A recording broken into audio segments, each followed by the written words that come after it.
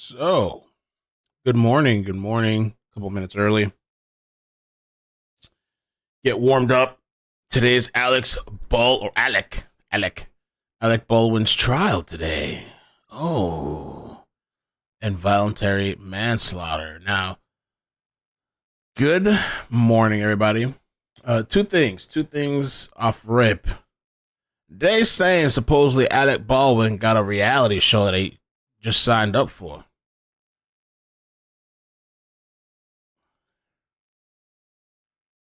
Let me show you this part from this morning. Good morning, rise and shine. Are going to be here. I'm going to be telling them what happens in court.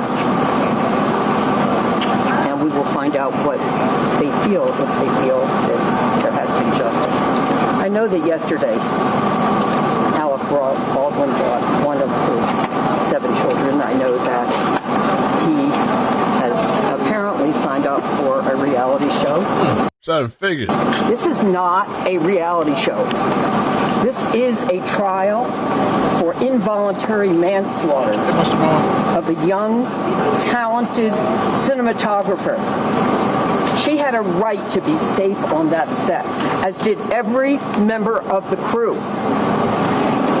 Now, I don't know whether Alec Baldwin yesterday decided to make holding his baby or his wife holding the baby and then apparently handing her to a nanny. Or maybe it was a producer for the reality show. So yesterday, right, there was jury selection, and there was this moment outside of the courtroom where homeboy pulls up with his family. Let me see if I can find it here. And when he pull up, they got the baby in hand, right? They pull out the baby in front of the cameras and everything. Then the baby's crying, and they hand it over to the person.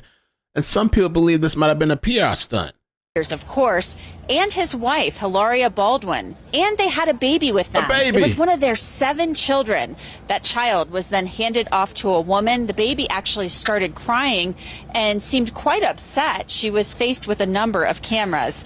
Now, some people may say that this was all for the media. It might have been some type of PR move to garner sympathy from the jury, from the public. These are actors, so that they all into from this. Anybody who may be watching. Neither of the Baldwins answered any of my questions.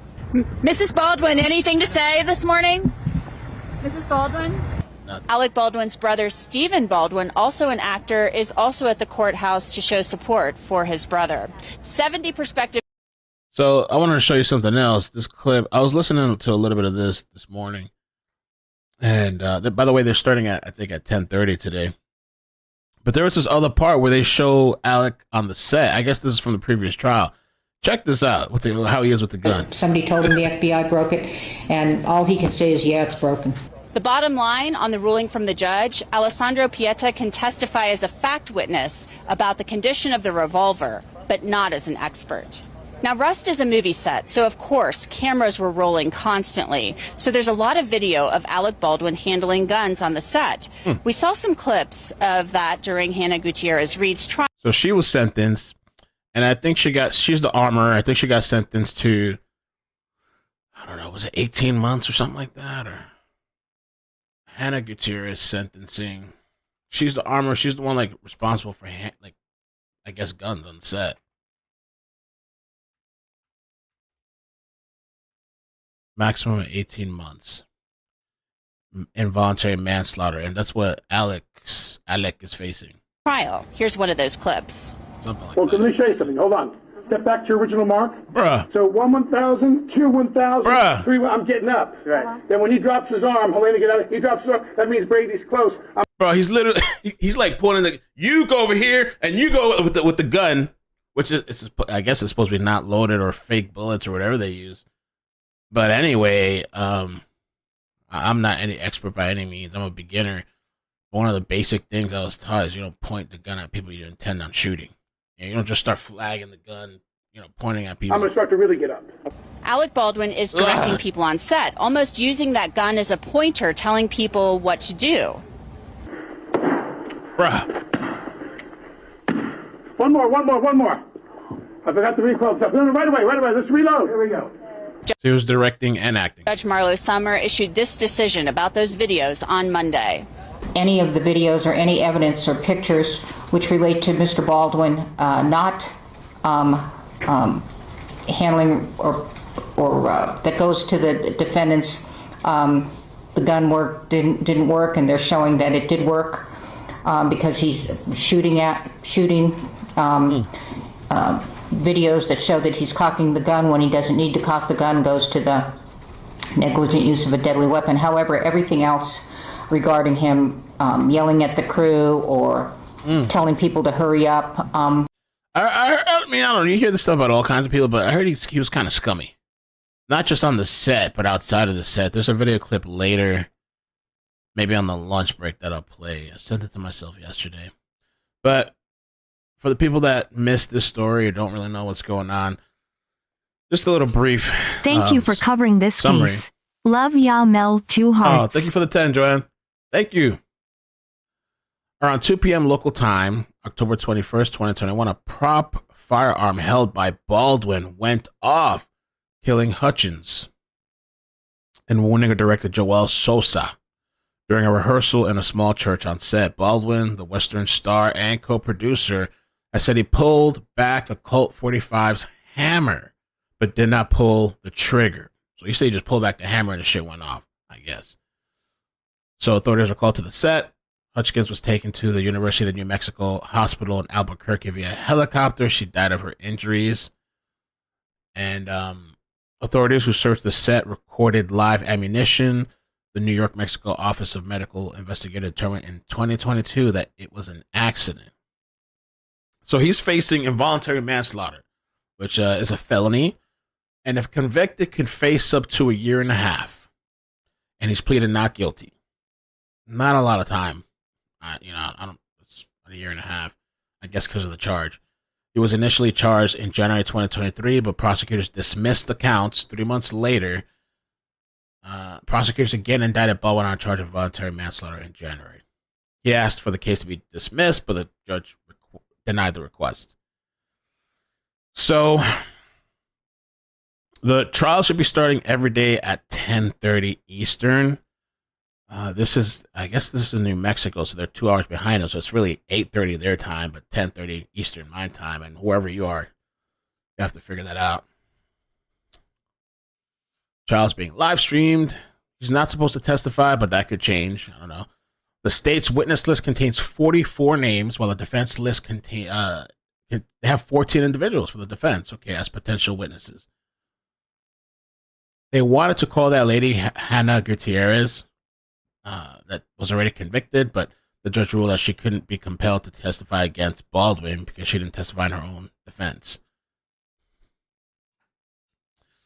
All right. So, big case. A lot of people around the world, I guess, kind of following it, seeing what's going on outside of the courthouse. Alec.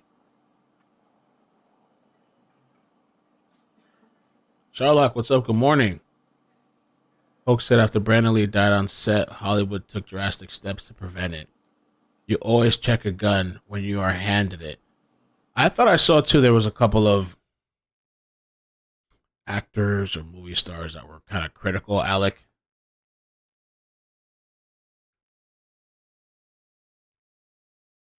Let's see what the updates are. Oh, there was maybe I should play some of the video from yesterday that I found. Okay, 12 jurors were seated. I listened to a little bit of a preview of what happened during yesterday, the jury selection. There was one lady that said she can't do it because she smokes every day. But she said she didn't smoke that day to drive, even though she smokes every day. So that lady, they let her go. And there was some other lady that said she has like shoulder surgery coming up or something like that. So, yeah. They let her go too.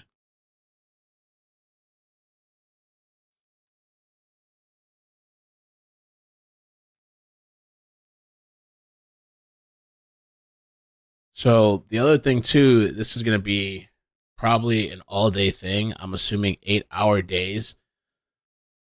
Sometimes I prefer to be up early doing a trial versus in the middle of the day, because what happens is now we could be going here till like 6 or 7 p.m. at night, you know?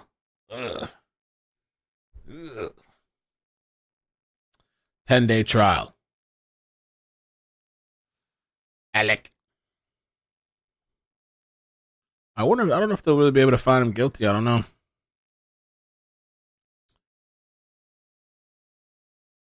I think they're going to use that interview against him too. That interview that he did on, I think it was ABC. The select board. To be corrupt and dirty. Thank you, Ms. O'Donnell. To those Ms. O'Donnell, that's it. who find our fight for O'Donnell, truth, I'm going to ask you to justice, settle down. and our American rights. I'm going to ask you to leave, so Ms. O'Donnell. unacceptable to be corrupt and dirty. Thank you, Ms. O'Donnell. To those Ms. O'Donnell, that's it. who find our Ms. fight O'Donnell, for truth, I'm going to ask you to justice, settle down. and our American rights. I'm going to ask you to leave, so Ms. O'Donnell. unacceptable to tonight. Officer. I quote Captain John Paul Jones, 1779. I have not begun to fight. Thank you, Ms. O'Donnell. She was looking at him in the eye. She was getting ready to bite him or something. Feel safe. And that is why. Okay, I'm not speaking for you because you're part of the selected few. I'm talking about me, common folks. I'm talking about me, the random citizen. That's who I'm talking about. Thank you. Anyone who's related to the McGalberts, you're safe, but not feel safe. Where can I watch this? I need to watch this. This 7/9/24. Damn, this shit was hot.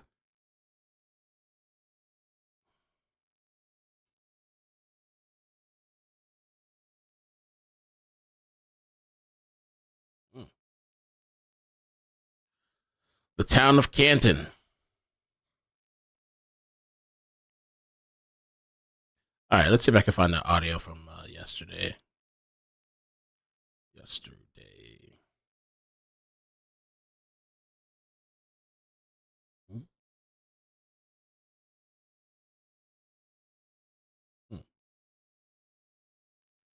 Maybe I'll just have to type it and find it.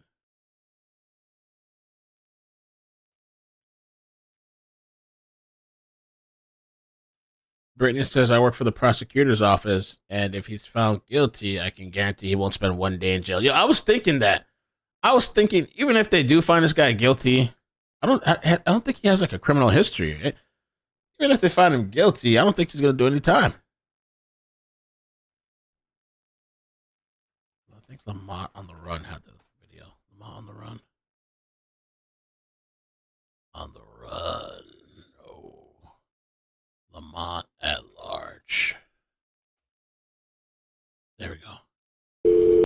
Hey, I want to tell you something, okay?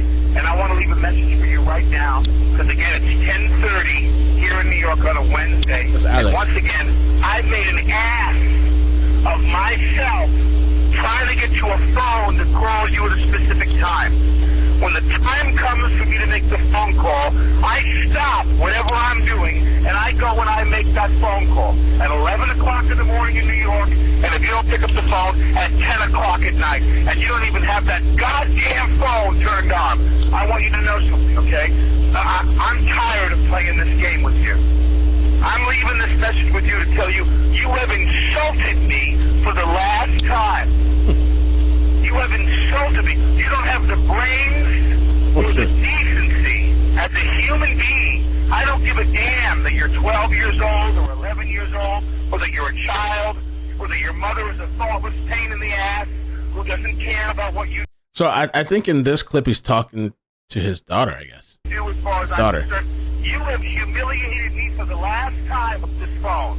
And when I come out there next week, I'm going to fly out there for the day just to straighten you out.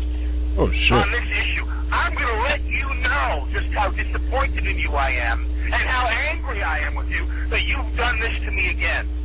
You've made me feel like shit, and you've made me feel like a fool over and over and over again. And this crap you pull on me with this goddamn phone situation that you would never dream of doing to your mother, and you do it to me constantly and over again. I am going to get on a plane, and I'm going to come out there for the day, and I'm going to straighten your ass out. When I see you. Do you understand me? I'm going to really make sure you get it. Then I'm going to get on a plane, I'm going to turn around, and I'm going to come home. So you better be ready Friday, the 20th, to meet with me. So I'm going to let you know just how I feel about what a rude little pig you really are. You are a rude, thoughtless little pig, okay? I asked you a question. You want to apologize? I asked you a question. You guys gotta get out of the middle. Get out of here. You heard what I said, right? You hear what I said? You hear what I said? Yeah, you got to answer me, yes or no? Just leave him alone, all right? He's going to go. He's going to go. Just leave him, all right? Stop. All we're doing is taking your picture, man. I want you to shut the up. Oh, shit. Get out of here. I want you to get out of here. I'm not doing nothing, man. Leave my neighbor alone. Bro, okay? I was just telling you to have a good wedding. Shut up. Shut up. Leave my neighbor alone, okay? Did you hear what I said? Yeah, I'm not. Did you hear what I said? I'm here. You little girl. Job did you want to do that you failed at, but you're doing this job? Really? Acting. What happened? My wife, okay? Got that? I said you got that? Shut up! Oh, shit. I said shut up! Stand here, touch your ass.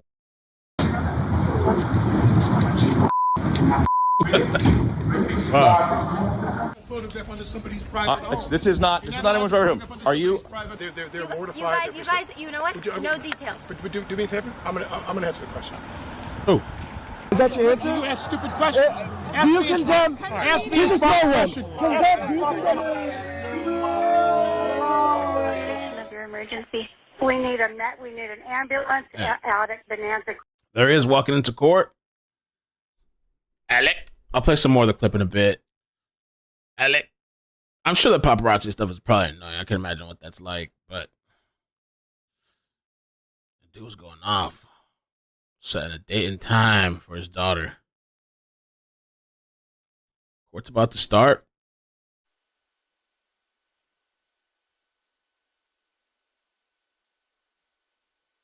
I never really liked this guy too much, Alec.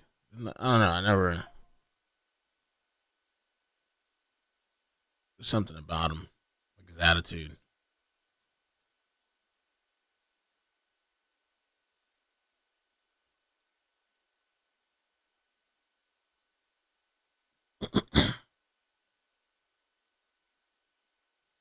There's this other guy too that went crazy. That guy in the movie Meet the Fuckers.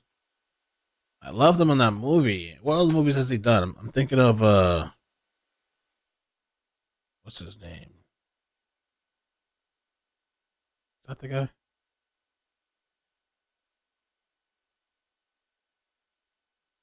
Oh, Robert De Niro. He's gone nuts. I don't know what happened to this guy. Gone ape shit.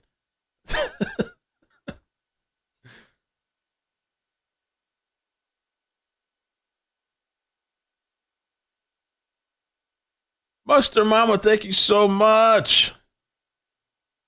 Hold on. Woo! Early. Buster Mama. Yeah, Robert De Niro. I don't know what happened to that guy.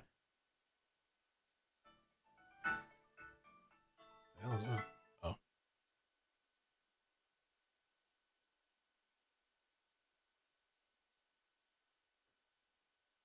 All the memberships. Amazing.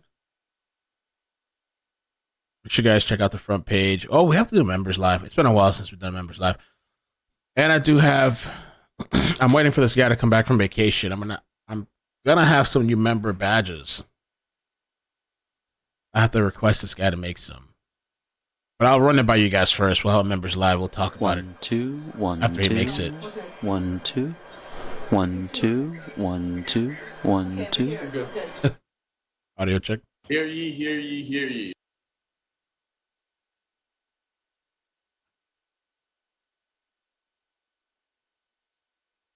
Oh, we gotta find out when the next debate is. There's supposed to be 2 debates, right? Let's see. The first one already happened with Trump and Biden. Let's see.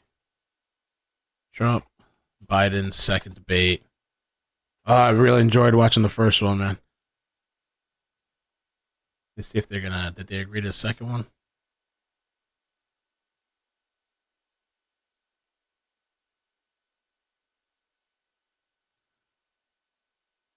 Yeah. And just over 9 weeks. So we got a while. Okay, so the next one is September 10th. So we got a while to go before that happens again. Okay. September 10th, 9 p.m. Eastern. No location yet. All right. Gotta wait a while for that. But yeah, the members thing, this guy's on vacation. He's coming back, I think, on the 14th. And I'm going to have him make some, and then I'll run it by you guys. So I got to wait till the 14th. It takes him a couple days to make it, too. But I think it'll be nice.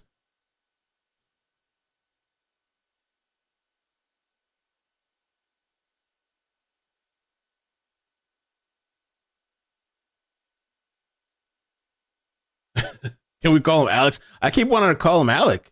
Alex, but it's Alec. And Alex Murdoch, they would call him Alec. His name was Alex. Alec is Alec. Or no, maybe not Alec. It was just Murdoch. No C or whatever. All right, let's listen to some more of this video while they get started up. Creek Ranch right now. We've had 2 people shot on a movie set accidentally. You said someone was shot? 2 people accidentally with gunshots as on movie set, Bonanza Creek Ranch. Okay, give me 1 second. I'll connect you with medical dispatcher. Don't hang up. Who are you calling? Clear the road. Santa Fe Fire and EMS, what's the location of the emergency? Bonanza Creek Ranch. We've had 2 There's a 911 calls. people accidentally shot on a movie set by a prop gun. We need help immediately. Okay. Bonanza Creek Ranch. Come on. Stay on the phone with me. We're going to get some help, okay? Okay. What is your name? Mamie Mitchell. Don't hang up, okay? Hold on just 1 second.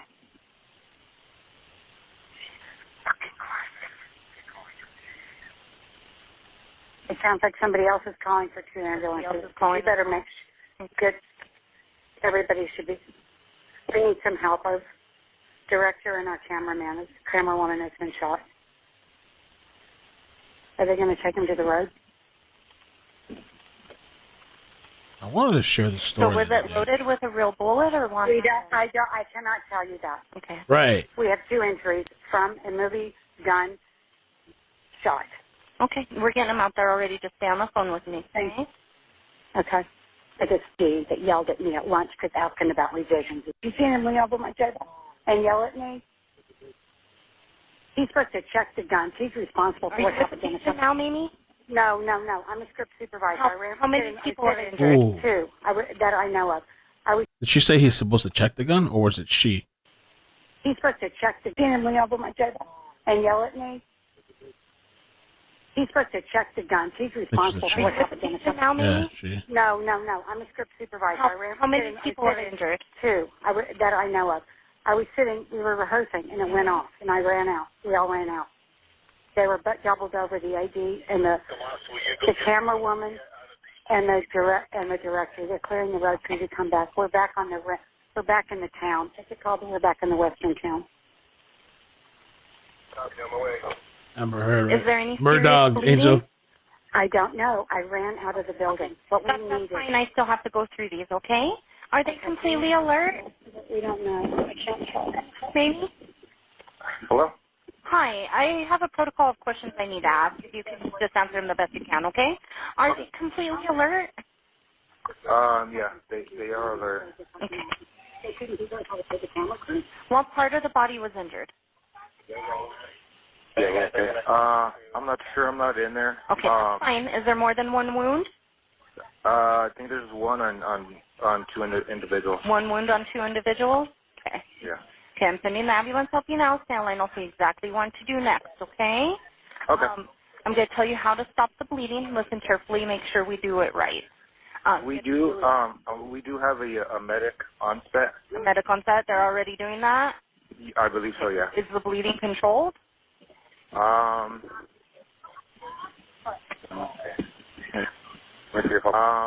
is this actual video now they're showing here? Let's see. I believe so. Yeah. Is the bleeding controlled?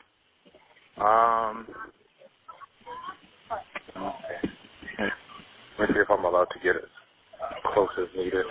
Being around 33.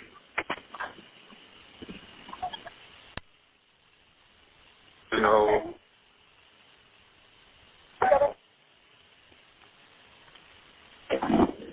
Where on the set are you guys? Coming around to that as well. We got one laying down. Where on the property are you guys? They can find you here. We're on the now. We'll have I could have a van. A van? At gate 1. Okay. It'll be gate 1. And I can see that we have a van out there, so that way we could that's kind of escort you out here. Okay. They're getting there as quick as they can. I just reassure help is on the way, okay? If you get more information or if anything gets worse in any way, call us back for further instructions. Gotcha. Okay. Bye. Santa Fe 911, what's the location of your emergency? Hi, I'm calling back from Bonanza Creek Ranch. We actually need 2 ambulances, not 1. You need 2? Okay, give me 1 second. I wonder why they just send one if 2 individuals were shot. I mean, the other one's not lethal. Right now. Injuries. 2 injuries. 2 separate injuries. Okay, so we're doing a call now for somebody else already called. We'll get to med to you guys, okay? Okay, and that's 10 to 15 minutes? I don't know. We're getting them right now. We're sending them right now to you guys. What? 2 gunshots and 2 ambulances. What? Yeah, we got 2 ambulances heading your guys' way. What? Okay, thank you. Oh, you're welcome. Dave, do you have those rounds I gave you? What? No. They're on the cart. Are they? I don't know. Well, who'd you give them to? I gave them back to you. Who's that? The armor? Is that her? Oh my god, fuck. Yeah, she freaking out. She's trying to want to get rid of the evidence, maybe. I'm so. Are they okay? Hey, Santa Fe, we need more units out here. Huh? I haven't been inside, I don't know. God, oh my god, oh my god. That little, I think the little church thing here is where it happened. Inside the prop, little fake church there. I already haven't yelled out several times. I just don't. I wonder, like, why even have live rounds, right? Like, I mean, how did that even happen? Why have live rounds? You know, maybe if there's security for the set, maybe just security have it if they're really that concerned. But what, like, how did that even happen, yo? How did you mix that shit? How did you put that in there?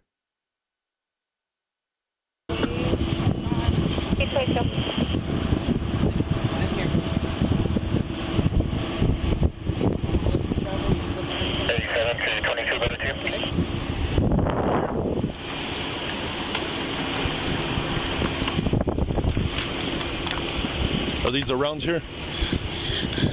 So, okay. That's right. Look at her. You're freaking out. Yeah, rounds here. I mean, rightfully so. No, so this is the one I'm pretty sure. This who you got in charge of guns? You fucked up, bro. That's the one. And okay. Sorry. You're okay. Sorry. Just relax. Just relax. I'm so scared. Sorry, it's early for the cursing. My bad. You're all right. Just relax. So here's the box that I got them out of. Okay, leave them right there. Leave them right there. Oh okay? my god. Relax. I just need you to relax. Just relax, okay? I just need you to relax. Just please relax, okay? Just take deep breaths and relax. Can somebody get water for her?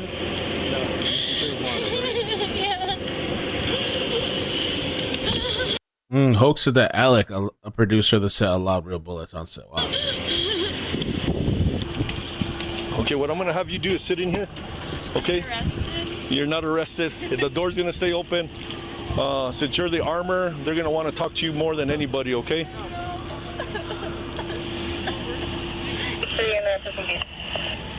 I didn't even step up. Thank you. Hold on, let me check, see what's going on. All right. So they haven't started yet. It's early over there.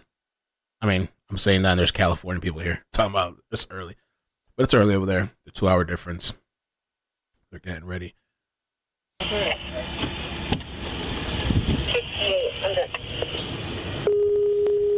no.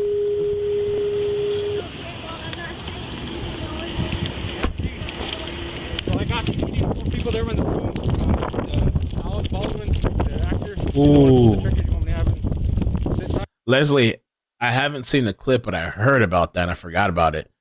Leslie said, did you see the interview where the first armorer they hired quit because it was so chaotic on the set? Yeah, I heard it was like a mess. Yeah, he's gonna have to sit tight.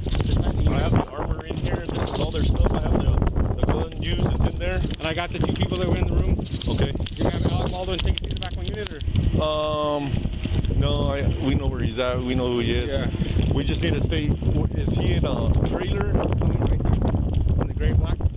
Okay. All right. So try to keep him away from everybody. Okay. Not to talk to anybody. Okay. I can step between my unit. That's fine. Even if they have a production car, if you get all the director, get a production car. Is it Alec Baldwin? He's the one who pulled the trigger. I have the weapon, I have the ammo, and I have the armor. Pretty much, they don't touch it until the armor gives it to them. And the director was going. Oh, really? I'm about to check it out, Ken. The shop, going over what was going to happen in the set, and she got shot in the chest.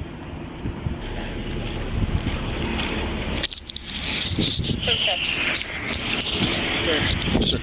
Alec is he's gonna smoke a cigarette and then he'll sit in his own car. That's okay. His vehicle. Alec Baldwin? Yes, sir. Okay, thank you.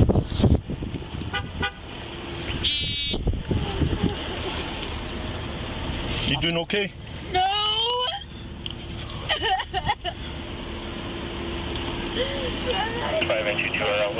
What a mess.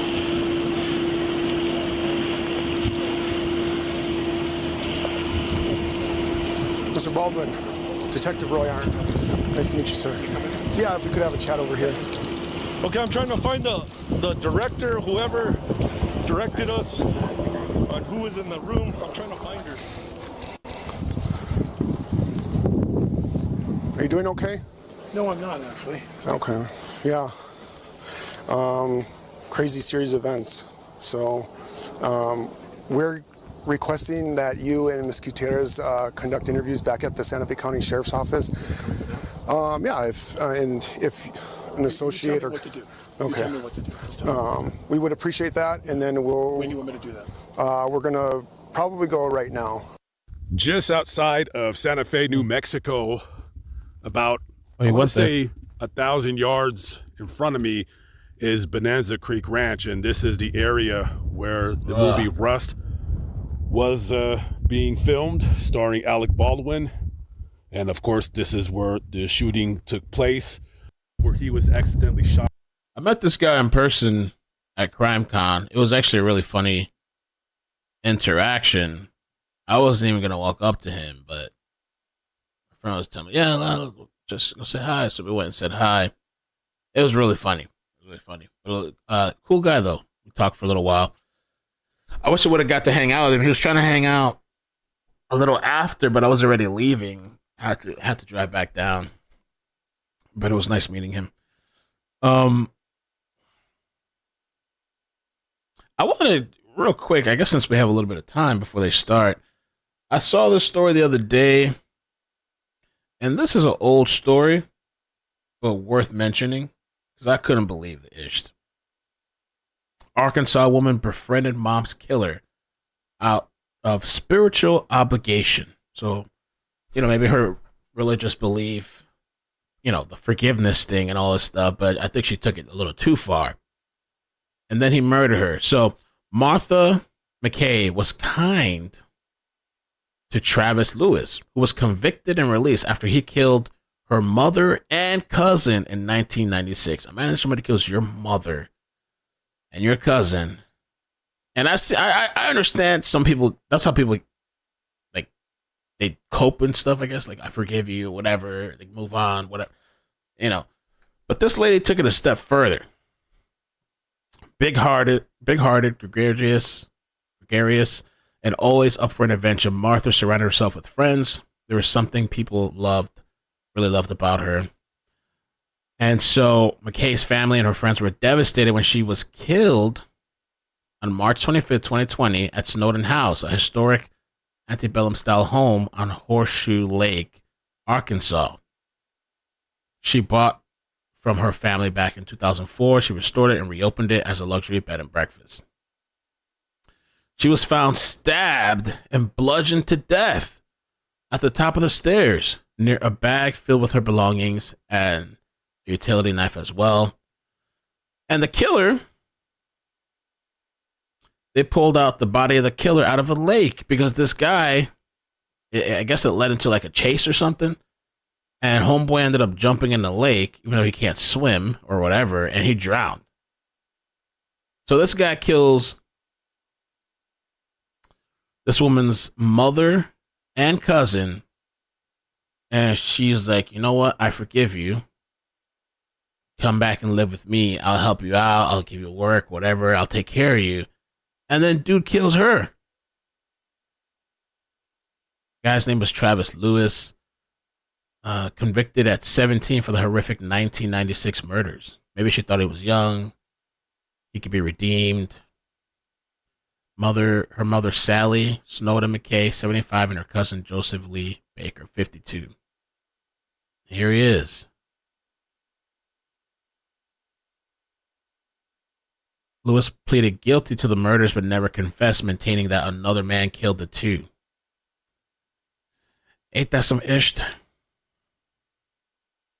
That's where the saying comes from sometimes. Nice people finish last. This is the kind of shit that could happen to you. Not saying you shouldn't be nice, but this is over the top, bro. She befriended him after he went to prison. He was sentenced to 28 and a half years. And people had warned her, didn't think it was a good idea, but she did it anyway. A longtime Buddhist, McKay wrote Lewis letters in prison and supported his early parole release. Hell nah, bro. When he was finally released on parole in 2018, McKay quietly gave him a job doing work on the property, Hunton says. But before her death, she fired him. Oh, you fucked up right there. Police had heard about a theft at the McKay's house before her murder. Investigator Todd Grooms, after she died, Hunton read that her diary that she had sold a chandelier for $10,000 cash, which was stashed in the house. Travis happened to be there that day. Then the money vanished. She fired him after that. Money disappeared. Crazy. Crazy, crazy, crazy. What is that? 2 generations wiped out? Well, not. Well, yeah, I guess so.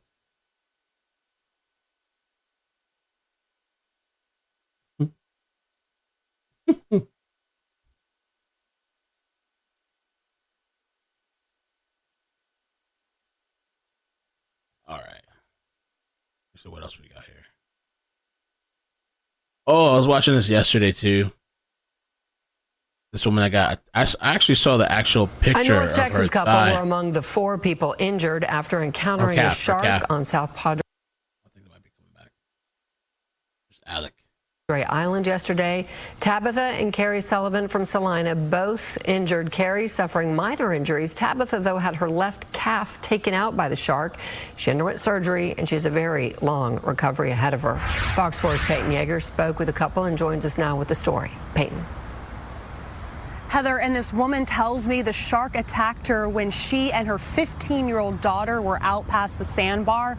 Tabitha went on to tell me the shark then followed her into shallow water, and that's when her husband fought it off. We want to warn our viewers that some of the images are graphic. And I turned around and saw something dark in the water, and I just thought it Well, according to the scientist, these attacks are really rare. Even though every day or every other day I see some type of new shark attack, the scientists want to tell you that it's very rare, it's safe, you can frolic with the sharks in the water, no problem. It was a big fish, so I was going to kick it away. And that's when I think it grabbed me. I think it let go of me, and then I was able to start swimming to the beach with one leg in my arms, and it didn't grab me again there. And then once I got closer to the beach, people came out and started pulling me in. I think my husband had me first, but he had to drop me in the water because the shark was still in pursuit. I saw a picture of her, the calf, like just missing, like a whole chunk of it gone. I think it was this lady. From her McAllen Hospital, Tabitha Sullivan of Salina recalls her terrifying escape from a shark attack on the 4th of July in the waters of South Padre Island. The shark bit off her left calf. Yeah, my leg's pretty much gone. They flushed it out today. It's all the way to the bone. It did not go through the bone. Tabitha's husband, Carrie, came over to her rescue as the shark followed her into shallow water. This is his foot. Carrie is now by his wife's bedside, recovering from bites down his leg from fighting the shark off. If my husband didn't jump into action and everybody else on the beach, if I didn't have that crew pulling me out and not just being there to pull me out, but jump between the shark and me, I don't think it would have stopped. While they were treating her, they were trying to get a tourniquet down there to her. While they were treating her, the shark was right there. And that's crazy.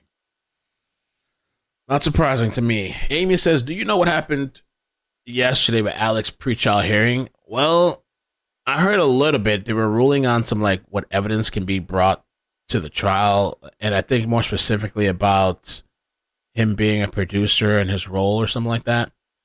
So I think she ruled on not allowing something about him being a producer.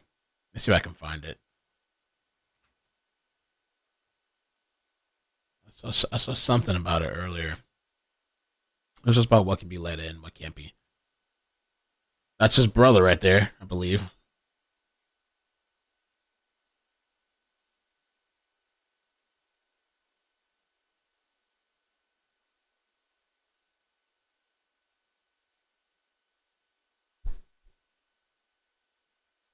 I don't know what kind of shark. Let me look at the description of that video and see if they have any information about what type of shark that was. Or maybe I can Google it. Let's see. North Texas, attacked by shark in South Padre. A North Texas couple. Let's see. They don't say what kind of shark, but let me look up. Look up the article.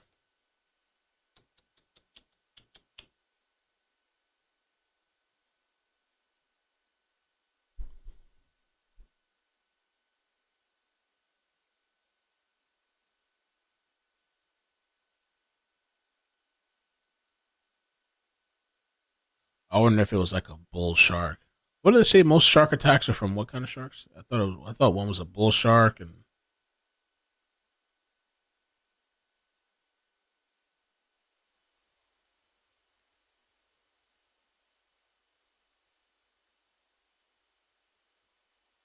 Let's see.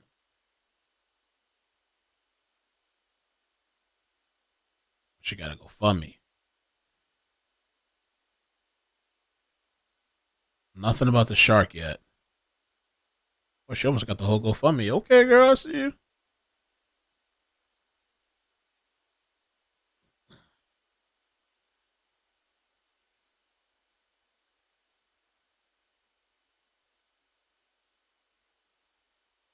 That's why you only do pools?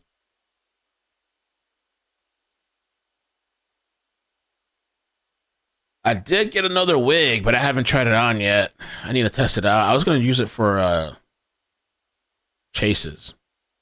And Mustard Mall was telling me that I should maybe put the blonde wig in a golden, not a golden, but a glass encasement. If there's a second Karen retrial, maybe wear it again, but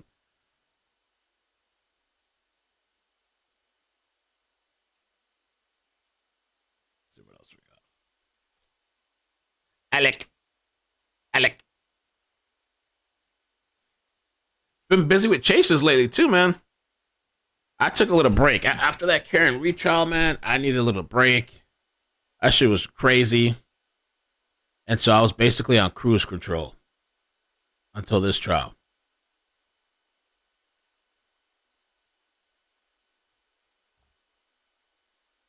Our man who shot. Oh, yo, this is crazy too. This is another. I hope I have enough time for this video. Check this shit out. One of the things we went and got our concealed. One of the things this guy was telling me is like, be careful while you're out and about and what you involve yourself in, because you can end up catching the case yourself, type of shit. Sanders' intervention might have put an end to a deadly shooting July 4th at a Fort Worth car wash before it could get even worse. Court documents for the arrest of 27-year-old Kennard Murphy outline how the shooting started and how it came to an end. 3 people were killed, 2 young girls, as well as 42-year-old Terrell Wynn. Fox 4's Amelia Jones spoke with Wynn's family, joins us with new details. But I think this is kind of a personal thing too, though. Details on the investigation. Amelia. Blake, those 3 victims were not involved in the initial fight. As you mentioned, those victims include 2 young girls and 42-year-old Terrell Wynn. I spoke to his sister today, who told me that the family is still in shock about what happened. Fort Worth police say this car wash off West Cleburne Road in Fort Worth is where a large 4th of July gathering ended in gunfire. According to court documents, 27-year-old Kennard Murphy went to this gathering to see his 11-month-old daughter. Witnesses told police due to prior domestic violence issues between Murphy and the baby's mother, there are relatives in her family who don't like him. Just before midnight, one of those relatives got in a fight with Murphy. At first, it appeared the 2 men were going to get in a fist fight. Then Murphy pulled out a rifle and started shooting at the other man, who was unarmed. 3 people not involved in the fight were hit by gunfire. Like, life is so unfair. It's so unfair. And it be the innocent people that get hurt. Twyla Wynn's brother, 42-year-old Terrell Wynn, was one of the 3 people shot. He was hit in the leg and died from his injuries. Bullets also struck the back of a vehicle and hit 2 sisters in the back seat. 1-year-old Winter Thuston and 4-year-old Ivy Pierce. The children were taken to the hospital and later died. Hey, the babies didn't deserve it. My brother didn't deserve it. The documents go on to say an unknown person shot Murphy in the back, forcing him to drop the rifle. Then another person rushed over to grab it before Murphy could get to it and continue shooting. I just hate he was caught in the wrong place at the wrong time. Wynn couldn't confirm if her brother knew anyone at the large gathering. She believes he was there to use the car wash. Wynn says her brother moved to Texas from Louisiana about 5 years ago for a better life. He was going to celebrate his 43rd birthday in 2 weeks. His sister says that he also leaves behind a 21-year-old son. He's going to always hold a special place in my heart. When police spoke to Murphy, they said that he admitted to pointing the rifle at the relative of his baby's mother who he was fighting with, and he admitted to police, they say, that he tried to shoot him. Murphy is currently charged with capital murder of multiple persons. Fort Worth police say he's still in the hospital recovering from his injuries, so he hasn't been booked into jail yet. Okay. Still got no audio?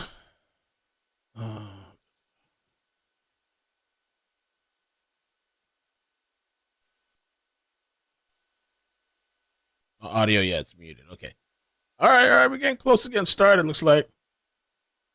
Good morning. Rise and shine. If you guys could help me out with the like button, please, I'd appreciate that. Let me get the bot turned on. And for the long haul, long day, possibly. You live 20 minutes from South Padre Island.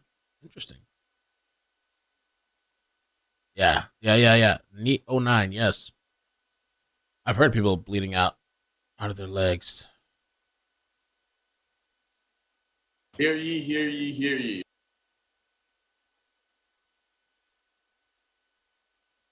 Let's get started. Turn on the bot, cloud bot. Let me check out Facebook. Matter I'm calling is D101CR 2024-13, State of New Mexico versus Alexander Ray Baldwin. I like his rating inside of the courtroom. All right, jury. What are you doing? Oh, I have it on. So, I have already sworn you in, if you'll recall, yesterday. Okay.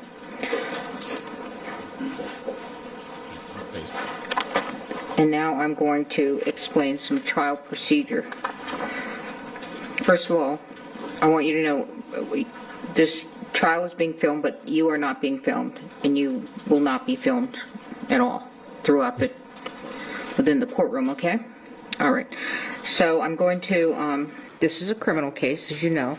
I'm going to reread the grand jury indictment. It's very formal, so we'll go with that. Count 1, involuntary manslaughter, negligent use of a firearm, in that on or about October 21, 2021, in Santa Fe County, New Mexico, State of New Mexico, at Bonanza Creek Ranch, located at 545 Bonanza Creek Road, Santa Fe, NM 87508. The above-named defendant did cause the death of Helena Hutchins in the commission of negligent use of a firearm.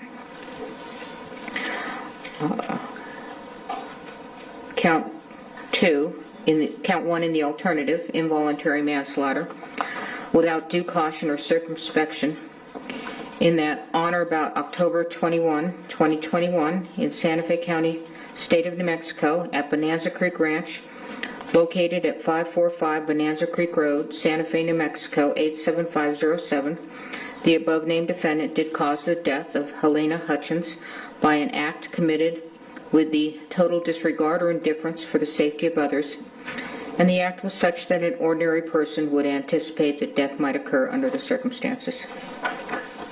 Again, Mr. Baldwin is presumed innocent. The burden is always on the state to prove guilt beyond a reasonable doubt. What I say now is the introduction of the case and the instructions.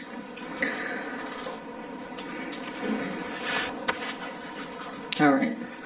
Along with those instructions previously given, these are preliminary only and may be changed during or at the end of trial. First of all of you must pay close attention to the evidence.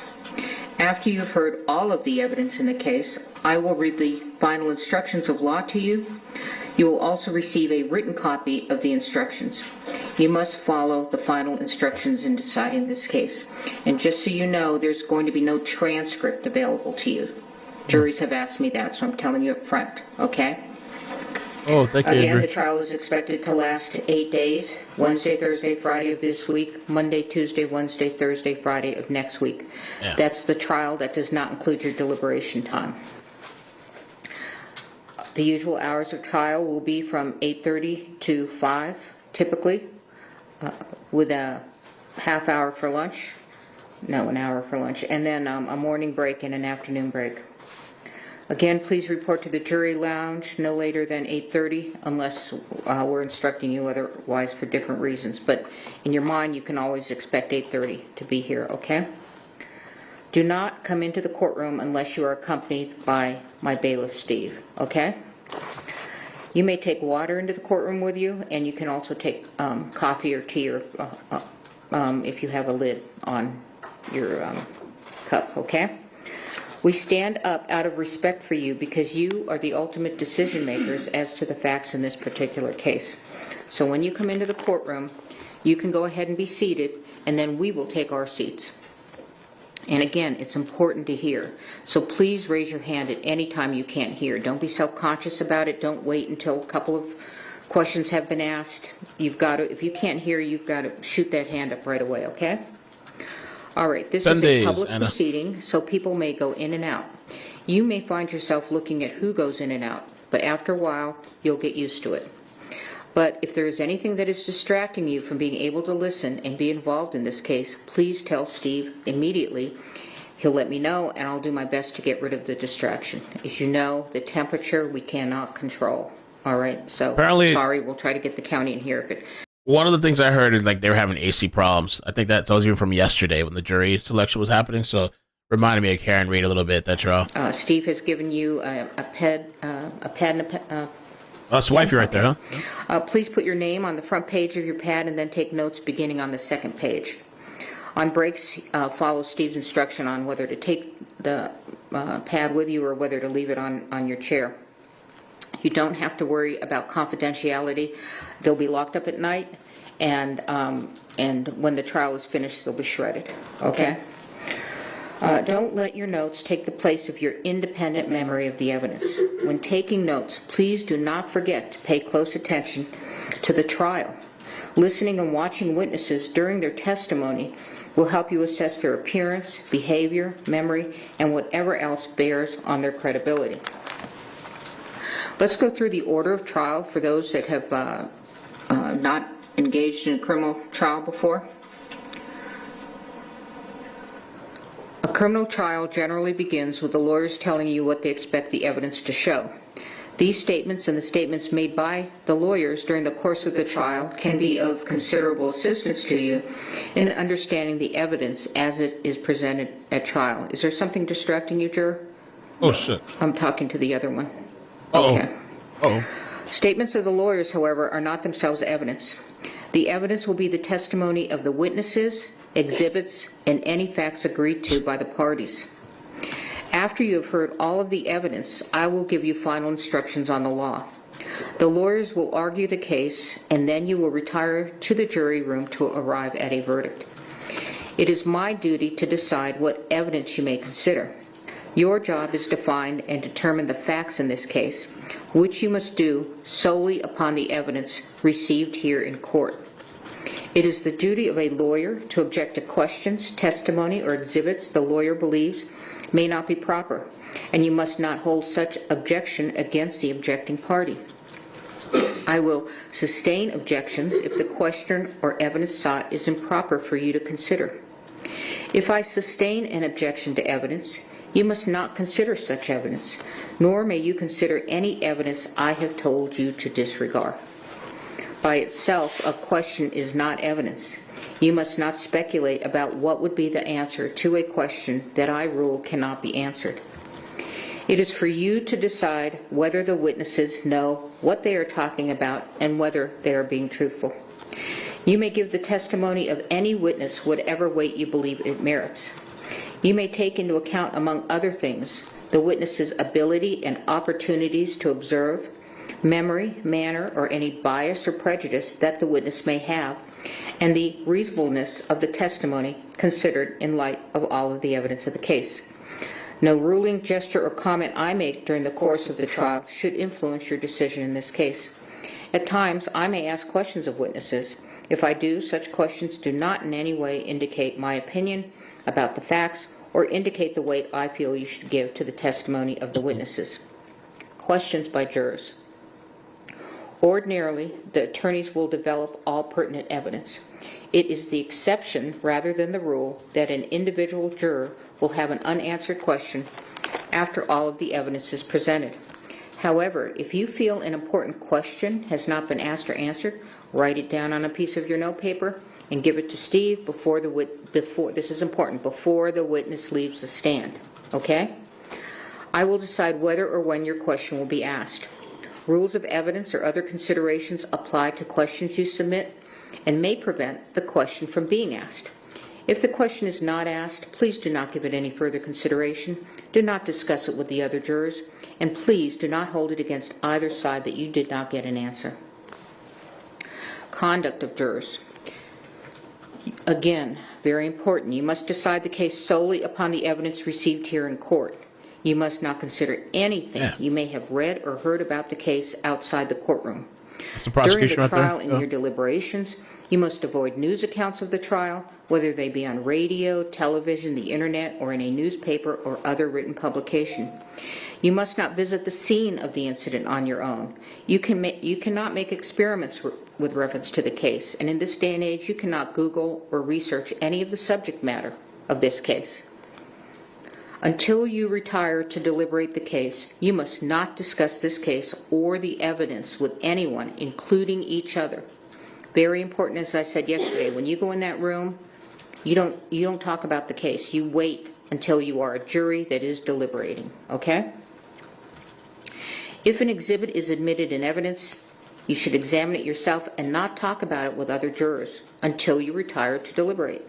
It is important that you keep an open mind and not decide any part of the case until the entire case has been completed and submitted to you. Your special responsibility as jurors demands that throughout this trial, you exercise your judgment impartially and without regard to any sympathy, bias, or prejudice. To minimize the risk of accidentally overhearing something that is not evidence in this case, please continue to wear your jurors' badges while in and around the courthouse. If someone happens to discuss the case in your presence, report that back immediately to Steve. Although it is natural to visit with people you meet, please do not talk with any of the attorneys, parties, witnesses, or spectators, either in or out of the courtroom.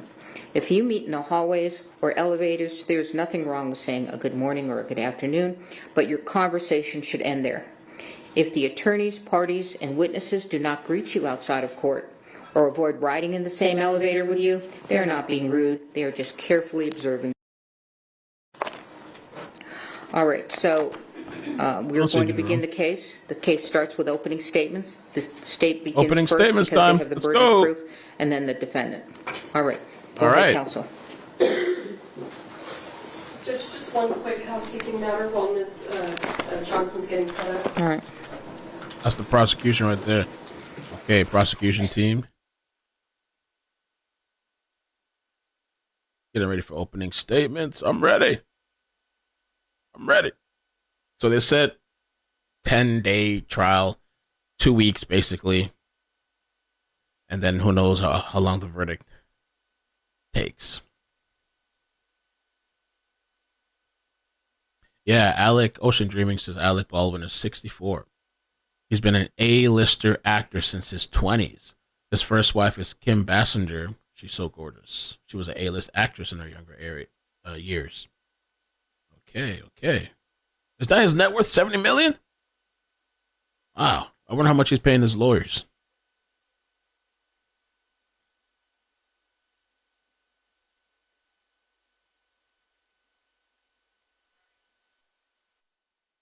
Another CG.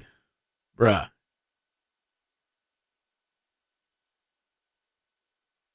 I guess something like a crazy vibe from the prosecution lady, the blonde lady. Something crazy about her. I don't know what it is. We'll have to see.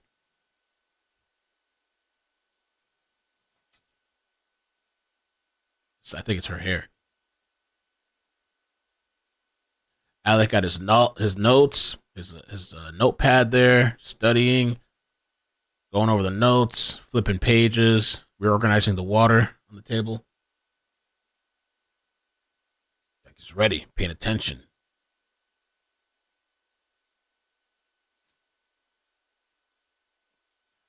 I still need to do this calendar thing with all the upcoming trials. Oh, and Turtle Boy is supposed to be this week too. I don't know if they're going to stream it. When someone plays tomorrow, maybe, with a real gun in a real life workplace, and while playing make-believe with that gun violates the cardinal rules of firearm safety, people's lives are endangered, and someone could be killed. Ladies and gentlemen, that's what this case is about. It's simple, it's straightforward. The evidence will show that someone who played make-believe with a real gun and violated the cardinal rules of firearm safety is the defendant, Alexander Baldwin. You will hear over the course of the next few days that in the fall of 2021, a movie called Rust began filming at the Bonanza Creek Ranch just south of Santa Fe in Santa Fe County. You will learn that this movie was a Western with a lot of gun action. And while it was a movie set, it was a real-life workplace for many people. But you will hear this workplace was on a tight budget. And you will learn that some of the people who were hired to work at this workplace were very inexperienced. And one of those was the armorer, a very young woman named Hannah Gutierrez Reed. You will hear testimony from crew members who worked on the set, who will tell you that to them, Ms. Gutierrez's inexperience was obvious. You will also learn that this workplace has some talented people. And one of those was the director of photography, a vibrant 42-year-old rising star named Helena Hutchins. You will also learn that the director of this film was Joel Souza, another talented individual who cares deeply for his projects. The evidence will show, ladies and gentlemen, that like in many workplaces, there are people who act in a reckless manner and place other individuals in danger and act without due regard for the safety of others. That, you will hear, was the defendant, Alexander Baldwin, the lead actor on this film. You will learn that this movie began filming on or about October 6, 2021. But the defendant did not arrive on set to begin working until about October 13. And you will learn that prior to arriving on the set to work, he requested to be assigned the biggest gun available. So he was assigned this revolver, a replica of an 1873 single-action revolver manufactured by Pieta Firearms in Italy. You will hear from Alessandro Pieta, who will tell you he manufactured this gun. Oh. And he will tell you he manufactured it in 2015. And he will explain the quality control measures that Pieta Firearms follows in order to ensure that firearms that are manufactured by Pieta Firearms don't have any problems or issues. Mr. Pieta will tell you that this firearm he himself manufactured, and that when Pieta sent it to EMF, which is the company that distributes firearms for Pieta Firearms in the United States, this gun was in perfect working condition. You will hear from Justin Neal, who is a representative of EMF, a company out of California that has historically been known to provide firearms to the movie industry. Mr. Neal will tell you that when EMF received this firearm in 2017, it was in perfect working order. And in fact, when EMF had this firearm, it was subjected to numerous quality control inspections because it was used as a show gun at gun shows. The evidence will show that in September of 2021, an individual by the name of Seth Kenny was contacted by the folks with Rust Production. They asked Mr. Kenny if he would be able to provide some firearms for the filming, for use during the filming of Rust. You will learn that Mr. Kenny owns PDQ Firearm and Prop. It's a duly licensed firearms dealership. Mr. Kenny then contacted EMF and ordered several single-action replica revolvers. And in September, or on September 29, 2021, Mr. Kenny purchased this gun. And you will hear that Mr. Kenny received it from EMF, and it was in perfect working order. The only thing that Mr. Kenny did to this gun was to insert the firing pin. Because since it was a show gun, it didn't have a firing pin. But you'll learn that that's a very easy step. All he had to do was just insert the pin, and that's it. And then Mr. Kenny had the firearms, this one and some other firearms, transferred to the set of Rust at the Bonanza Creek Ranch. And on October 13, 2021, the defendant was supposed to have a training session with this gun and this young armorer. But you will see that during this training session, the defendant had somebody or a couple of people filming him while he's running around shooting this gun. You will learn, ladies and gentlemen, or you'll hear during this trial the use of the words prop gun. And you'll learn a prop gun is this real gun. It's not a toy. It's not made of rubber. It's a real gun. You will also see evidence, ladies and gentlemen, that during the days before that fateful October 21st day, the defendant handled this firearm multiple occasions. You will see video footage of the defendant firing this firearm, working perfectly fine. But you'll see evidence, ladies and gentlemen, that each time the defendant handled this firearm, he did not do a safety check with that inexperienced armorer. And you'll hear that the reason he didn't do a safety check is because he didn't want to offend her. Wow. The evidence you will see will paint a real-life picture of a real-life workplace where this defendant mishandled this gun. You will see him using this gun as a pointer to point at people. I showed you guys that earlier.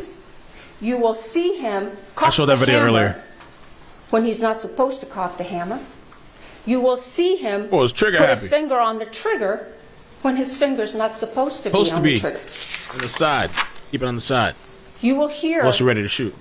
about numerous breaches of firearm safety with this defendant and this use of this firearm. And the evidence will show that on the morning of October 21st, 2021, the camera crew walked off set.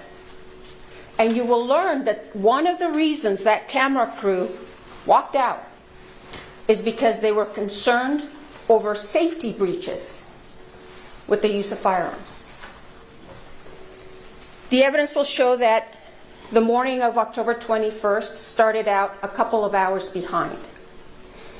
They filmed some scenes at this church on the Bonanza Creek Ranch. And you will see that one of those scenes required the defendant to pull out his gun. This was in the morning. Pull out his gun. And you'll hear the director tell him, pull it out and hold it. And the first time, you'll see evidence the defendant does what the director tells him. But you will hear the director tell you that many times the defendant would do his own thing. So then the director in the morning asked him, okay, do it again, just like you did now. The defendant pulls out the gun, but this time he cocks the hammer. The evidence will show they then broke for lunch. And around 1:30 or so, they came back to this church to do what's called a blocking.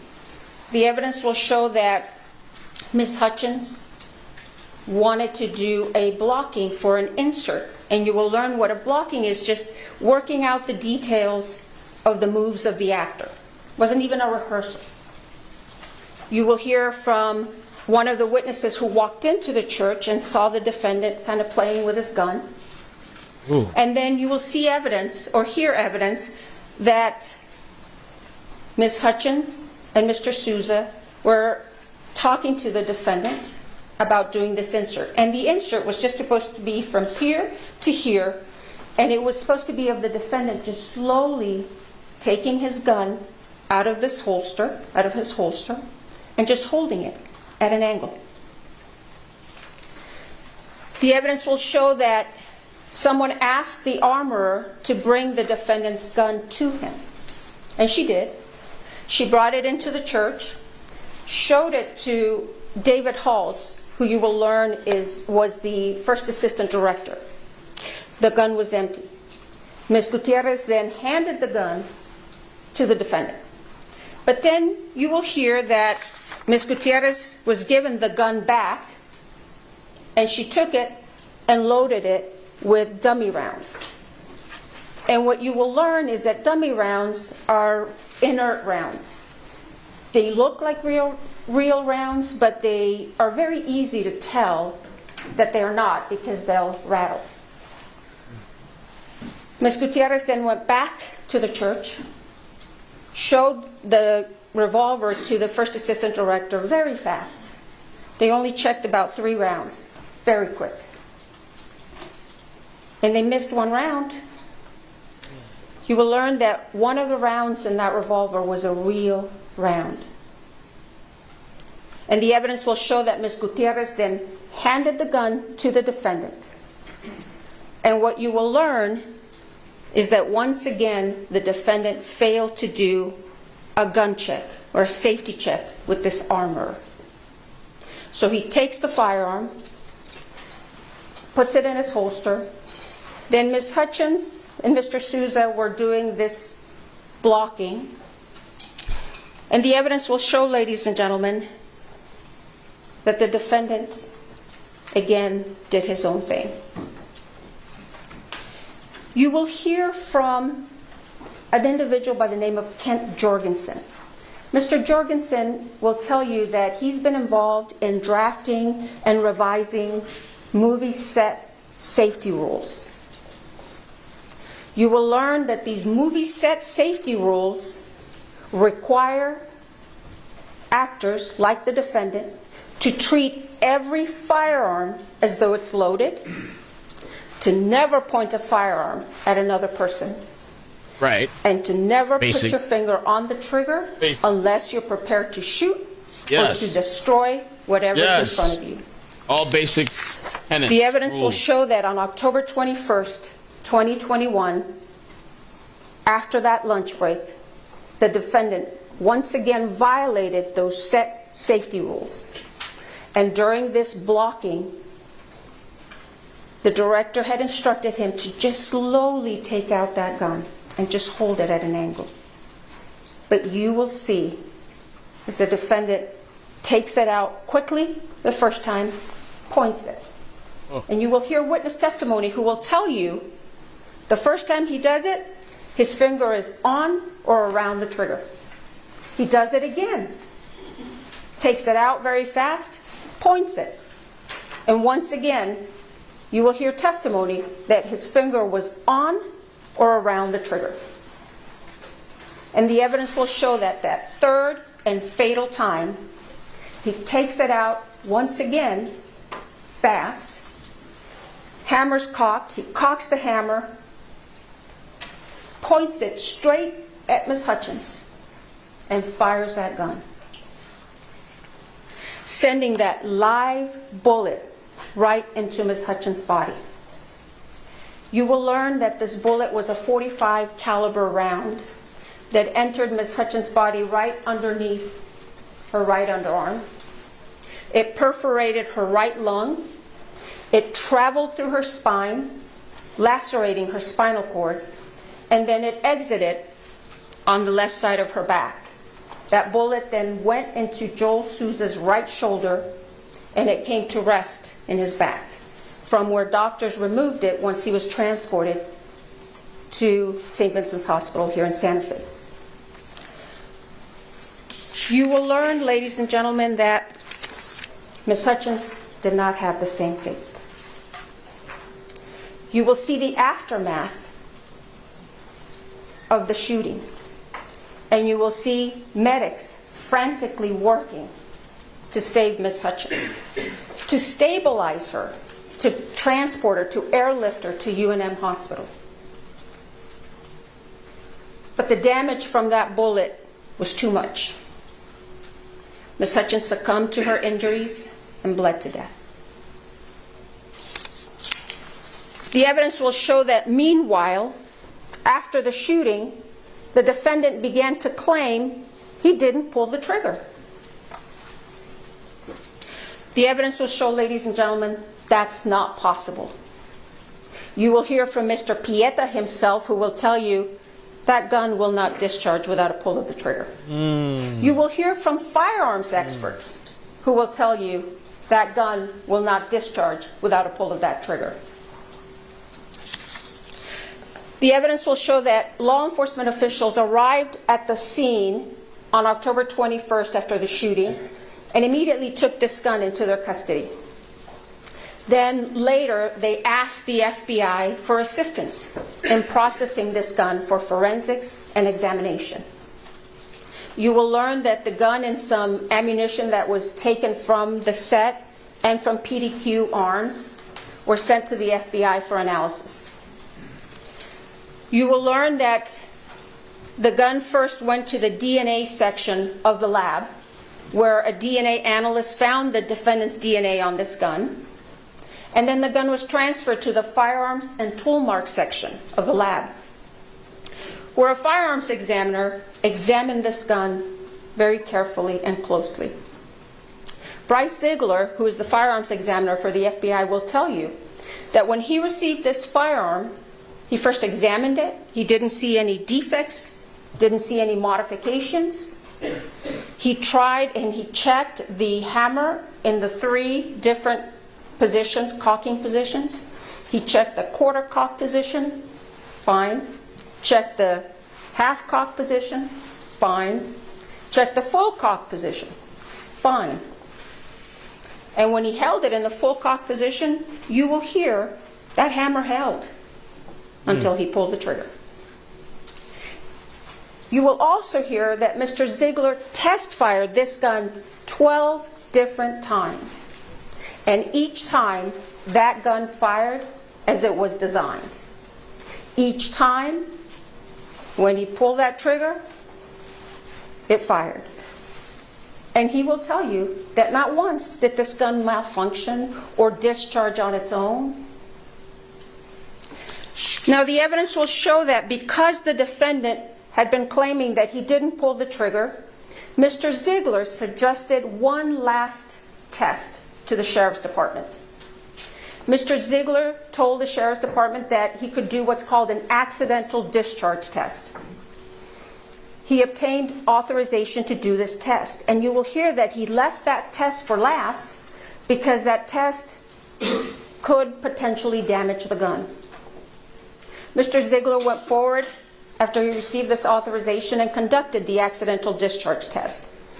And you will hear, ladies and gentlemen, that during that test, a couple of the internal components of this firearm damaged. Ooh. You will hear that the trigger sear and the full cock hammer notch were damaged during the accidental discharge testing. The evidence will show, however, that before this accidental discharge testing by the FBI, this gun functioned and worked perfectly fine. You'll see the video footage of the multiple occasions during which the defendant used this firearm on the set, and each time he fired it, it was working just fine. And in fact, you'll hear evidence that the defendant himself admitted in December of 2021 that this gun didn't have any mechanical problems. You will hear from two of the country's leading experts on firearms forensics, Michael Haig and Lucian Haig. And they will tell you that they examined the revolver and the damaged pieces extensively. They will tell you that the damage to the full cock trigger notch is consistent with the accidental discharge testing that was conducted by the FBI. Lucian Haig will tell you that in August of 2023, he examined the trigger sear, the other piece, and that when he looked at it initially with the naked eye, there was nothing wrong with it. He couldn't see anything. But then he put it under the microscope, and he noticed some kind of rough microscopic diagonal lines on the surface of the trigger sear. And since at the time he did not know how Mr. Ziegler had conducted the accidental discharge test, he opined that these very small microscopic lines were likely not caused by the FBI accidental discharge testing, but he could not exclude that as the source of those lines. Then a few weeks ago, Mr. Haig will tell you that he spoke with Mr. Ziegler, and he learned how Mr. Ziegler had conducted the accidental discharge test. Mr. Ziegler explained that he affixed that firearm onto a fixed platform and then struck the firearm on 6 different planes with a rubber mallet. And Mr. Ziegler explained to Mr. Haig that he had not affixed the mallet to another fixed device. Instead, he did it freehand. Mr. Haig will tell you, with his 50-plus years of experience as a firearms forensics expert, he opined or concluded that those very tiny microscopic diagonal lines on the surface of the trigger sear were likely caused by the FBI's accidental discharge test. The evidence will show, ladies and gentlemen, that regardless of how those tiny microscopic lines got on that trigger sear, these firearms experts will tell you that those would not affect the functionality of this firearm. At the end of this case, ladies and gentlemen, you are going to conclude and be convinced beyond a reasonable doubt that on October 21st, 2021, that gun the defendant had asked to be assigned worked perfectly fine as it was designed,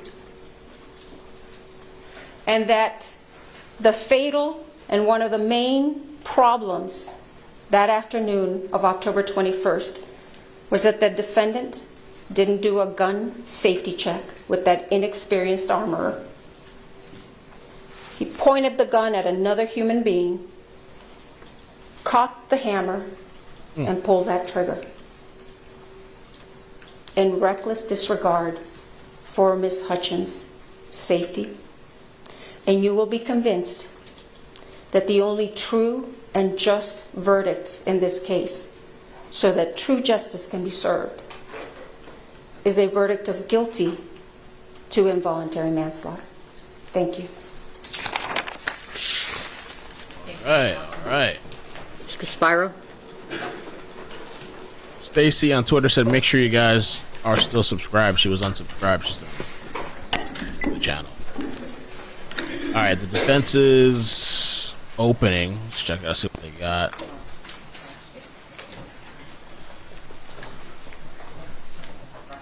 Just touch the screen. You have to touch it harder. Yes, you're talking.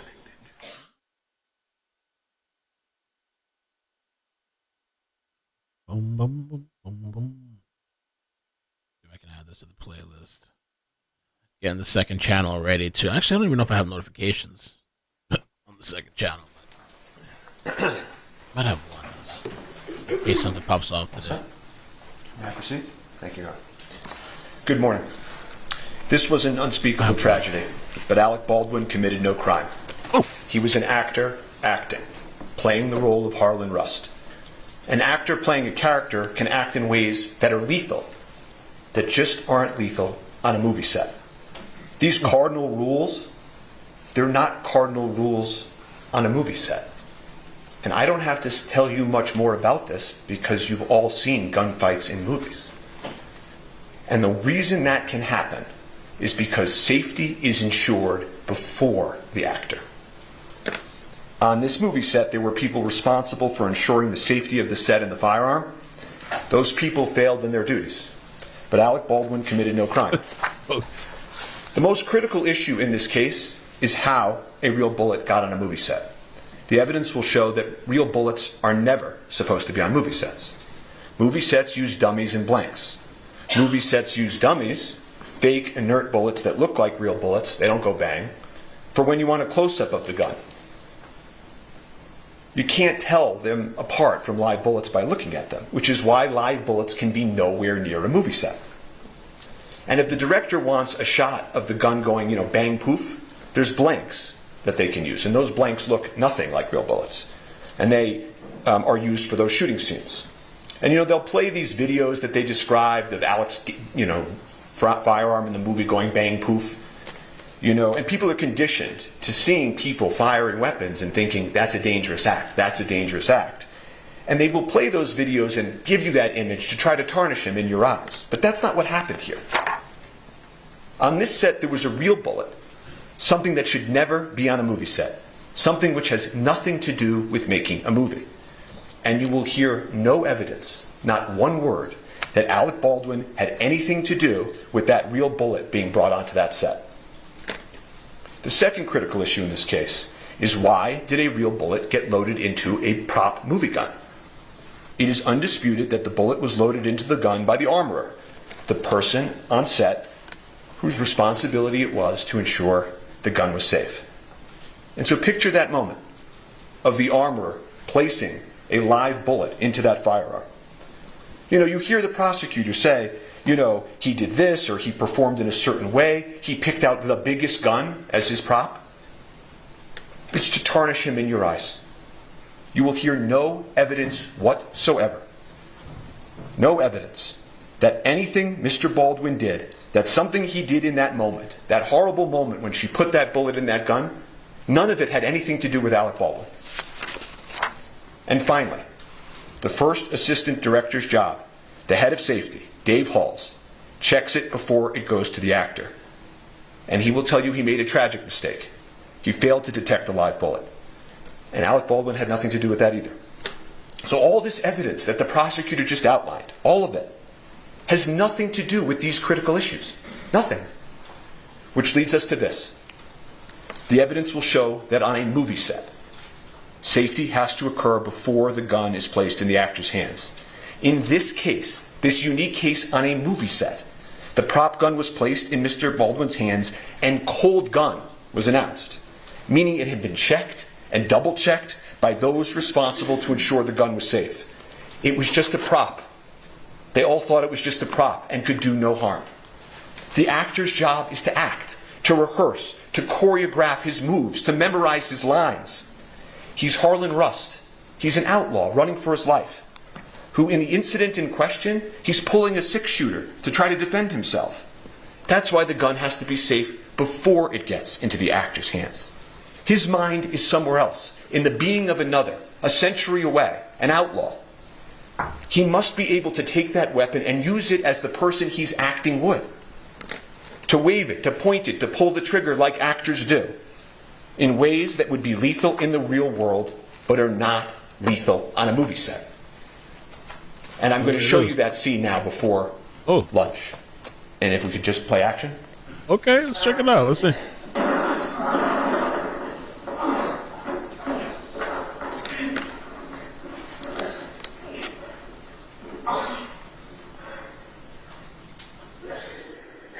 I'm gonna go find some help. I don't need no damn help. You're gonna die if I don't. He's wounded and on the run. So play again. Continue.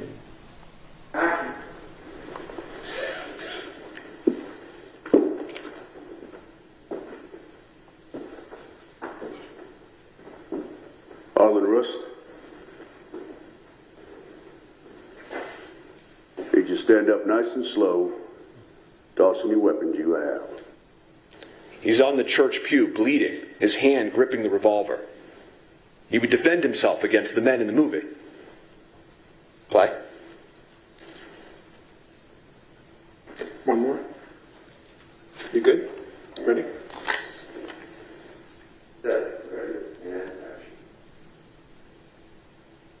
Harlan Rust. Did you get up nice and slow, tossing the weapons you have?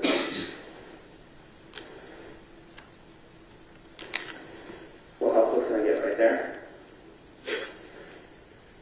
Joe, you want me to wait to give you that line till he lands? Okay. Till camera lands? Yeah. Yep. 7 minutes, one. Yeah. Draw your gun and look up and point your gun, okay? Okay, which way? Camera right or left? Can't see it because So camera left for now. I'll stand right here for you, Alec. So whip it out. Yeah. Okay, well, let me get this all greased. Ready? Yeah. Okay, ready? Okay, ready? Ready. And set. Ready, and action. Harlan Rust.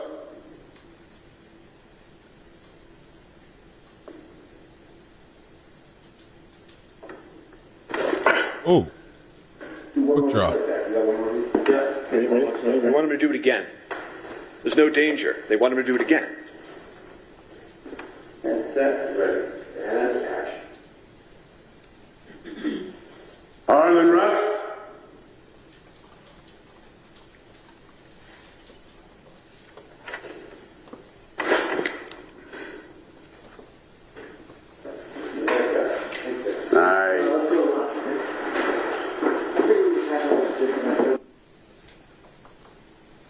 It's a scene similar to scenes we've all seen in movies and television, performed by thousands of actors. And the scene that continues after lunch is the same scene, it's just not unfortunately captured on videotape. And the scene they envisioned and acted out, that prop gun was positioned in the afternoon so close to the camera that you could see inside, that you could feel it. You could feel that it was loaded, and it was loaded, of course, with dummies. Dummies to make it look like a real gun. But this one time, one of those dummies was a real bullet. The real bullet was not known to anyone in that church. Amongst the actors, directors, and crew in the scene, everyone was doing exactly how they go about their business every day on a movie, not as if some lethal element had been included in the environment. You will see creativity and movement and everyone talking and vibrant. No one had any idea that this venomous, toxic element had been inserted into this magic they were creating. But it did. It entered that place. It killed an amazing person. It wounded another, and it changed lives forever. And so to find out what happened on that movie set, you need to do something that the prosecutors could never do. You have to step back and remember what they were doing on a movie set. What were Helena Hutchins, the cinematographer, Joel Souza, the director, and Alec Baldwin, the actor, doing on Bonanza Creek Ranch? You know, movies and magic have always been closely associated. The first people that made movies were magicians. And this imagination that happens in movies, you know, King Kong, he can stand above a city, and Superman can fly, horses and snakes and gun battles. For this to all work, for cinematography, what Helena did to work, for acting to work, you have to be so close to the barrier of real and imagined that the viewer feels that they're there, that it's real. The viewer can't see strings from the stuntman. The stuntman must leap. The snake must hiss. And guns happen in movies all over this country for many decades. Bang, bang. You've all seen it. Guns have been an element of theater and film and television since the earliest of times. Depictions of war and combat, Spartacus, it stirs audiences because it feels real. Later films, Platoon, Apocalypse Now, they showed the unvarnished realities of war. This ranch in Santa Fe, it had been the scene to many gunfights and movie scenes, well before Alec was even born. Laramie, Butch and the Sundance Kid, and these westerns. Your Honor, may we approach?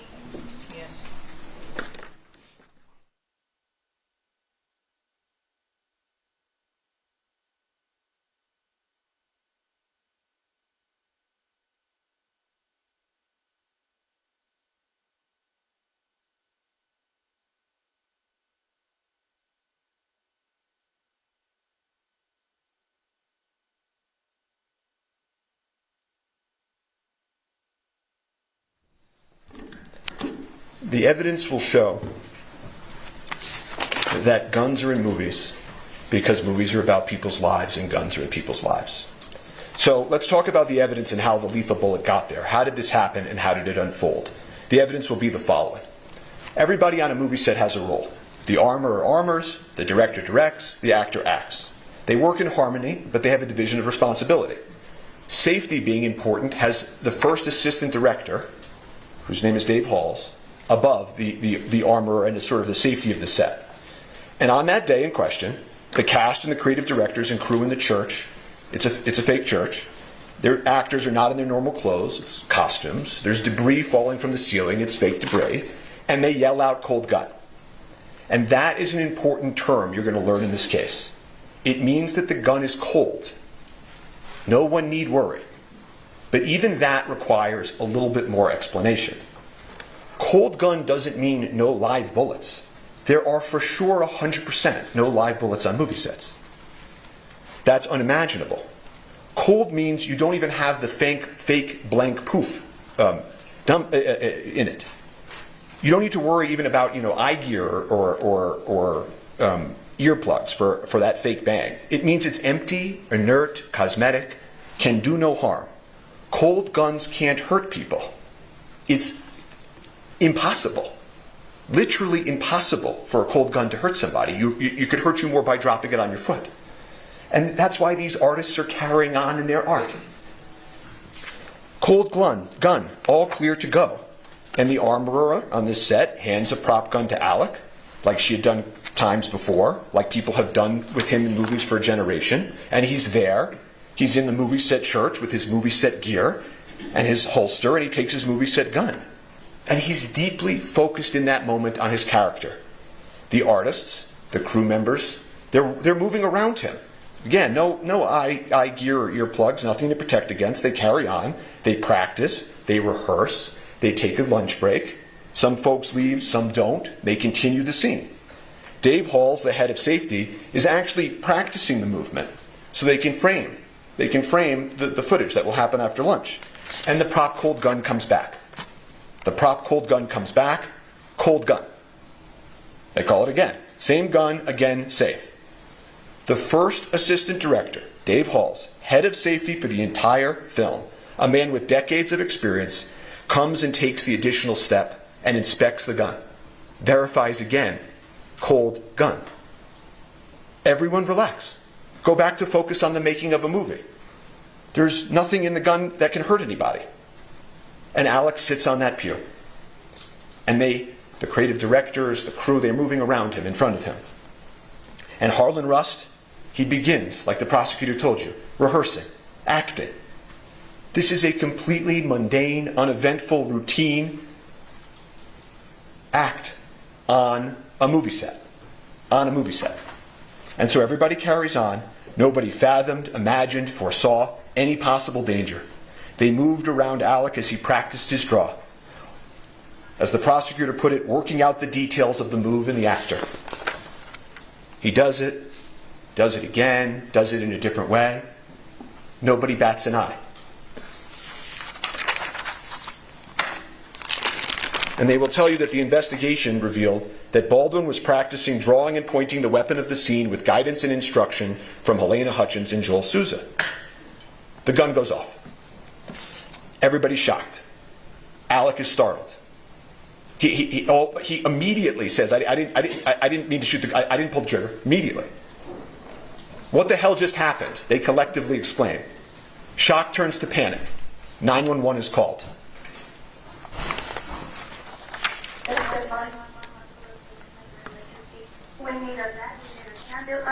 Out at Bonanza Creek Ranch right now. We've had 2 people shot on a movie set accidentally. He said someone was shot? 2 people accidentally with gunshots as on movie set, Bonanza Creek Ranch. Send it. I'll connect you with medical dispatcher. Don't need that. Santa Fe Fire and EMS, Constable Station of Emergency? Bonanza Creek Ranch has had 2 people accidentally shot on a movie set by a prop gun. We need help immediately. Okay? This fucking AD that yelled at me at lunch because asking about revisions. This motherfucker. Did you see him lean over my table and yell at me? He's got disgusted guns. He's responsible for what happened in the film. Mimi? No. I'm a script supervisor. How many people are injured? 2 that I know of. I was sitting, we were rehearsing, and it went off, and I ran out.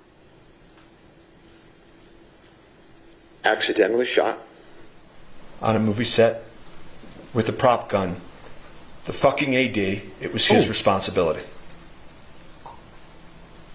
Not a word about Alec Baldwin. While they're en route, police, EMS, the cast and crew are outside, trying to figure out what happened, frantic, talking to those responsible for the prop and its safety. The armorer is yelling, sorry. Halls, the first assistant director, is panicked. The prop master, Sarah Zachary, I don't know exactly where she is at that point, but they check the gun feverishly. They take the ammo out of the gun. They look at it, what the heck happened. They go back to the prop cart that houses the ammo. They're touching the gun and manipulating the gun, emptying it. They go and move some stuff off the prop cart, trying to figure it out. Sarah Zachary, the head of props, will tell you she threw some stuff out. And eventually, of course, EMS and police arrive pretty soon thereafter. And Helena Hutchins and Joel Souza, the director, are transported to the hospital where Helena tragically passes away. And I'm not going to be asking questions about her condition after she was wounded or the medical interventions that followed. Her injuries, the efforts to revive her, are not in dispute in this case. The evidence will be there. The prosecutor may present some of these emotionally charged images, But we're not going to be asking questions about that, and it's not an issue in dispute in this case. You jurors are allowed to ask yourselves whether or not that should be the focus or the focus should be the evidence. So police enter the scene. They have lapel cameras. Thank God they have lapel cameras. You want to see what happens? The evidence will show you can play the videotape. Want to see if they take the right gun? Play the videotape. Want to make sure what the people said or did they're remembering correctly? Play the videotape. And so they immediately recover the prop gun and they secure it. That's off to the side. And the reason that you preserve things in the moment is so that you know what existed in the moment, the evidence in the moment, the people and the witnesses and what they said in the moment. These folks, the members of Rust, they'd never been through anything like this before. That is why what they originally said matters so much in this case. If you remember anything I say today as the evidence proceeds, remember that. Look at the evidence of what the people of Rust said and did that day. Life changes, memories change, there are human motivations, internal pressure, external pressure. That's why preservation is so important. So the police continue.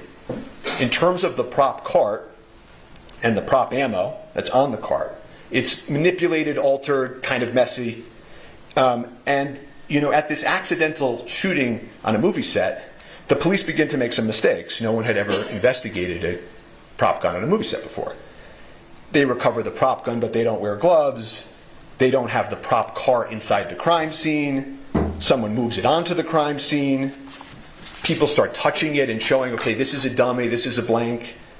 And then they make another mistake that matters in this case with some more significance, which is that they don't secure the prop truck that houses the cart. See, that cart that they roll off comes from a truck where all of the ammunition, all of the firearms are, and that's where they're stored. They don't secure the prop truck for several days. And then the prop house that supplies the truck, that supplies the cart, they don't secure for over a month. A lot of mistakes. They had never investigated a case in a movie set. But they had the prop gun. That was key. And so they needed to figure out where the live bullet came from. They had the shell casing, Starline brass. That's the sort of make. You'll hear that phrase, Starline brass. And the police were right to focus on that. That was the lethal element. And so they work outward. Makes good enough sense. Folks around the ammo and the gun to be interviewed at the precinct. The armorer at the precinct. She loaded the live bullet. Halls, head of safety, he double-checked. And Alec walks up to the police. You'll see this early today. And he says, I'm here, whatever you want to do, whatever you need me to do. Just tell me where to go. And Sarah Zachary, the prop master who threw out the stuff at the cart, they missed her that night to bring to the precinct. But the rest of them at the precinct. And thankfully, we have the lapel cameras. And then they cleared the gun outside after his request, and I witnessed them clear it and saw the bullets. Okay. So one was the one that was yesterday, the one that fired, we don't know, but all the other ones were proper. I can pause this. I can turn this off. Move on.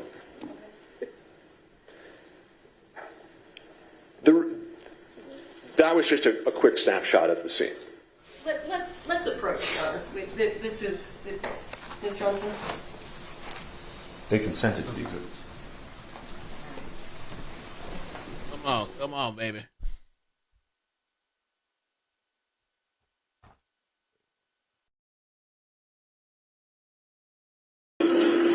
Okay.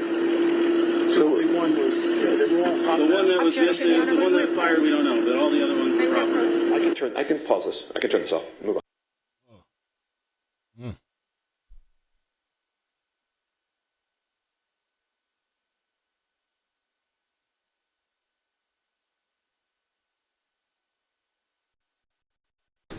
The one that fired, we don't know, but all the other ones were proper. I can pause it. The gun outside. But the rest of them at the precinct. And then they cleared the gun outside after his request, and I witnessed them clear it and saw the bullets. Okay. So one was the one that was yesterday, the one that fired, we don't know, but all the other ones were proper. I can. Interesting. Okay, hold on. Go back to where they were. They're interviewed with lapel cameras. They're interviewed by the lead detective, Detective Cano. And those witnesses, some of them will come in here and testify. And not a single one of them will tell you anything different than what I'm about to tell you about the evidence. The gun was double-checked, verified it was a cold gun, not an actor's responsibility to check. Safety was ensured before. Alec was doing his practicing, his rehearsing, his movements. People manipulate and point guns on movie sets. The gun went off during the rehearsal. No one saw him intentionally pull the trigger. It was obviously a tragic accident, but Alec committed no homicide. Alec took the gun from those charged with its safety. He did not tamper with it. He did not load it himself. He did not leave it unattended. It completed his costume and his character. It was an actor handling a prop and integrating it into the character of Harlan Rust. There was a dedicated professional there, off camera, whose sole sacred responsibility was that prop safety. And Dave Halls, the head of safety, was there by her side. Everyone relied on that. And it was tragic that they let them down. He was just acting as he has done for generations, and it was the safety apparatus that failed them all. So law enforcement continues. They need to find the live bullet. That was the lethal element. So they, led by Detective Cano, execute a search warrant on the church. And that's what law enforcement does. They immediately go to a judge. They say, this is what we need to do. They go into the church urgently before anything can be altered. They're confirming it was an accident, not a crime in the church. They search for guns and ammunition, videos and photos. There was no further answer in the church. They had the prop gun. They had all those witnesses secured. Their statements are clear. Alec had committed no crime, but the bullet was a mystery. And so they focus on the bullet, the critical, lethal bullet, and how did it enter the movie set. So they had the prop cart, and then they go do the warrant on the prop truck. And so at that point, and I'm going to put up a photo so that you can see who some of these individuals are. They're trying to figure out when they go to the truck, what is the source of the lethal bullet.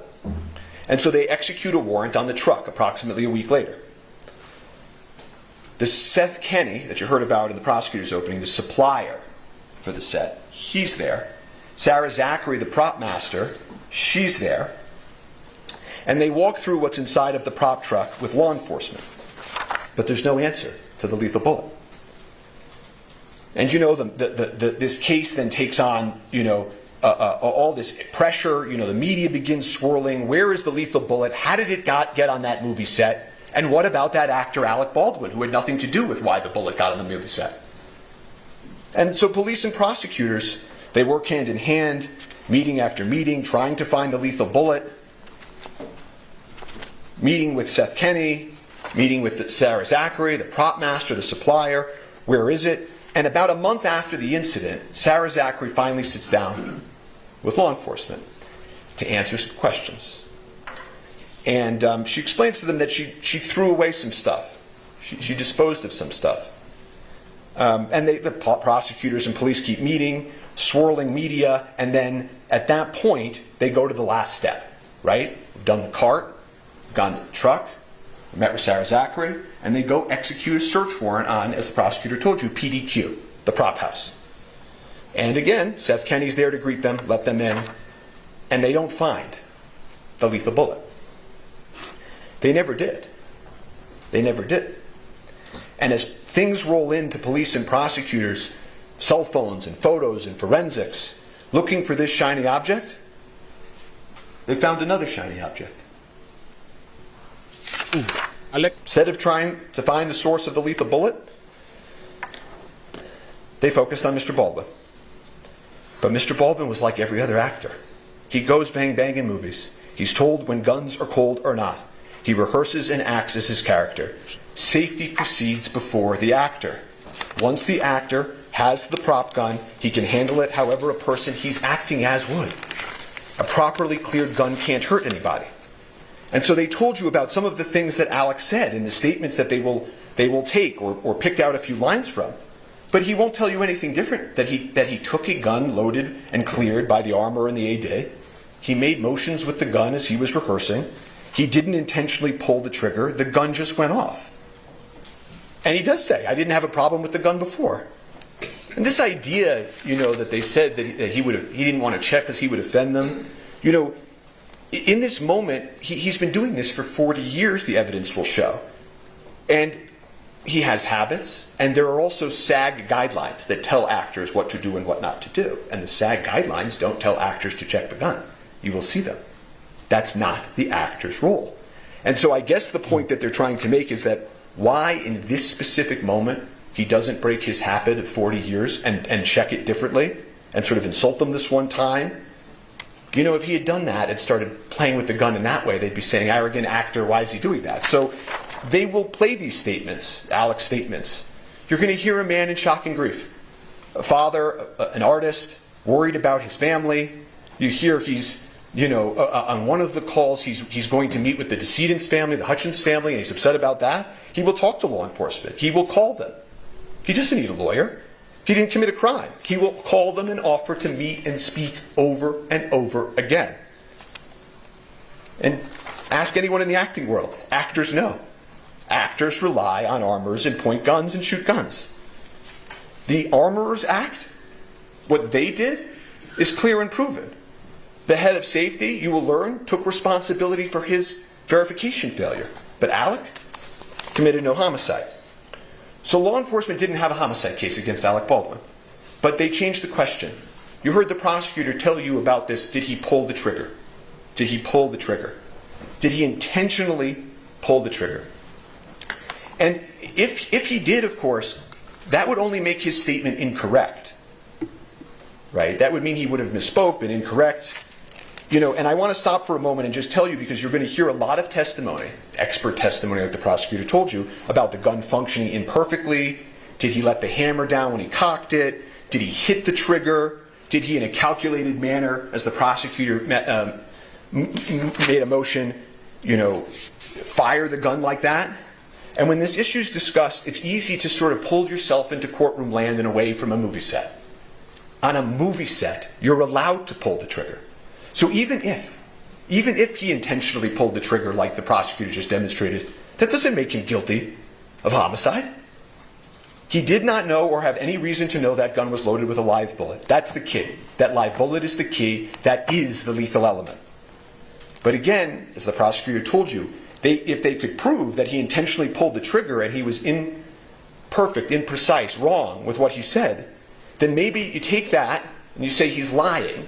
And if he's a liar, he committed homicide. And so what they do is they take the prop gun.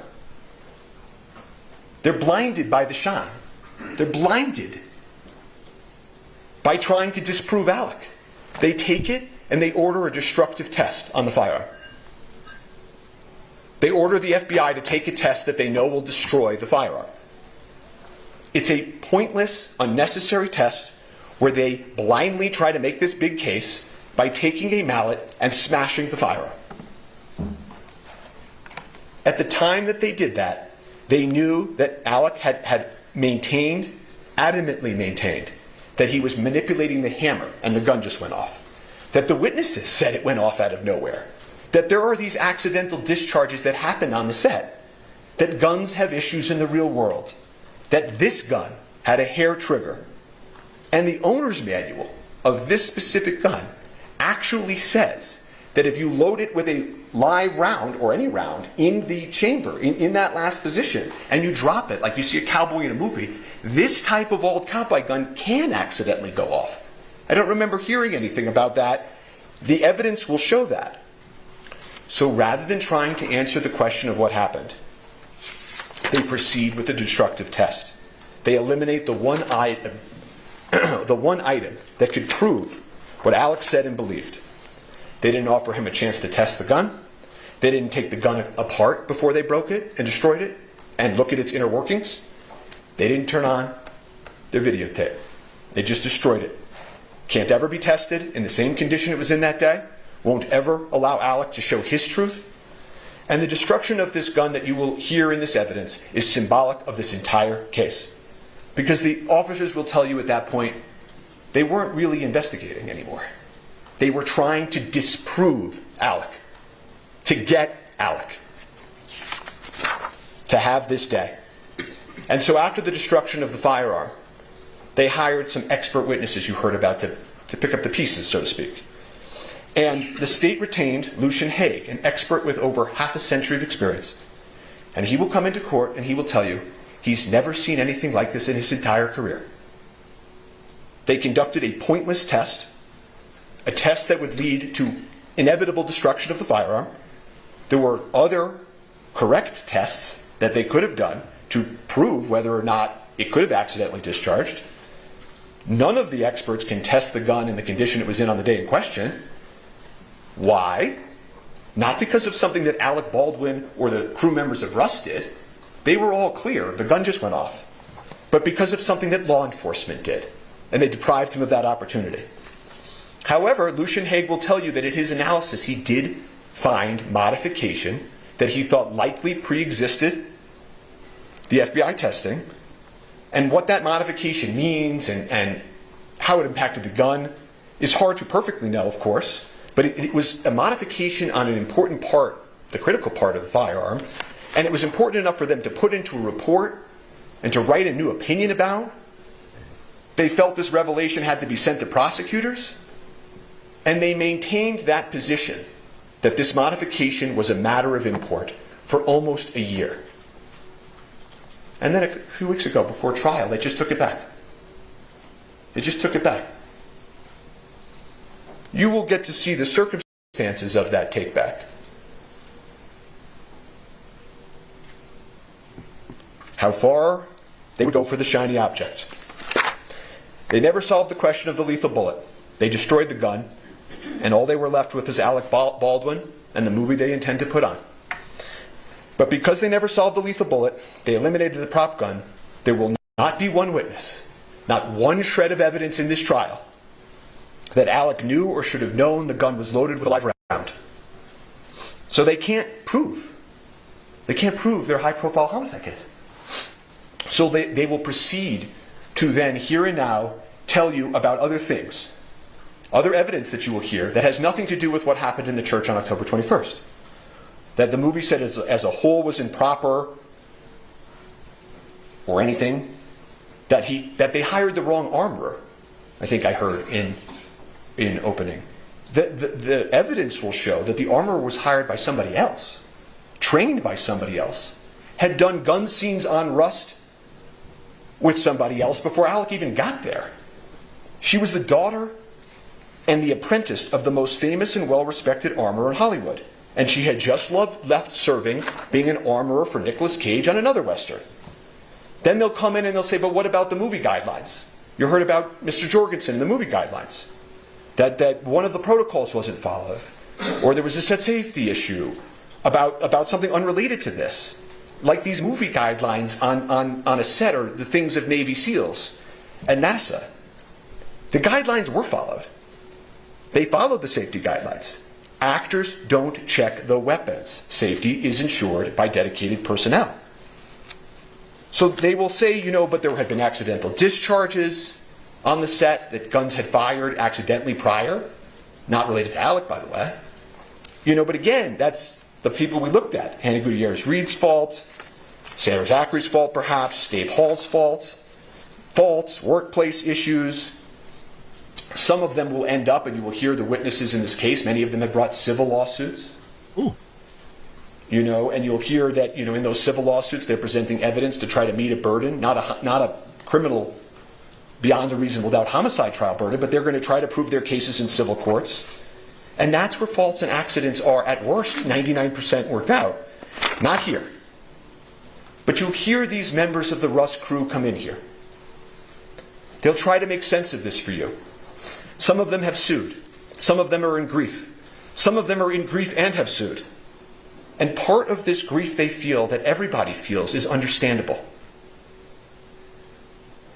And what they will do is they will tell you, if only we had had a second armorer.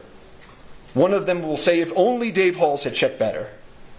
If only the camera hadn't been right there and Ms. Hutchins wasn't leaning over the camera. If only I myself did this. If only Alec did that. This is natural, their testimony. It's part of the human condition. It's part of grief. Objection, Your Honor.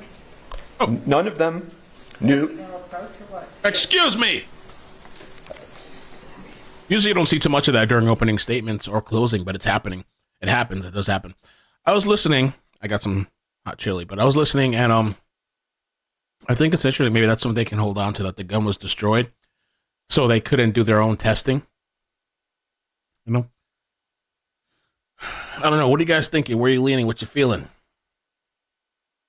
So I guess he feels he doesn't have to check the gun, and he can do whatever he wants with the gun. If he wants to whale it around, the he wants to witnesses, shoot it. in their grief, will look for reasons to try to make sense of this tragedy.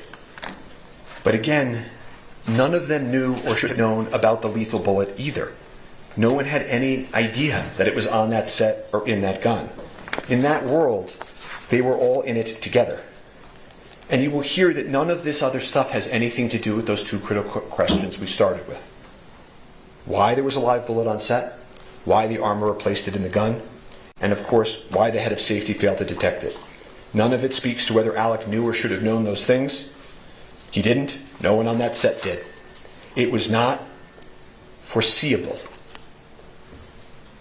You will hear that word from the witnesses and from eventually the instructions. Foreseeable. This was anything other than foreseeable. And they must prove beyond any and all reasonable doubt that this was foreseeable. Total indifference to human life, that death might occur. He's an actor. He's an actor. But here we are at a homicide trial. And so they will pull witnesses, and witnesses will be cross-examined. They will push themselves to the edge of truth and beyond. You know, these things about, Alec didn't notice this or Alec didn't notice that. I want to make sure that you're clear on something that the evidence will show. He had been filming on that set for a handful of days. The evidence will show he had just gotten there. It's not as if he had been there for months and months and noticed things and failed things. And he had just gotten there. You don't notice every little thing when you start at a new place and when you're in the character of Harlan Rust. But they will push forward, and they will have gaps in the evidence as well. Don't expect you to be hearing and for them to call the first AD head of safety. I don't know if you'll be hearing from the lead detective, Cannell, who investigated this case. The lead detective. Or the sergeant that supervised him, Sergeant Zook. I don't think you'll hear from Mr. Schilling, who was the lead investigator for the prosecutors. And so as you hear this, you jurors can assess about that gap of evidence. And there's one thing that I can tell you will not hear also. You will not hear from an actor or an expert in acting. And so they will play the videotapes of Alec Baldwin, the actor, acting. They will show you perhaps over and over again him in shooting scenes. Bad Alec shooting a gun the wrong way in a movie scene. They will try to get you to picture that and forget that this was a movie set in the first place. And you will see actors in a Western acting. And your mind might go to your favorite gun scene in your favorite movie. You may picture actors and actresses doing exactly what you see here. The other actors in Rust doing the same thing that Mr. Baldwin was doing. But when you come back from that moment, remember, this is a homicide trial. And you will see soon that the reason they play those videos of him over and over is because they don't have any evidence of actual homicide. And you will learn the truth. Not a day goes by when we don't wish Alec had saved her life. But never, the witnesses will tell you, in the history, is something that an actor has done. Intercepted a live bullet from a prop gun. No actor in history. No one could have imagined or expected an actor to do that. So just remember that truth. So when they cry out justice, justice is truth. Ooh. This was an unspeakable tragedy. Alec Baldwin committed no crime. Thank you. Okay. All right, thank you. What we're going to do now is we're going to take our morning bathroom break. So please don't talk among yourselves or anyone else about the evidence received here in court. And follow what Mr. Bing tells you to do. And we'll see you back here about 20 of. All right. Thank you. All rise to the jury. All aboard. All right. A little 20-minute break. Bathroom break. I don't know, man. I don't know what the rules and guidelines are for movie sets and stuff, because I forgot who it was that criticized Alec an actor. Let me see if I can find it. Some people said they do. Some people said they don't. Check the gun. Criticized. We got to look at the interview too at some point. But he did. I think they're going to show it in the trial though. I forgot which actor it was. Screen Actor Guild defends Alec.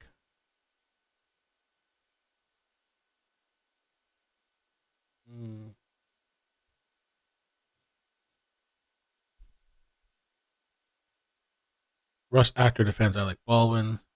Says actor's not responsible. I'll play this, but I forgot who it was. A popular person. So Alec Baldwin being charged with involuntary manslaughter, as the Santa Fe County DA says, is that's going to happen by the end of the month. By the end of the month, really has an effect on all productions if this goes to trial.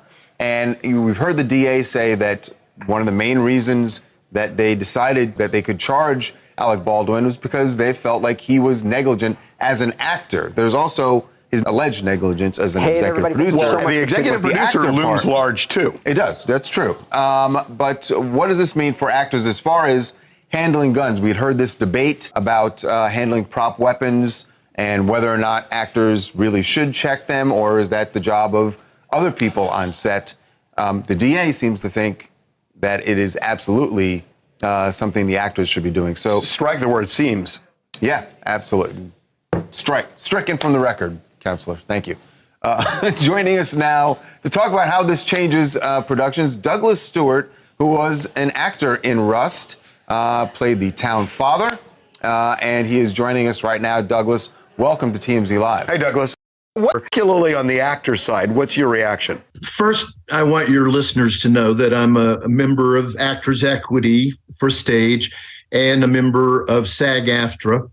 And as an actor, I've been involved in 2 films where I had to use guns. I was in a TV series where I had to use guns. And I've been in stage plays where I've had to use guns.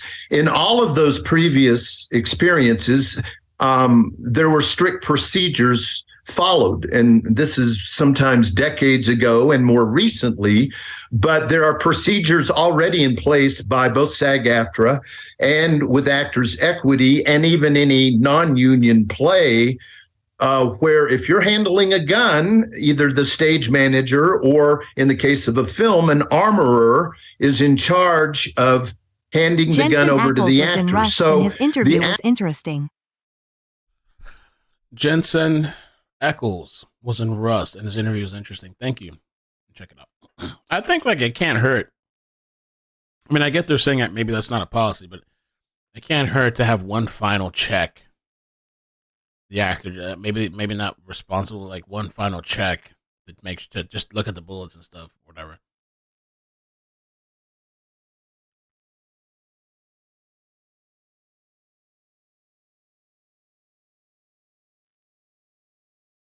I don't know, Jensen.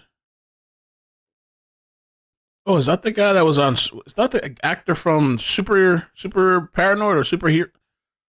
He's that actor. Supernatural. Oh, this guy was dope.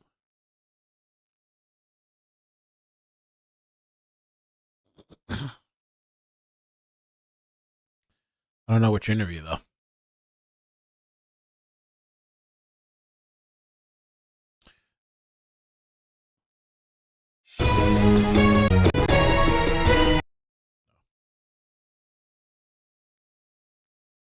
There's an interrogation that's 2 hours long. We can't do that. Handle the gun almost, well, every day. I mean, it was part of my costume. They would hand me a gun in the morning. I would check it. I would do my own checks. Just because I've been in the industry for 25 years. I've had a lot of onset and offset training for firearms. So my quick check is they hand it to me. They show me all of the dummy rounds in the wheel. And then I just take it, and armorers hate this, but I just dry fire it into the ground 6 times. That's my own personal check. They're like, oh, no. So he said he dry fires into the ground 6 times to make sure. That's a really good check. I like to make sure there's not a bullet in the chamber. One of the guys that taught me, I like to cock it back 3 times. A lot of people just do it once. I just to be triple, double, whatever, sure. I cock that shit back 3 times. Okay. Obviously without the magazine. Or with the magazine in, if you want to make sure the magazine's empty, there's nothing in the clip. That works too. But I would, Don't do that. It's going to be firing pin. I'm like, so what? Yeah. I want to know that all of these are actual guns. Not that I would ever think that a live round would be in a gun on a set. Wow. I guess it depends on the person.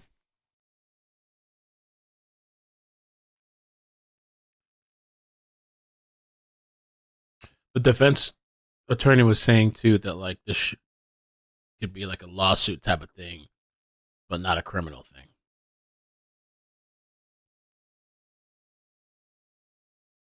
Meantime, today is the day. Alec Baldwin headed to court in just a few hours, facing 18 months in jail for involuntary manslaughter. Baldwin charged after accidentally shooting cinematographer Helena Hutchins on the set of his movie Rust. Meantime, a judge ruling that Baldwin's role as a producer for the film will not be relevant in this case, hurting the prosecution's efforts to put Baldwin behind bars. Criminal defense attorney Lexi Rigdon joins me now. Lexi, great to see you as always. And let's actually start at the end. I mentioned 18 months behind bars. Do you think Alec Baldwin could actually face time in jail if he's ultimately convicted? If convicted, yes. But, Hannah Gutierrez-Reed, who was the armorer, she got the maximum. She got 18 months in prison, and that was her actual job. And she was the one who allegedly brought the live rounds onto set. So I think her culpability is a little bit different. So my prediction would be that if he is convicted, I don't think he faces the maximum amount of time, because I think that it's just his role in what happened in this set. I understand he was the one who allegedly pulled. Someone says I dropped the clip and cocked it or something. Yeah, I think that's the best way to. The trigger, but his job was not as the armorer or to guarantee the safety of the gun. And especially with the evidence that can't come in against him as a producer, which is huge for the defense, my prediction would be he would not get that amount of time if convicted. So what does the prosecution need to establish in order to prove involuntary manslaughter, especially in light of the fact of yesterday's ruling that Baldwin's role as a producer can no longer come in? They're going to have to establish that he was basically reckless in pointing the gun and shooting the gun. Now, there's a big dispute over whether he shot the gun or not, because his defense has long been that the gun malfunctioned and he didn't actually shoot it. But the prosecution is going to have to prove to the jury beyond a reasonable doubt that he was reckless in doing so. And I think it would have been easier to do so if they had kind of theories of liability here, which is not only was he reckless in shooting the gun and allegedly pulling the trigger, but even if you don't believe that, he was reckless in the fact that he was a producer overseeing a sloppy production where safety protocols weren't followed. But now that they can't do that, then really the attention has to be on whether it was reckless as a person in his position who was told that he was given a gun that was safe, whether it was reckless to actually fire it. And I'm not sure that, the armor situation is a little different, because that was her entire job. It was sad hearing him realize he would have had that gun pointed at him and that it could have been him shot, and since it would have been a gunfight and he could have been Swiss cheese. Who was that? Oh, thank you, Jenna. As I was sad hearing him realize he would have had the gun pointed at him. Would have had the gun pointed at him, and it could have been him shot since it would have been a gunfight. Ricky, you just want to come up here because of the food.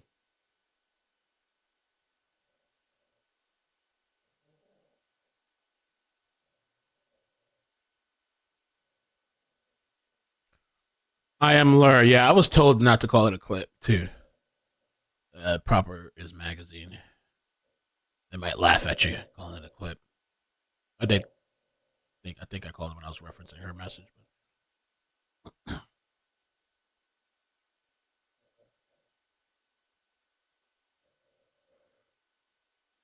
I don't know, man. So the prosecution kind of took a little bit of an L, but they can't bring in that factor that he was a producer as well, not just acting, and that it could have added to all the, how the place is supposedly messy and chaotic. They removed that. I don't think he's gonna get, if they find him guilty, I don't think he's gonna get a lot of time. Like she was saying. They're already. I mean, it's not intentional. I don't think it was. Nobody believes. I mean, the charges are involuntary manslaughter. So,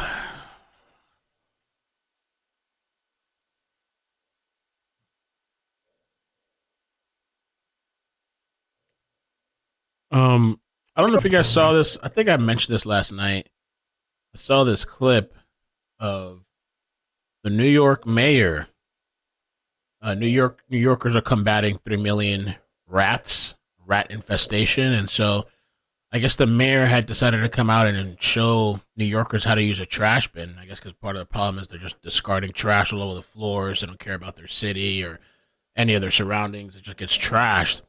And so I guess in some places they're enforcing trash bins, and the mayor came out and gave an instruction on how to like throw your garbage away. New York City Mayor Eric Adams on Monday appeared onto the property. Get back. All right, hold on, let's finish this video first. This latest weapon in its war against rats, a plastic trash bin. Adams Amazing. Demonstrated how the bin works, smoothly dapped Sanitation Commissioner Jessica Tisch, and announced the days of rodent-infested piles of garbage bags lining the streets of the 5 boroughs were at an end. Started November 12th.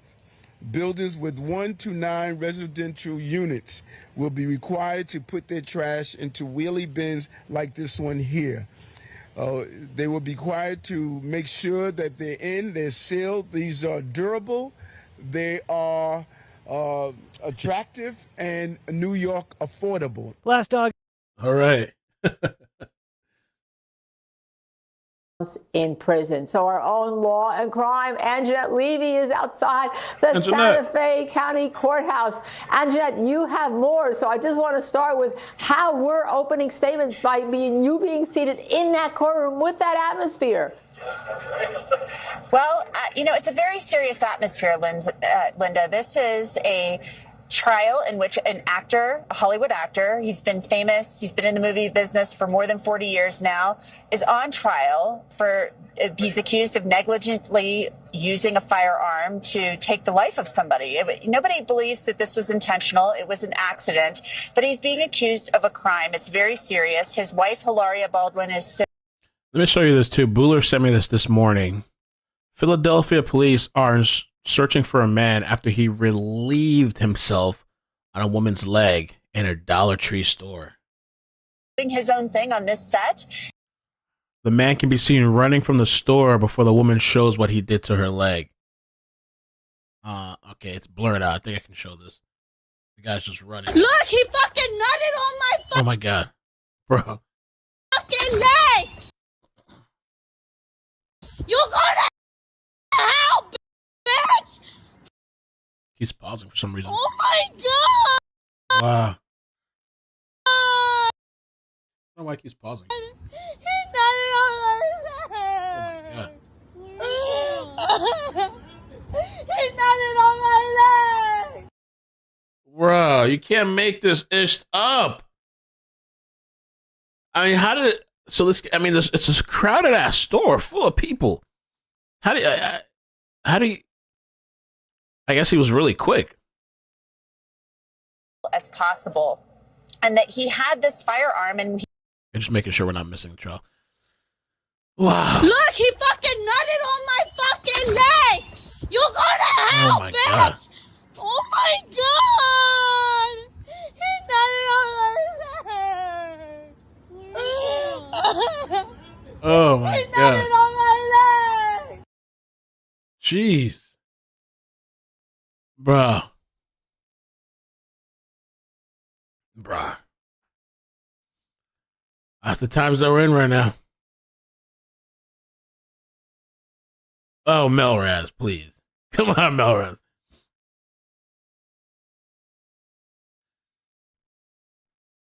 Melraz says you don't know what that means. Oh, God. Police say the man is a black male between 25 and 30 years old and 6 feet tall. I don't know. I wonder if they got his face. Let's see if there's any updates.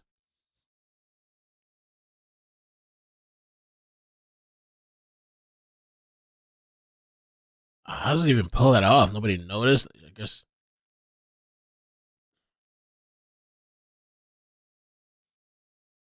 Oh, there's an article about it, too. Oh, my God. Has anyone guy... else noticed Baldwin and lawyers' water bottles has their law office logo on them? Tears of joy, tears of joy, tears of joy. Who is that?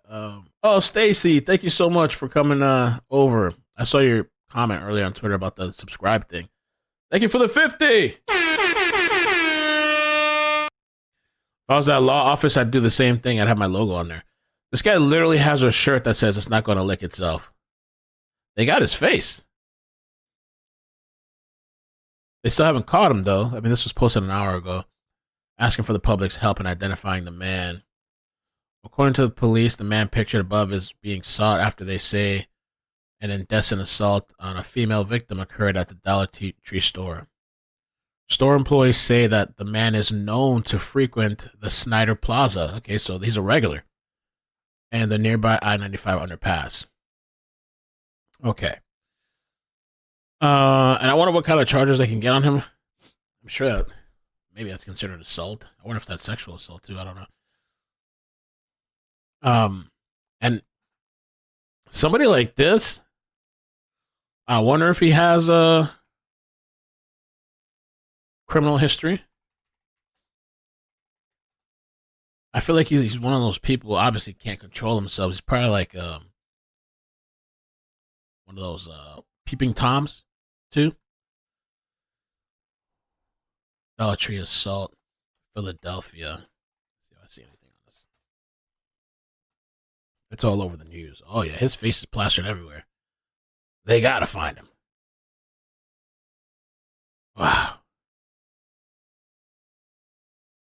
And he took off running. Social media will probably find him. The sleuths, the online sleuths, somebody in that area gotta know him.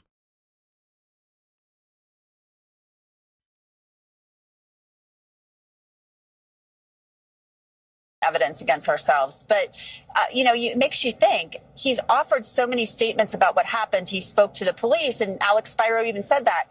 You're going to hear that he spoke to the police. He didn't commit a crime. Yeah, of course he's talking to law enforcement. He's an actor. He's acting in Hollywood. Oh, and wow. This was somebody else's. 33 months. Holy crap. OG. Thank you so much for the 33 months. And Jenna Bobby, thank you for the 14 months. I missed that earlier. Thank you. Supernatural actor. His interrogation, I should say, was interesting. Maybe one day we'll watch the interrogation. I think I saw it online. Maybe on a lunch break. We'd have to probably split it up, I guess. That Supernatural was pretty good. I got hooked on it for a while. It's crazy people don't know what that is. Oh, Rennie.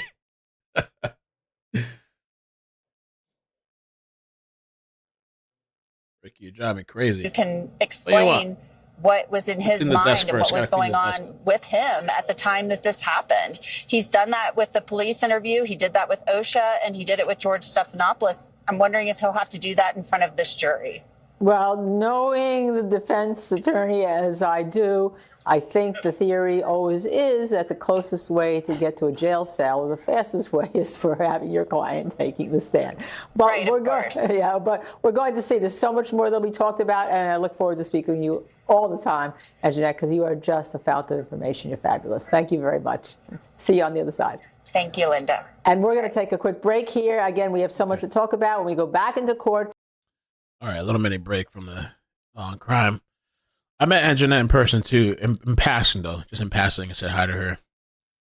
She was like, "Oh," she said something like, "I've seen you or I recognize you or something on YouTube." She's nice. She's nice. Nice lady.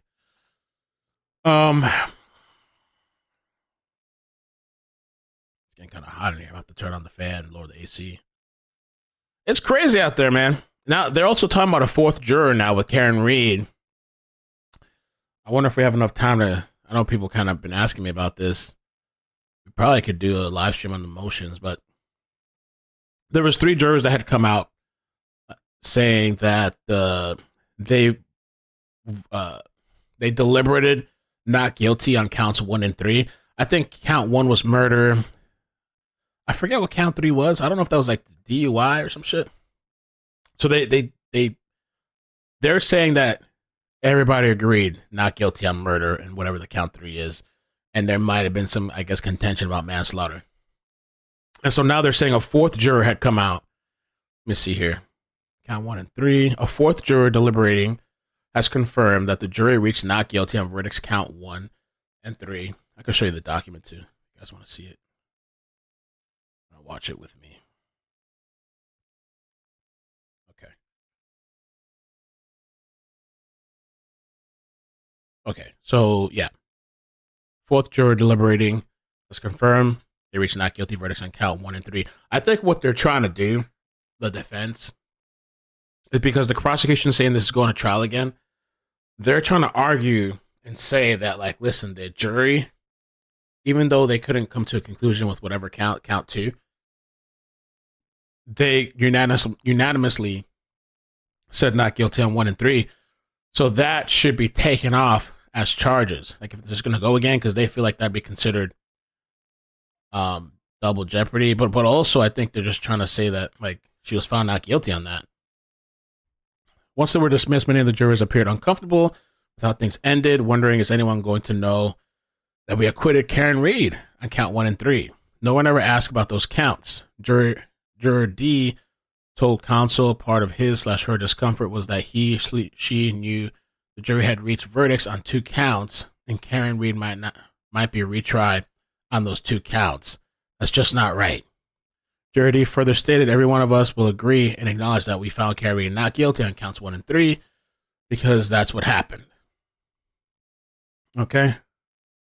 Based on the attached affidavit, all the reasons set forth in its opening motion, and the fact that the disclosures of Juror D completely confirm the veracity of previously...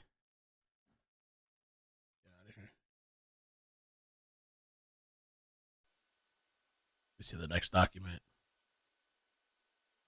Filed affidavits regarding jurors ABC. So the defense respectfully renews its contention that the jury acquitted Ms. Reed on counts 1 and 3, or alternatively, there was no manifest necessity for a mistrial as to those counts, and therefore double jeopardy protections of the federal and state constitution requires those counts not to be retried. So that's what they're trying to do. We will see what happens. They're supposed to have a status hearing too, by the way. I got to add that to the calendar. July 22nd for Karen Reed, there's a status hearing.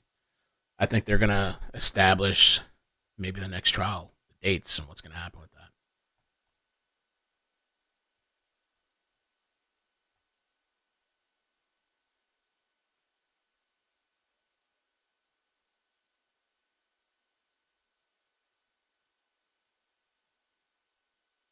Oh, yeah, that reality show, too. That's interesting. That he's Alec Baldwin doing a reality show. Oh, let's take a look at this clip. I guess we have a little bit of time. Oh, maybe not. I guess when we come back, they're getting ready. I want to see this Canton Select Board. This shit was fire. Canton Select Board 7924. Okay, they have the website here. CantonCommunityTV.org. If we have time, we'll do it sometime. Because people were going off. No! Absolutely not!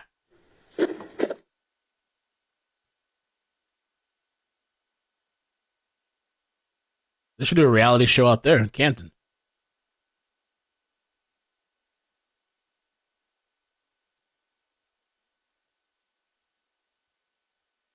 Miss somebody.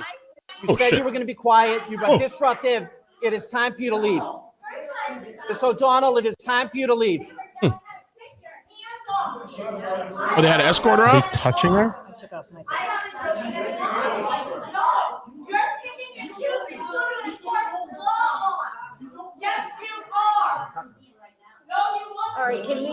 Can we just start our meeting? No, let's start. Well, as far as the jurors, I mean, look how it kind of worked out for Alex Murdaugh. His defense team tried to say the same thing, that the jurors were saying this and saying that and blah, blah, blah, and it didn't pan out for Alex. I mean, I don't know what's going to happen with this case, but I mean, the charges were different, though, kind of, you know. What do we do with her?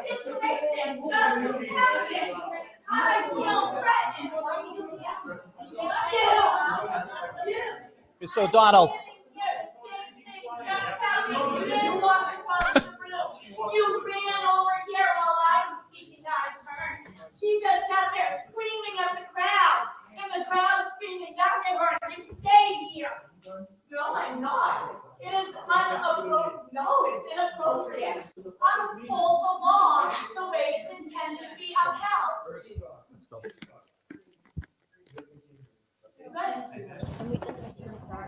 They need more cops in there, more security. No, you're standing in front of me while everyone else does the same thing. Miss O'Donnell. Do you not That's about to cry. Miss O'Donnell, you're disruptive to the meeting. You're being disruptive to the meeting. It's time for you to go. I'm right, though. I may be disrupting the meeting, but I'm right, and it's my fucking right. Thank you, Miss O'Donnell. Thank you. Yeah. Go, Jen. Americans, people, remember it. Oh, she threw something? What was that? Wait, what was that? Remember it. Oh, it fell. No. Wow. This is what's happening. Thank you, Miss. Mamma mia. Mamma mia. Tensions are hot in Canton. People are upset. Dang, I thought they'd be happy. I don't know why they were so upset. Well, maybe they wanted the full not guilty verdict. That's why.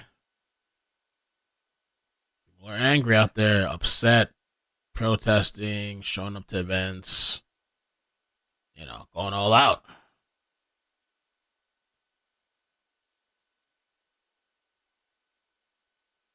Stacy, good vibes. Thank you again. Gracias. Yeah, they know what they're doing.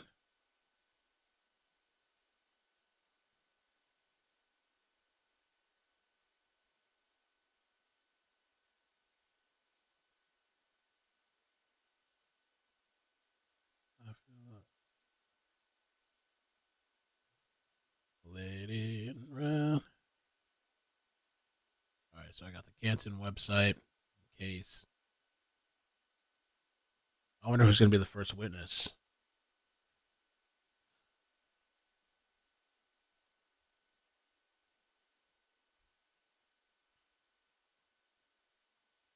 Alec. Damn, even Inside Edition is streaming the trial. What the? What? Everybody in the mama streaming it.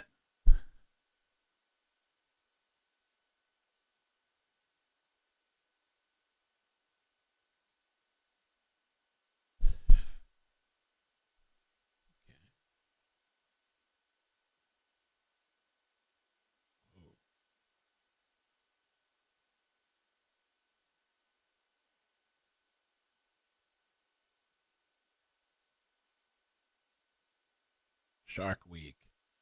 Shark attack survivor returns to site of brutal incident.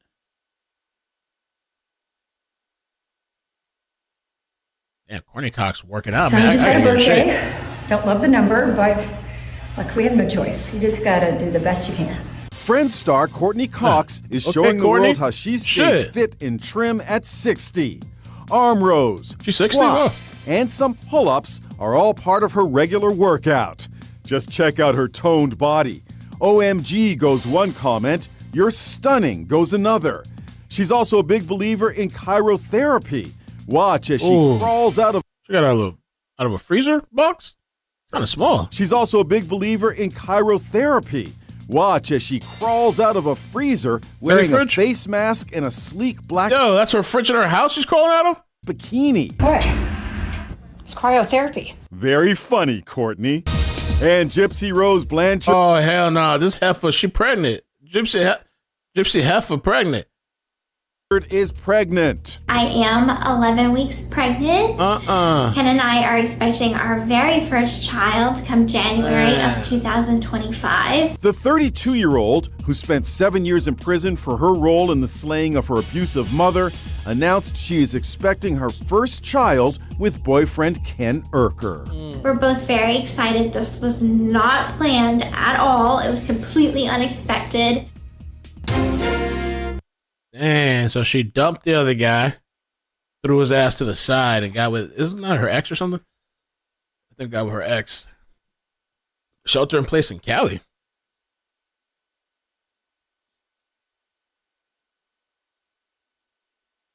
What's going on in Cali? Oh, nothing. What goes on every day? Violence. Well, it's everywhere, really, but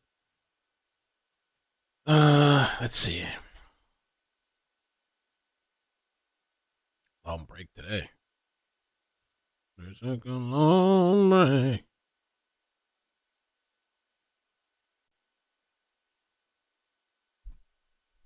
Not that many people for this trial either. I thought there'd be more.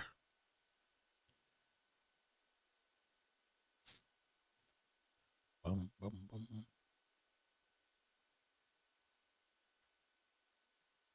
I wonder if people maybe think like this is like probably like an open and shut case. Alec.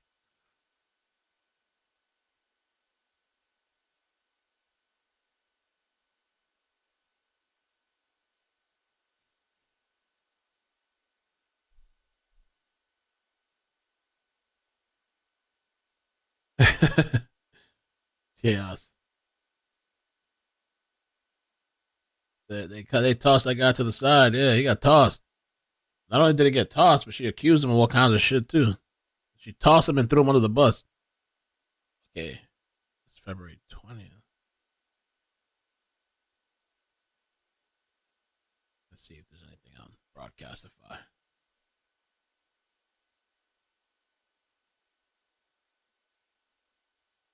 Nothing.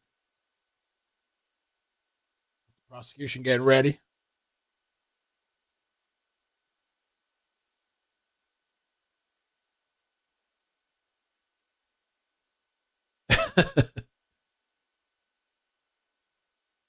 Prosecution.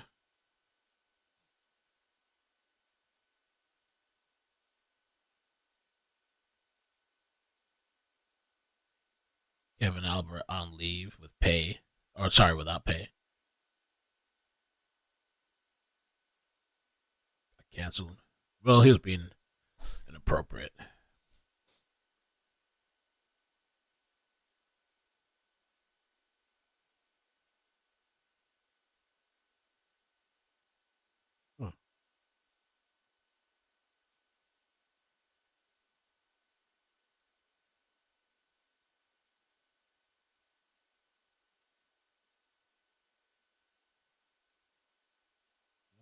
Lady.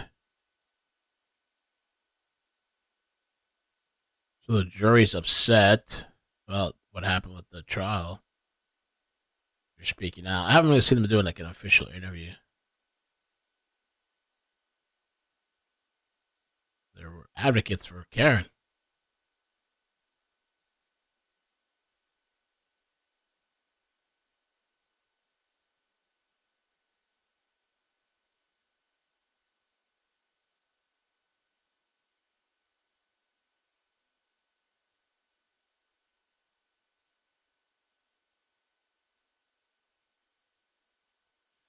Gypsy had her mama killed, and now she's a celebrity and praised, and everybody loves her. By the way, Ryan Garcia seems to be having another meltdown. Allegedly, he went to his baby mother's house and tore up the house, started doing all kinds of shit over there. They have, I think they have video of the place. I had it somewhere.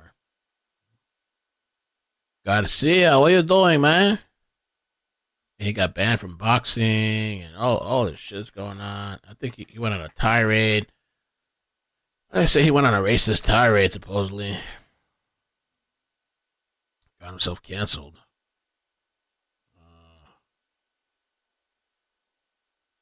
I want to apologize to the Black community, apologize to the Muslim community, basically for, my language and my vocabulary. Obviously, I have a big responsibility as a famous athlete, and I was very under the influence, and obviously, I'm going through a lot is what I say, but I have no excuse. I'm just saying, like, I'm sorry to all my Black friends and families that are hurt. This kid won't. I want to apologize. Yeah, he's been gone off the scale, even more so than usual. Still no audio? It's muted. Okay.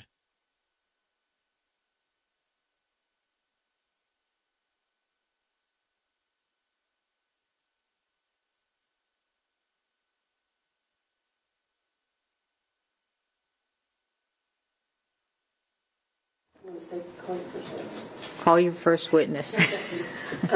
State calls Nicholas Laflur. Sir, please raise your right hand.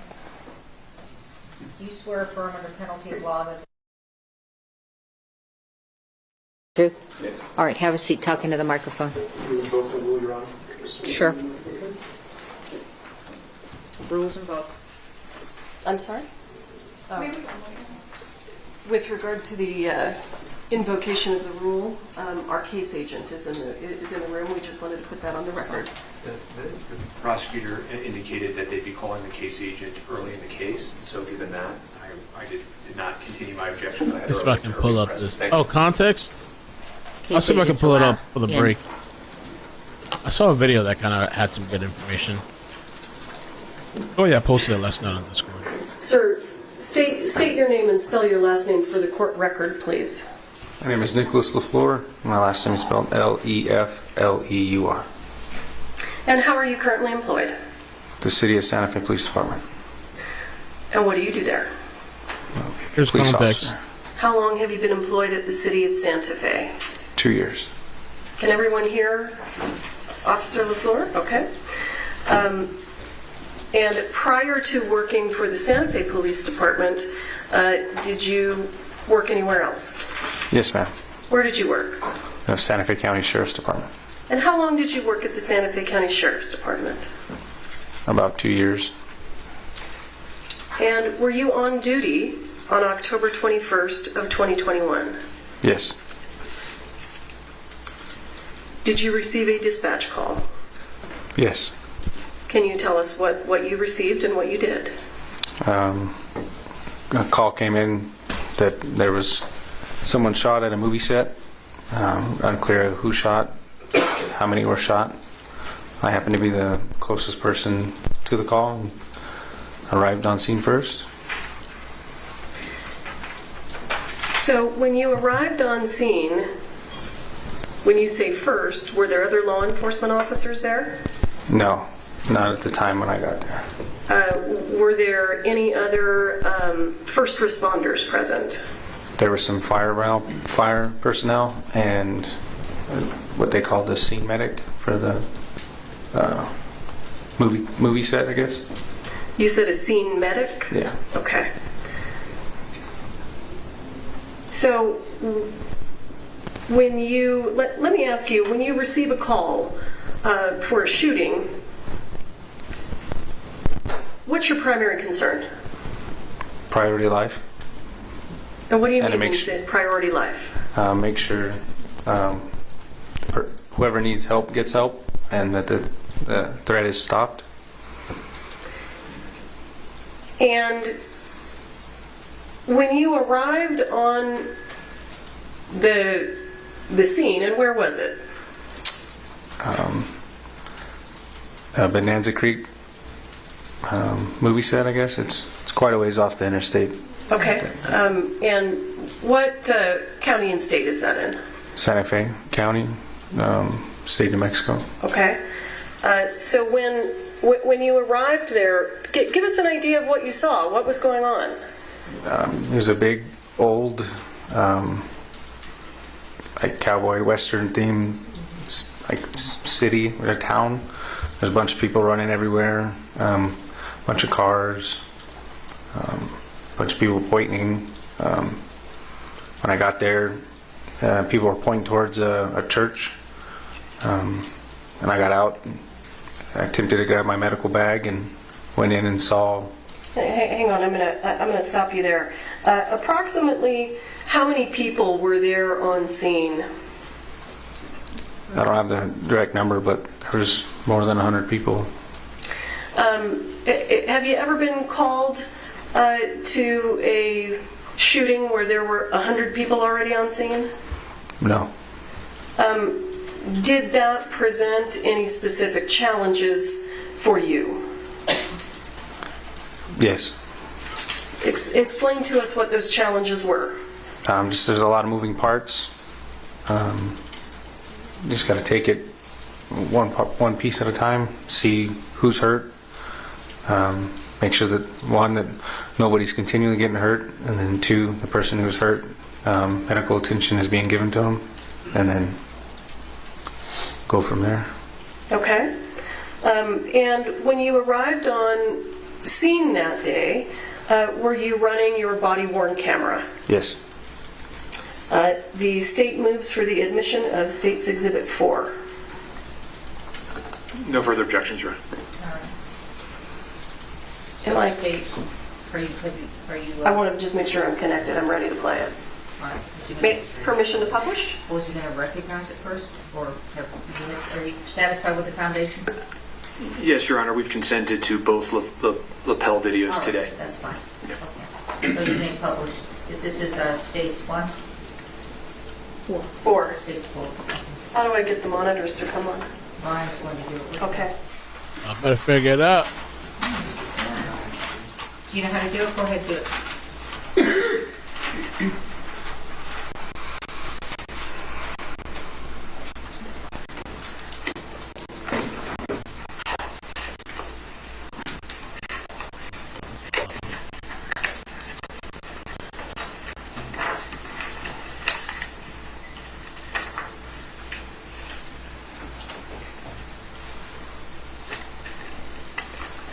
All right.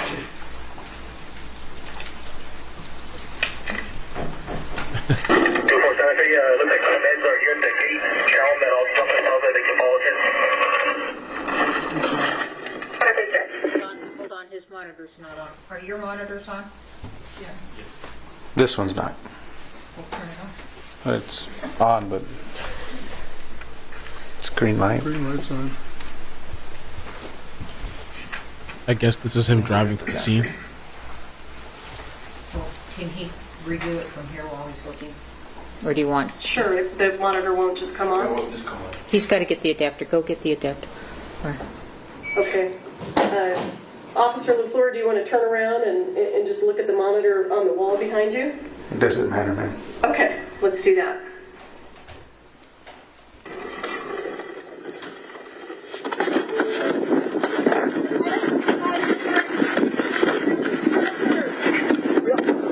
You got your atomic kit? Yeah, I'm trying to get it out.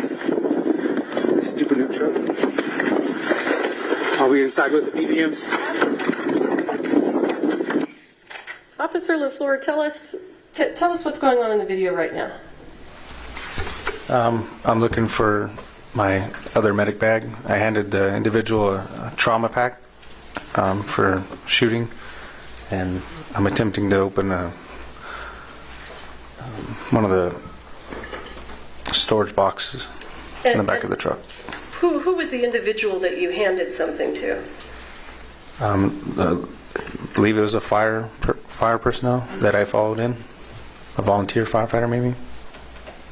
And I thought I heard the word, is it BVM? It's for CPR. It's a bag valve mask. Bag valve mask. BVM. Okay, thank you.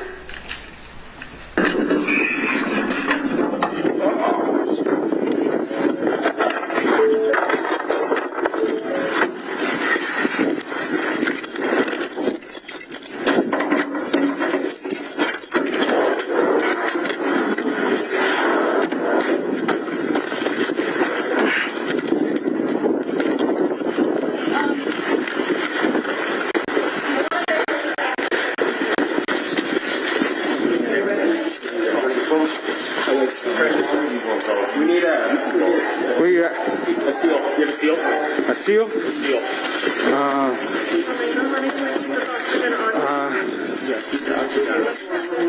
I got a sterile glove and a vacuum gloves. Okay.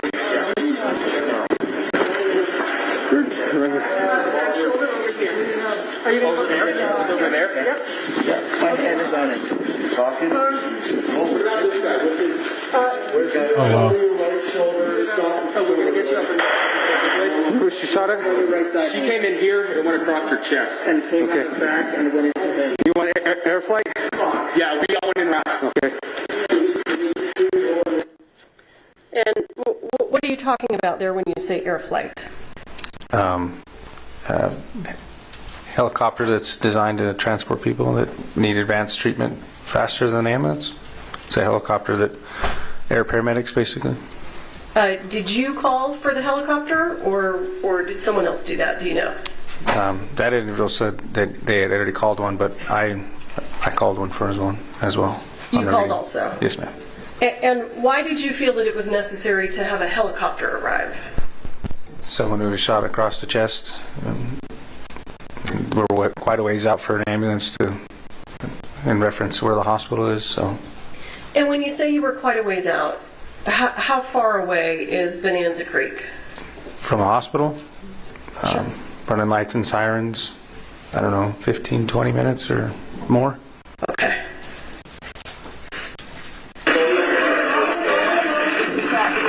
.32 Santa Fe, one female shot in the chest, male shot in the stomach, requesting air flight.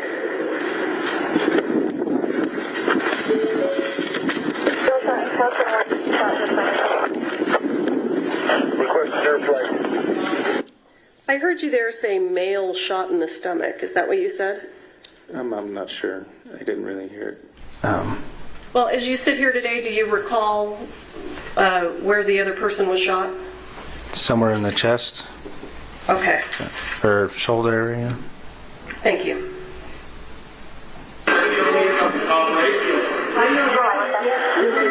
GPS? It's okay. I got you right here. 2432, how many people yell out there? 32, I got just Santa Fe medics.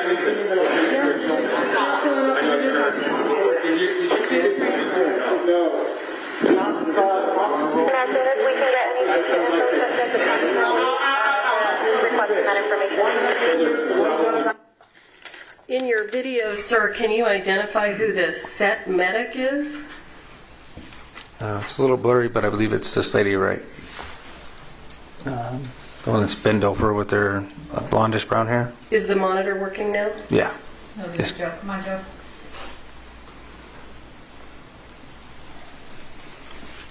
This monitor is working now. Oh, it is? Yes, ma'am. Okay. Do you know how to touch it to put it? There you go. Thank you. I appreciate you. You can go ahead and remove that. Oh, I don't know how to remove it. Can you show them how to remove it? Oh, push on the menu button. Clear. And then there's a clear at the end. Okay. And if it's in the way, just push menu. Do you know who these other people are that are in the room? No, I know that that person, and somebody over here, the battalion chief, they were wearing Santa Fe county fire medic shirts. So, and they came in the vehicle in front of me. You don't know who the other people are that are in the room? I know the other person shot, and then Elena Hutchins, or I maybe misspelled her name or pronounced it, and then the other assistant director, and that's about it. Okay. And you mentioned that there was a truck pulling in ahead of you. It was a volunteer firefighter truck. So did the first responders that we see here in this scene, did they arrive about the same time you did? Yes.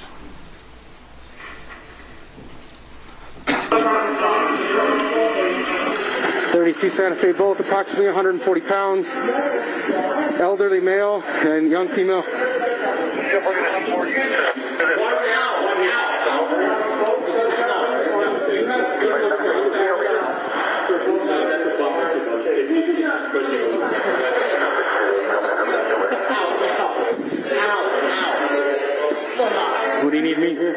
No.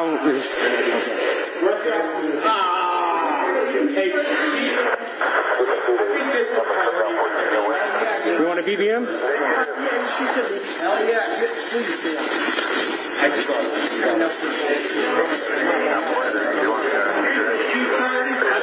He's good. He's got a broken shoulder. This is how repeat your information. Flying her out? Yeah, she'll be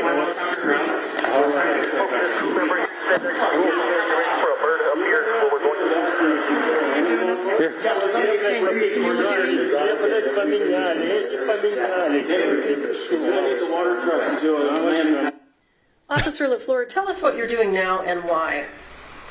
I looked over and I seen that they were getting the oxygen tank out. Noticed that they were using on a bag valve mask, which was more appropriate for that situation than the one that goes around their face.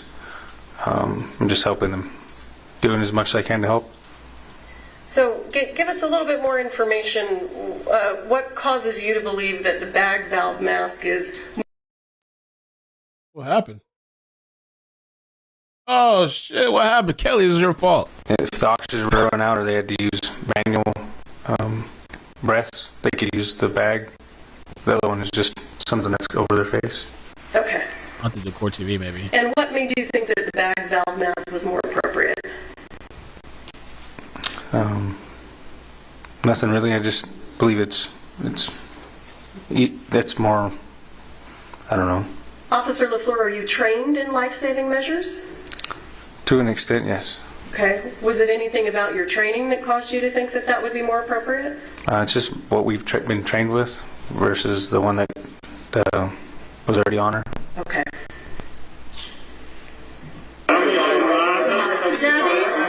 Gabby, can you just make sure nobody else comes in? Yeah, we got air. Do you have ears, ma'am? Do you have stethoscope? Yes, they're in that bag. Right there at the top.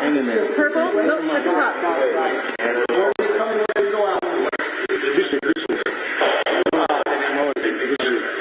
Helena. Is anybody allowed to go with her in the helicopter? No. Helena, deep breath. Deep breath, Helena. There you go. Deep breath, Helena. Deep breath. Be okay. Good girl. There you go. Good girl. Let me see if I can change this. Hold on. This is really bad. It's like cutting. Let's see if I change this. Do you have ears, ma'am? Do you have stethoscope? Okay. Yeah, this is better. In that bag. Right there at the top. Purple? Nope, at the top. Where are you coming? Where do you go out? This way. Helena. Is anybody allowed to go with her in the helicopter? No. Helena, deep breath. Deep breath, Helena. There you go. Deep breath, Helena. Deep breath. Be okay. Good girl. There you go. Good girl. In charge of Deep breath. Jesus. I was behind you. Entrance is here. Exit's back here. I don't know how. Okay. You guys pack it? No. What do you guys need? I just need another gauze pad. Gauze pad? Something for pressure. I'll take a big one. This one? No, this one's good. This one? No. Ab pad? You have an ab pad? Underneath the left shoulder blade, the top area coming through. All right, thank you. I just need something big. Thank you. You got a stretcher? Not me here, no. Okay. Let me help him get the stretcher.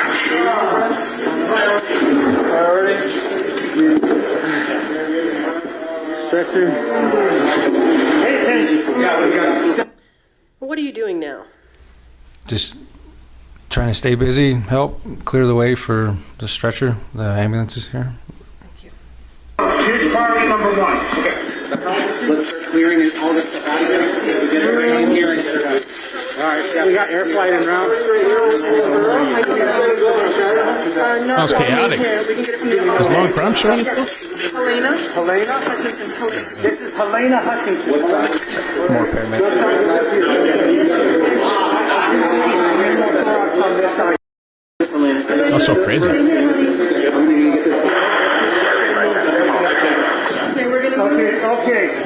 So I got the air. Thank you.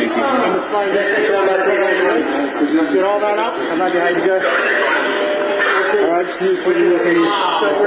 We're gonna need to get her going right away. Officer Laflur, have additional first responders now arrived? Yes. Can you give us an idea of who's on set assisting now? So it looks like more paramedics have arrived, and Lieutenant Benavides is right there. Okay. And do you mean this gentleman here? Yes, ma'am. That my cursor's on? And who was Lieutenant Benavides? He was our day shift lieutenant at the time. Was he a supervisor? Yes, ma'am. We got it through and through on her. We went through and through on her, through the chest, and then you got one in the arm over there.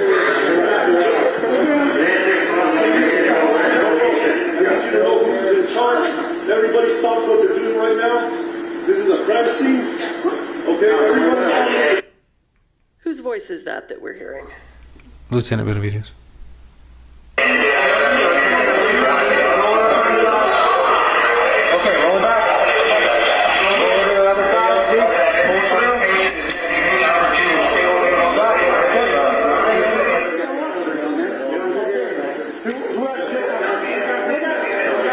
Wow. That's a lot of people. Holy shit.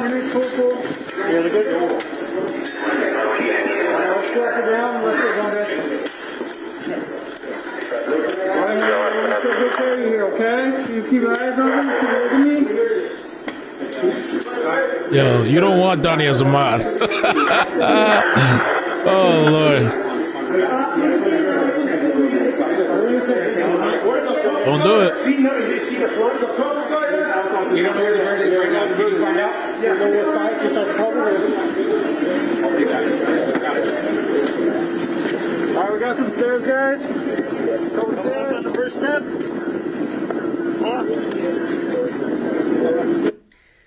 So what is your understanding about where Ms. Hutchins is being taken now?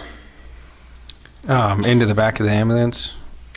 And can you explain why is she going into the back of an ambulance rather than the helicopter? The helicopter hasn't arrived yet, and my understanding is that they have additional medicines and equipment and measures they can take inside of an ambulance. All right, thank you.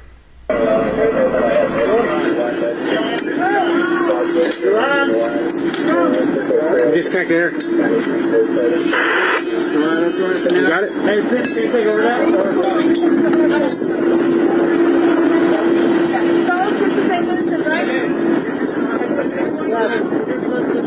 You guys want to see Vincent?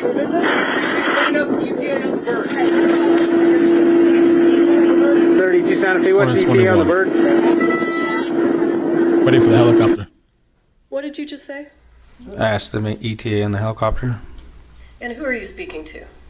Santa Fe Dispatch. Do you recall how they responded? It's been a minute since I watched this video, so. All right.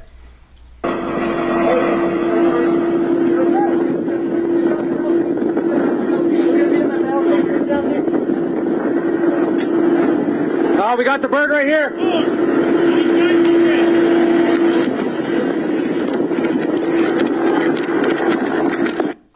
Is the helicopter now arriving? Yes, ma'am.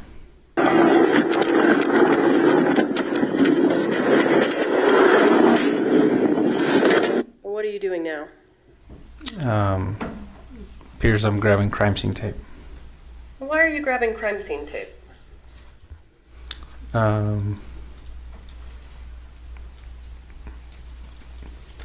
To start the crime scene. I don't know if anybody had told me to grab the tape yet, but I knew we needed to start one. You felt that you needed to put up crime scene tape. Yes, ma'am. Or somebody may have asked for it. What's that? I'm sorry. Or somebody may have asked me for it. I'm just not too sure. Okay. And what's crime scene tape used for? To mark the perimeter or the inner perimeter of essentially a crime scene which they want to tape off and only allow certain people in and out. Okay. And was that an issue in this scene? The crime scene? Well, cordoning off the crime scene, was that an issue here?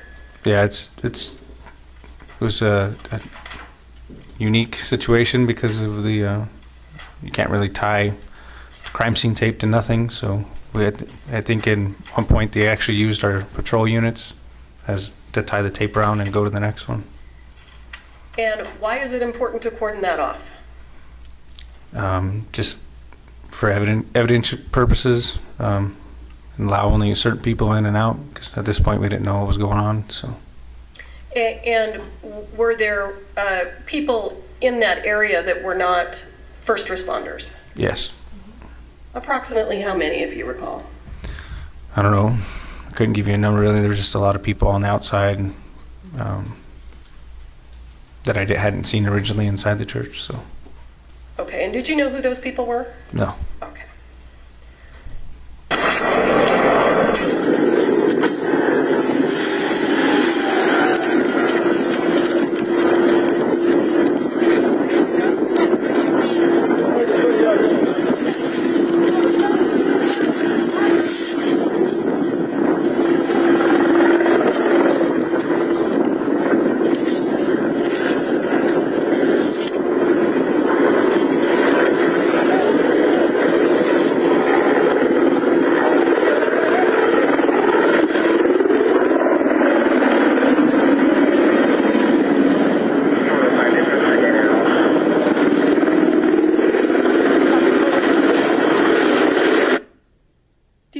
Person here in the gray shirt?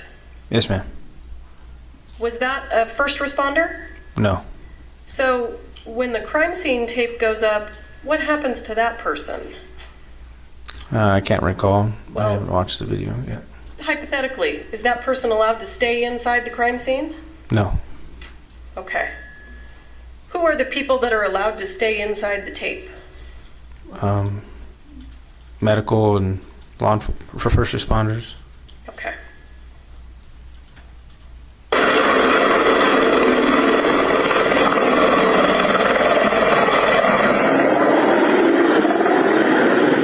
What do you need, Chief? I'm radio in for my mechanic to come on. Tell you guys, this was in the middle of a shot, and I have live ordnance on the ceiling up there. It's safe. Okay. But it is here, right above here. Okay. Right there, that's... Okay. And if you get to the point where you say you want me to move... All right. I'll haul my guys in. Okay. Where's the bird? It's right here. Okay.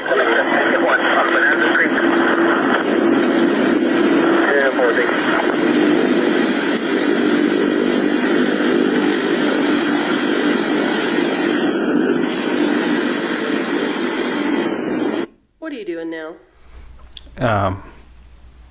I talked with the paramedics inside the ambulance, and they asked me where the helicopter was. I told them it was landing, and he asked them to bring the paramedics to them. So you're bringing the paramedic from the helicopter to the ambulance? Yes. All right.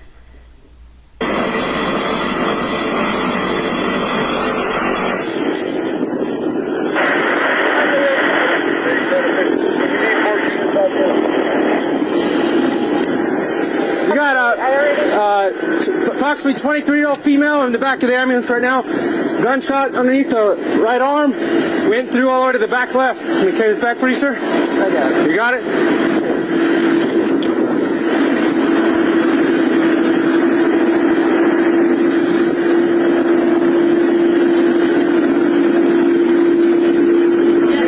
This one's priority.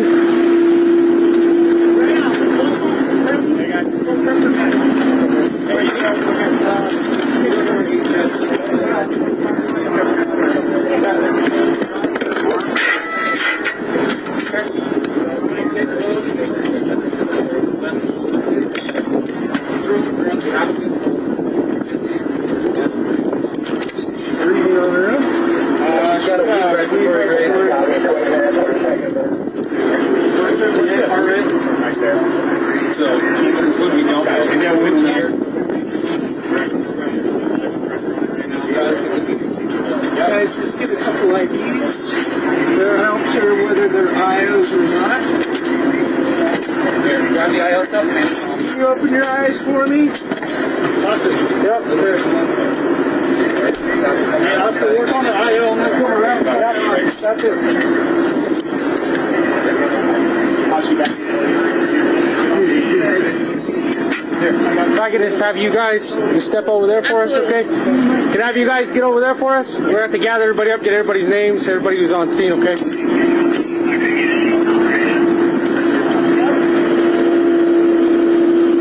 What are you doing now? Just trying to think what's next. I think I'm putting one of the pilot's headgear inside the ambulance on the other side of the door. Why are you telling those people to move?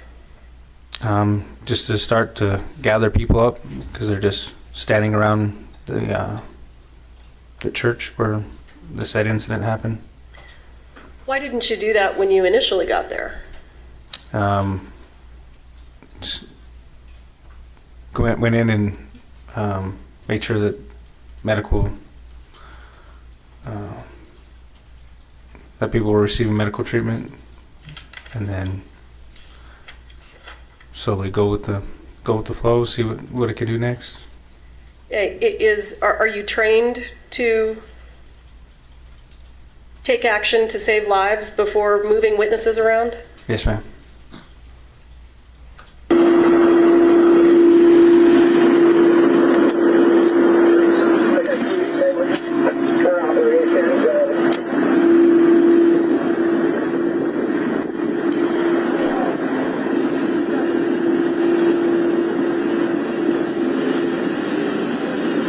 How's it going, sir?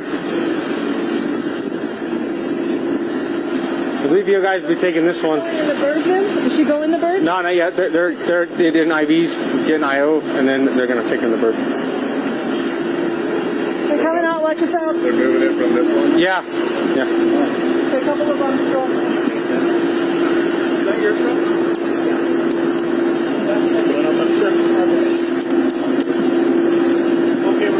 And whose jacket is that? Joel's? Okay. It's got his phone. It's careful, it is bloody. Okay. It's got his phone, it's got his other stuff in it. Okay, well, we're going to just keep it here.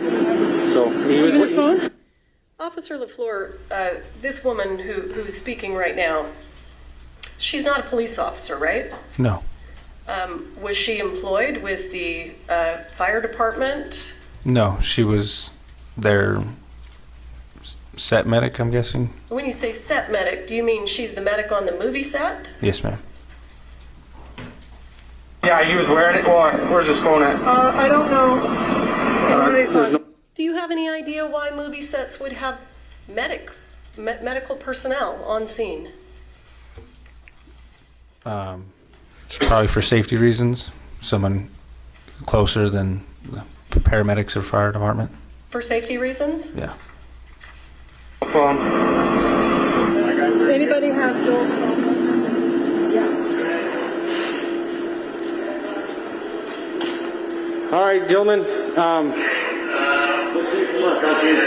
can we help you? I just need your IDs, and then have you guys step outside and wait for the investigators to get here. Okay? Okay, cool. Any idea who these guys are? Just more people involved with the movie set. Movie set employees? Yeah. Is that your impression? Yes, ma'am. And who's the props guy? Who's in charge of props? She has green and purple hair. You can't miss her. Okay.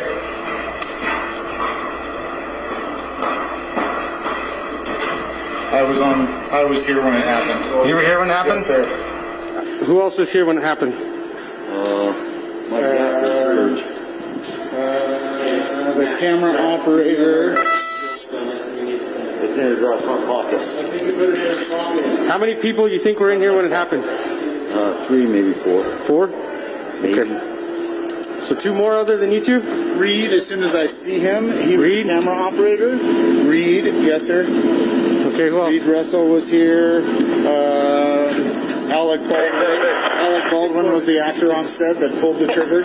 Alec Baldwin? Yes, sir. Where's he at? We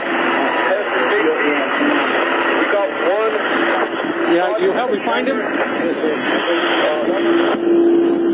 Alec Baldwin's right there on on the cell phone with the cowboy. Okay.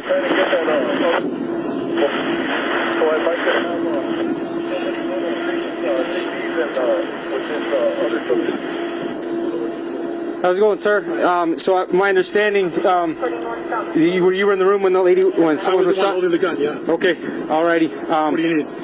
Well, I know your name, so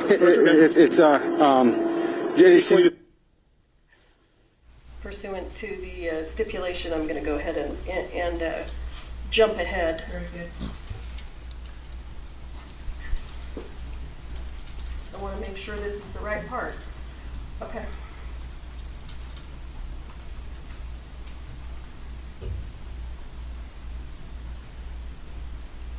Let me get with my lieutenant and see where we want you to hang out. Okay? Whatever you want to do. Whatever. Yes, sir. All right. Give me just a second.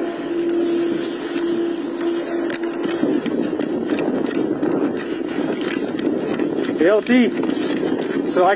So apparently I was not given the appropriate redaction.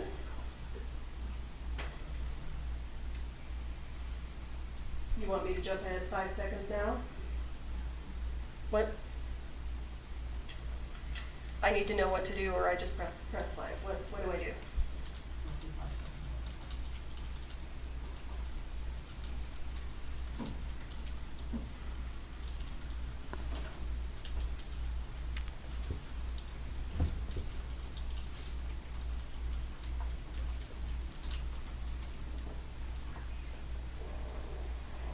Do you want to pull the trigger? Do you want me to have him sit tight or? Yeah, you're gonna have to sit tight. Sit tight in the unit? I have the armor in here. This is all their stuff. I have the gun used is in there. And I got the two people that were in the room. Okay. You gonna have Alec Baldwin take a seat in the back of my unit or?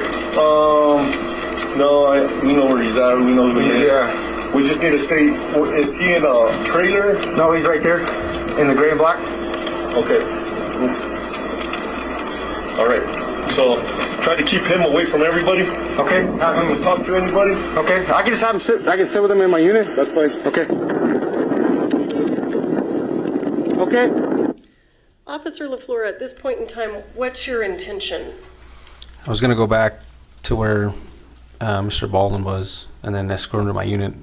When I got there, I realized my unit is over here being used as a post for the crime scene.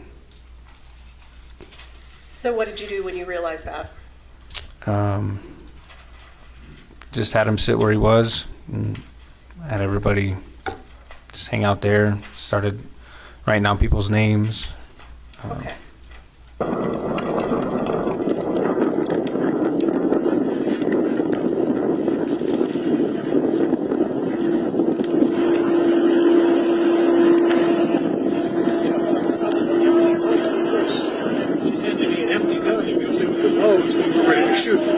Earplugs, everything. All right. What are these people doing? Seems like they're talking about what happened. Now, as a law enforcement officer, is that something that concerns you? Yes. And why? Why does that concern you? They could be, one person could be telling them what they saw and mess up what they have to say what they saw. So it could essentially coerce testimony, I guess.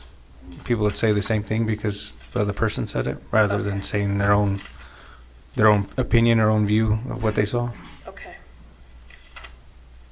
Mr. Baldwin, who's the director on scene? The guy that was shot. The guy that was shot? Okay. Where is he now? I think he's in the ambulance. Do you guys have a production car? Or? There's an AD. Name is Dave. I'm waiting for you right now. Okay. I'm happy to stay right here and do everything that needs. Well, my lieutenant just wants you to stay away from everybody and not to talk to nobody. So I was. Wait right here. We can wait right here and have everybody step back, or we can wait in the back on patrolling. But I prefer to not put you there. Okay. You want something? You want water or something now? I want to find props to get a cigarette.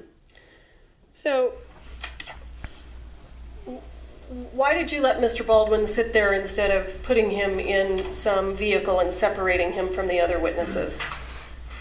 Like I said, my unit was clear across being used as a post, and just because I didn't know what we had right there, came to maintain cooperation with people involved. Well, it sounds like you gave him an option. You let him choose, is that right?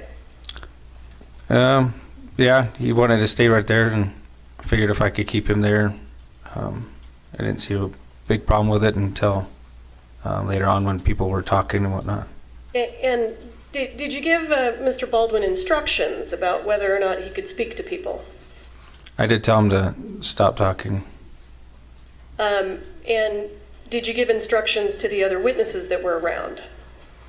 I didn't tell them, but I told them that he had to sit there and not talk to nobody. Okay. I got it. What do you got? You got medium? Marble medium? We'll take it.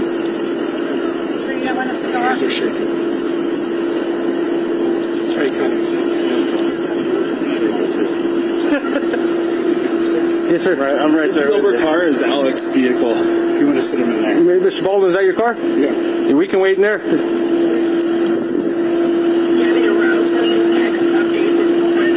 You want me to stay here? We can wait in your car if you want to. I can't smoke in the car. Oh, okay. Yeah, we can wait. Hang out right here then.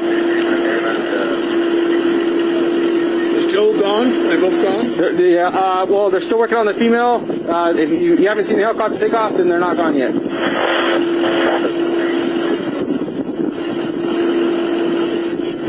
If you know Officer Laflur, why hadn't the helicopter taken off yet? I don't know exactly why, but my guess is they have to stabilize the patient before they can put him in the air. In the air, okay.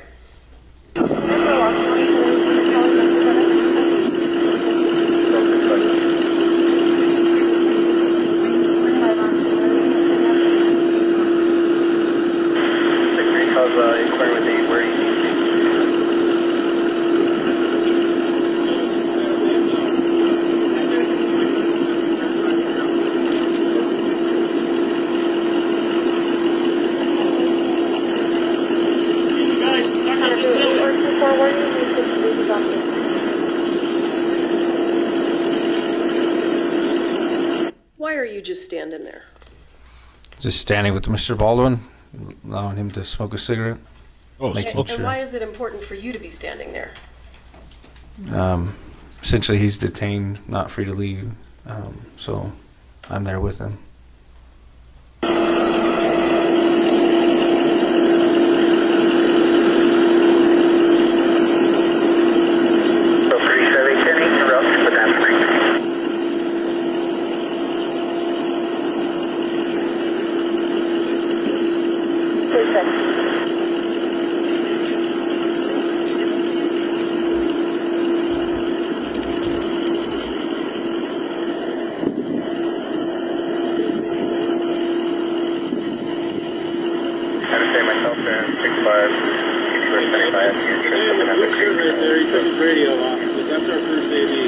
That one right there? Guy with the white hair. Running that sheriff's car with the gray hair kind of in the shirt? Okay. Thanks, Dave. Hey, is there an officer over here by now with electric truck?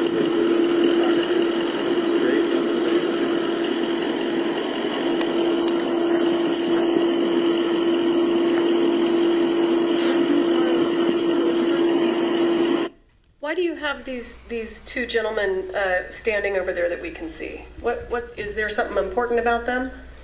The guy in the gray I had him stand over there because he was inside the room when I first got at the church, and the other guy in the brown apparently was in the church too. So I just wanted everybody who was in the church in one area so we could easily be found. So you wanted everyone that was in the church in one area? Yes, ma'am. And are we looking at that area? To the left of Baldwin is where majority of everybody was, yes. Okay. And those were the witnesses that were in the church? From what I was told, yes. Okay. So, Mr. Baldwin, how many people were in the room when it happened? It's a crew. It's a crew? A dozen people, but a lot of crews outside that building. He'll tell you. Okay. He's the one that knows what was on set. He's asking how many people were in the room at the time. How's it going, sir? Deputy Laflur. How many people were in the room at the time? Dozens. Six? Seven. Officer Laflur, who's this gentleman who's speaking now in the blue jean shirt? From what I was told, he was one of the other directors. 6 or 7? I need a definite answer. I don't know. Okay. So I got 1 here, the 2 that were injured, that makes 3, and then these 2 gentlemen, 4, 5. So who would be the other 2? Yeah, he's got Ross. More than 6? Supervisor, I keep track of the narrative and how many square. I can tell you who's in the room. Okay. Were you in the room? I was at the door. You were at the door? Can I get your ID? Do you know whether or not the person in the jean shirt was inside the church and witnessed the incident? I do not know.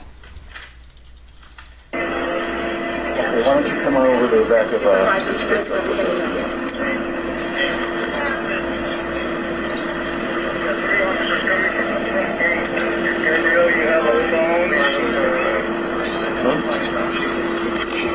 Three two to 2-4. I have 380s for 3 questions. Just really just down everybody and screaming at the police. Report back to George. Oh, he was inside. Does it appear to you that Mr. Baldwin is speaking to the other witnesses? I think he was talking about who would know who's in the room. Okay. I can't really hear it. And then apparently the guy's son was working there as well. Okay. Is this an ideal way to separate someone from witnesses? After looking at it, probably not, but that's what happened. Okay. Understood. You're right at the door? Do you have an ID on you, sir?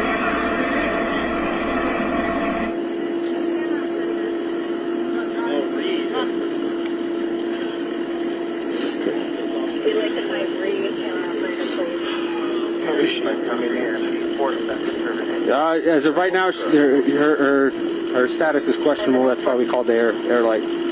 Where were you at, sir? I was right behind him. Right behind him? Okay. Yeah, I was right behind him right when it happened. All right. So just have you guys hang out for me right here. We'll get someone to get your statement in just a second, okay? And then they cleared the gun outside after his request, and I witnessed them clear it and saw the bullets. Okay. So the one that was missing, the one that fired, we don't know, but all the other ones were proper. They had loads. Officer Laflur, does it seem to you right now that they're talking about the incident?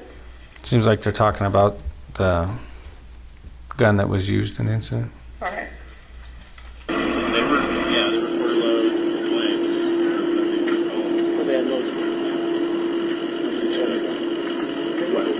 They didn't know. They were supposed to do their shake test before they put the gun load. Officer, do you know what this conversation is about that we're watching right here? Something about a shake test. I don't know. Maybe the rounds, dummy rounds, maybe. Okay. I'm not too entirely sure. Do you agree with me that, well, was Mr. Baldwin supposed to be talking about the incident? No, ma'am. Does he appear to be doing it anyway? Yes, ma'am. See, when we're rehearsing, you give me the empty gun. And we don't use any of the loads. It's hot until we're ready to shoot. So we put the earplugs in. You alright? No. I'm not worried about her. Yeah, well, me as well, but what's your situation? She's stable now, I think. Hit her in the air. Hit her in the shoulder. Hit her where both of them took it in the shoulder. Hers came out the other shoulder, which is why it's not good. His, the shoulder blade stopped it. So, shattered. There's basically a rotting, it's a blank, but because I think it was based on the sound of how much ringing I had, I think it was a half. Officer, are they still talking about the incident? Yes, ma'am. Is there a reason that you didn't stop them since you told them not to? I think as time goes on, I tell them to stop.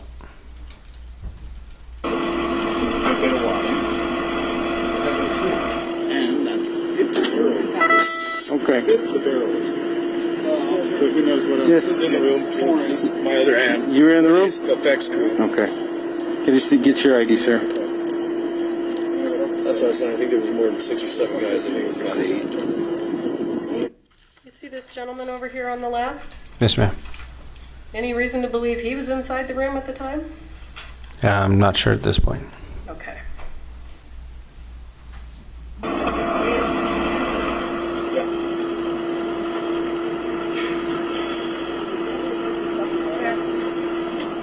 Were you in the room too, ma'am? Yes. Okay.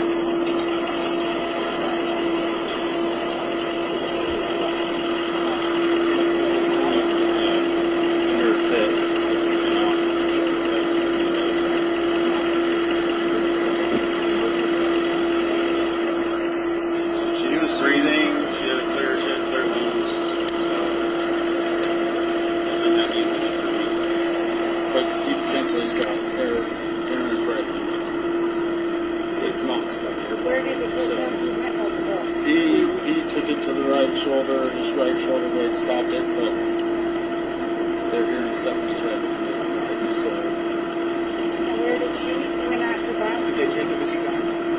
As soon as they were allowed to. So they'll stabilize both, and then once the sheriff says you're good to go, they'll let them go. And she's going to you. So she basically they're trying to stabilize her vital signs enough for the flight and administer any kind of narcotics or anything they need, blood thinners that may be. Then they'll load her up in the helicopter and they'll fly her there.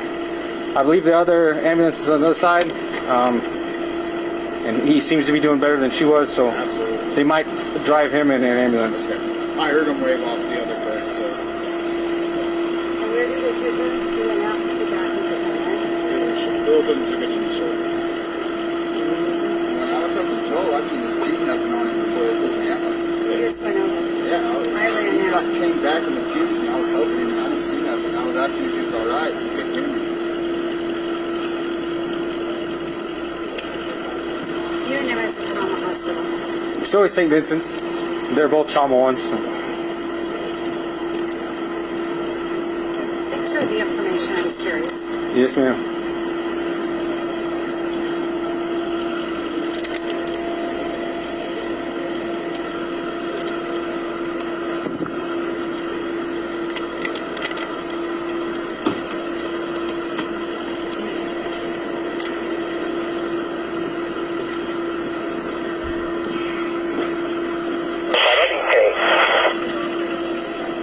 I'll just step away and call my wife. Yeah, no problem. I got more out.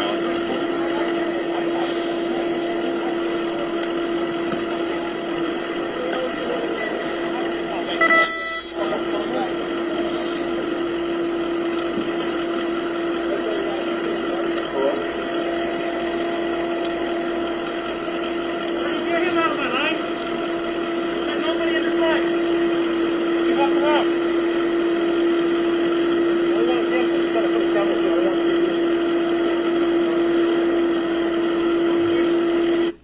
Officer Laflur, have more first responders now arrived? Off to your right, you can see. There it is. Off to your right, you can see more patrol units showing up. This deputy showed up, but this corporal had been there for a minute. And approximately how long have you now been on scene? According to my body cam, a little over 25 minutes. Okay.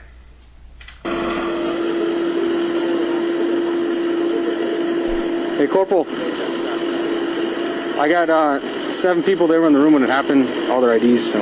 Okay. Just get it all brought down. I'm not sure what the CID come out for this. It's okay. At that point in time, what was your understanding of how many people were in the room and witnessed it? I believe I said 7. Okay. Do you know whether or not that turned out to be true? I think there was actually more. I wrote all the people who said that they were in the room in my report. Okay. Hey, sir. Okay. And I'm just hanging out with him because, yeah, he's the one who pulled the trigger. So. Okay. Yeah, he tried it. Sorry, I was trying to set things up a while ago and do what you're gonna do. Whatever you're gonna do.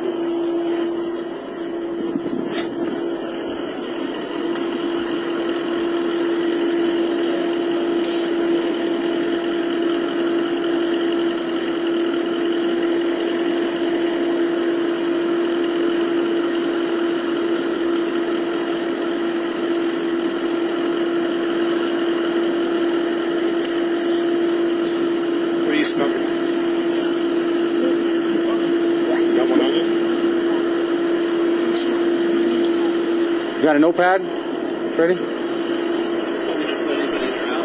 right. Do you have a notepad?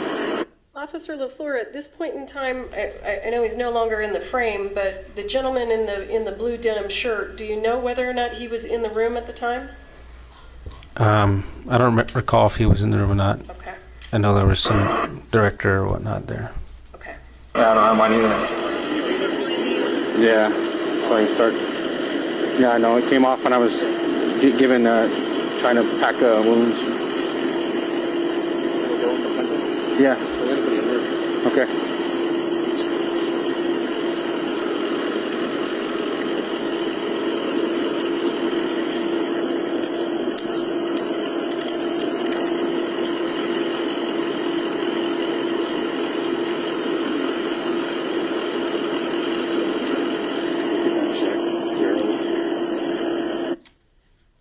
Officer Laflur, does it look like Mr. Baldwin is speaking to a potential witness? He just looks like he's talking to the guy who says his name is one of the directors, yes. Okay. Is that what you had in mind when you asked Mr. Baldwin not to speak to anyone? No. Do you know what they're talking about? I couldn't hear what they were talking about. I did hear him ask him what cigarettes he was smoking and if he could have one. So. Look it up.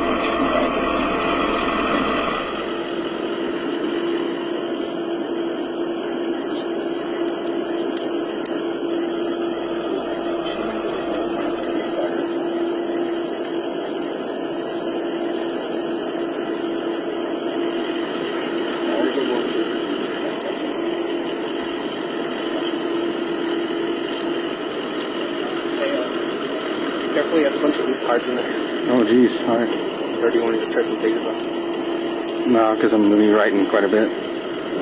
Everybody's in the room.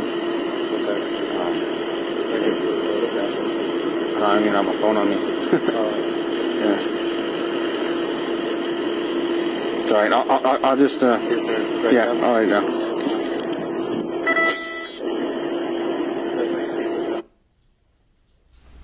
Do you see the gentleman in the denim shirt gesturing? You want me to back it up? Yeah, which one? Are we talking about this gentleman? Yeah.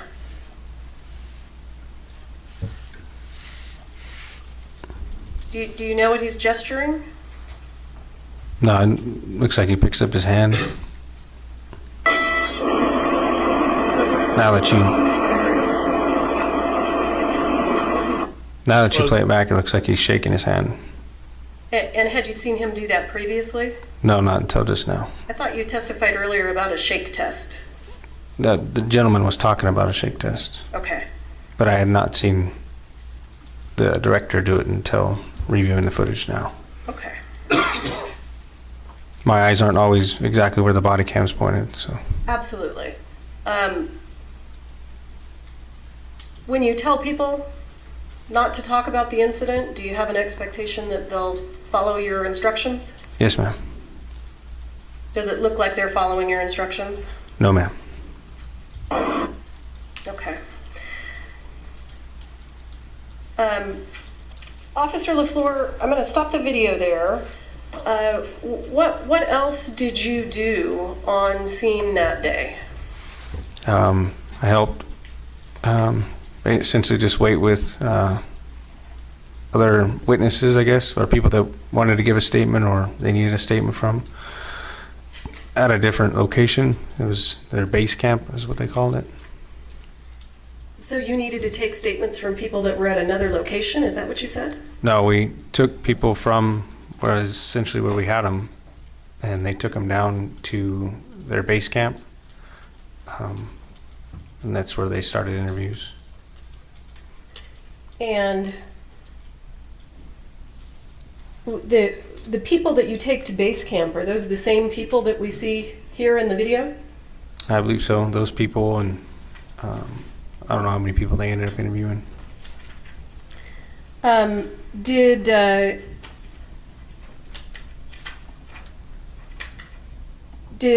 at any point in time did Mr. Baldwin tell you that he didn't pull the trigger of the gun? I believe he told me he was holding the gun. I believe in the beginning when I was leaving the church, one of the guys said that Baldwin had pulled the trigger. So just off of what was told. And I know that this sounds ridiculous, but we have to follow some jurisdictional rules. Do you see Mr. Baldwin in this frame here? Yes, ma'am. Would you point him out, please? And do you see that same gentleman in the courtroom today? Yes, ma'am. Would you point him out, please? He's sitting in the middle with the glasses. Okay.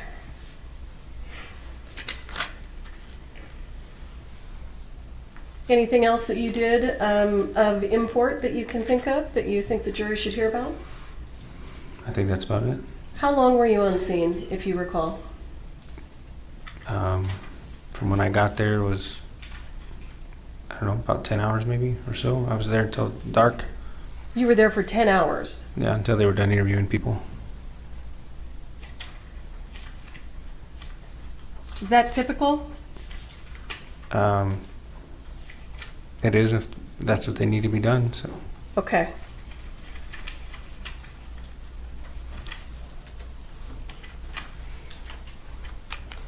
Your Honor, just for the record, we would ask that the record reflect that Officer Laflur has identified the defendant. Yes. Thank you. I'll pass the witness.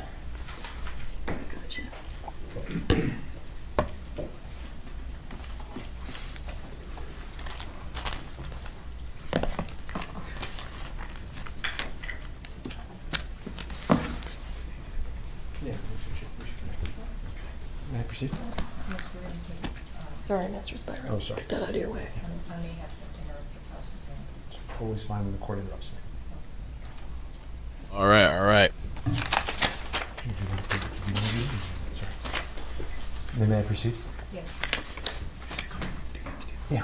Thank you, sir. When you got to the scene, Mr. Baldwin walked up to you and said, I was holding a gun. He blurted it out, right?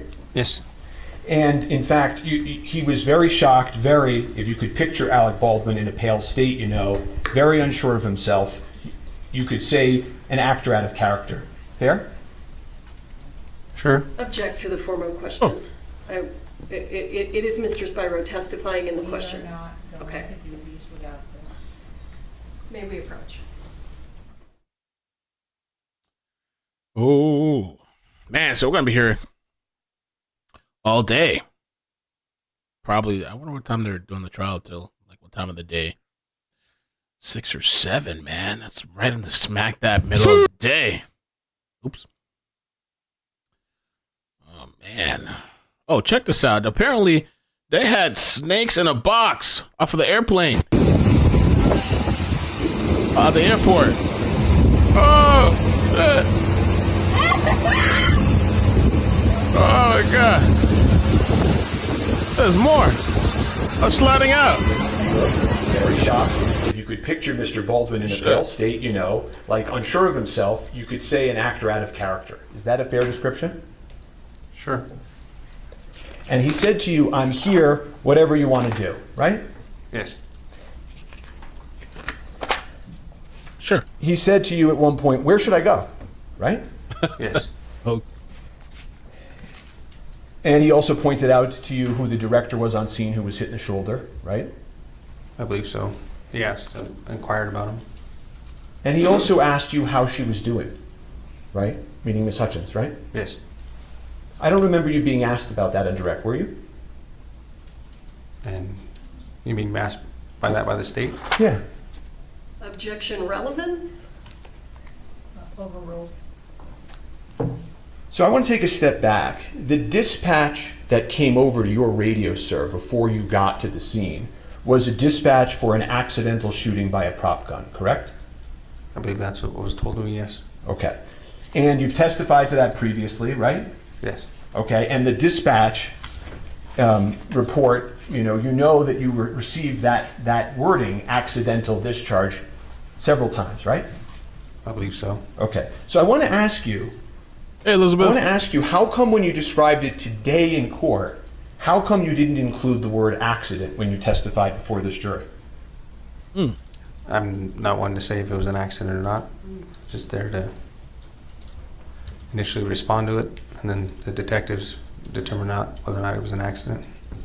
Well, sure, but every other time you've been asked about this, you've said it was an accident. And now today at the trial of Alec Baldwin, when you're talking to this jury, you left that word out. Isn't that true?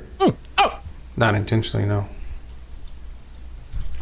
Did you meet with the prosecutors before you testified here today? Yes. Just briefly in the room outside. For them to They tell tell me you who not was to in use the order word and what accident? witness. You've Gotta get his discussed eyes. your testimony previously with Miss Morrissey, correct? Before today? Just in the pre-trial interview, yes. We've talked about your lapel that was on.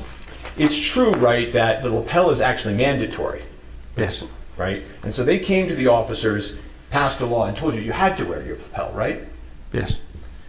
And the way it works is it secures all of these statements, and when you're done wearing it for the day, you go back to the station, you log it in, and then it exists, right? Essentially, yeah, but it's more complex than that. It uploads on itself. Oh, it self-uploads so that it maintains itself? Yes. Okay. And you then talked a little bit about the securing of the scene, and you talked about crime scene tape going up, right? Yes. But as you just told this jury, at the time, you don't know whether this is an accident or not, right? Yes. It's not like a crime scene tape is some evidence of a crime, right? Whether it was an accident or a crime scene is still essential. And you've been very candid that you made some mistakes at the scene, right? Yes. And that you've learned since then about some of these mistakes, right? Yes. You've said hindsight's 20/20, right? Yes. And you can Monday morning quarterback decisions, but you made them in the field, right? Yes. Okay. And you've said that based on your training and experience, you know that if witnesses are left to speak to each other, they can taint each other's memories, right? Yes. And sometimes that's incidental and accidental, right? Yes. And sometimes it's purposeful, right? Depends on who's there, yes. Well, if you were with somebody and somebody was talking to you about the 911 call, right? And they kept saying to you over and over, it wasn't an accident, it wasn't an accident. And then you testify and you leave out the word accident. That could be an example of taint, couldn't it? Sure. And also, non-witnesses can taint people's memories too. You agree with me? I guess. Whatever. Well, at one point in your I guess. testimony previously, you had said that there was a lawyer on the scene that was talking to some of the people that were on the scene. I believe so, yeah. Okay. And if that lawyer told somebody on the scene, I think your understanding is that could have tainted their view or their memory, right? Essentially, yes. Mr. Baldwin never asked to speak to that lawyer, did he? Not to my recollection. And then you went on and you said, that you had told Mr. Baldwin not to speak to the other witnesses. Do you remember that testimony? Yes. And I think you were asked approximately 5 times why Mr. Baldwin was disobeying your orders. Do you remember that testimony? Yes. Okay. But in the lapel video that we just saw, you're not going up to Mr. Baldwin or these witnesses going, get out of here. Get out of here. I'm an officer. You got to separate. You don't do that, right? Nope. And also in that video, you can see a lot of these people are coming over to Mr. Baldwin, right? Yes. One of them comes over and shakes his hand, right? Yes. Have you ever seen that in all of your experience? Somebody commit a homicide and everybody and all the witnesses are on the scene, circling around the person, shaking his hand and talking to him about what happened. Have you ever seen that in your entire career? No.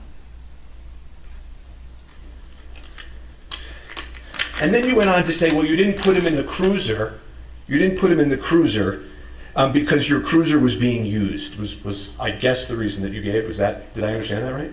My patrol unit was being actively used as a post on the other side of the field for crime scene. When you say a post, you mean like it goes somewhere else and you put the tape around it? Is that? The side mirror was wrapped around with crime scene tape. Uh-huh. You mean, there were also another dozen officers on the scene that day that had police cars if they wanted to put Mr. Baldwin in it at any point, right? Yep. Okay. And in fact, Mr. Baldwin later on drives himself to the precinct and goes and speaks to the police, right? I'm not too sure how he got there, but he did get there. Well, he wasn't under arrest, right?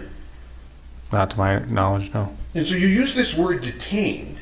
When Ms. Morrissey asked you, were you detaining Mr. Baldwin? Do you remember that question? Yes. Isn't it true that even today, years later, no police officer has ever arrested Mr. Baldwin or detained him in a police car? True? I don't know.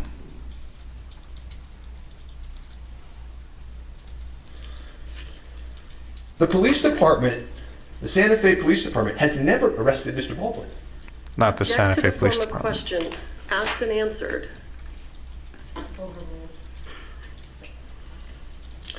And one of the things that you do as an officer on the scene is you observe demeanor, right? Yes.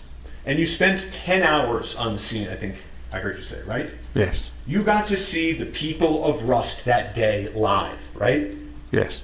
And the truth of the matter is that you took it as a way how everybody was acting and that the individual who claimed to have been holding the firearm was still there, that there was the way he was, his demeanor was that there wasn't any intention behind the act, as you could say. Isn't that true?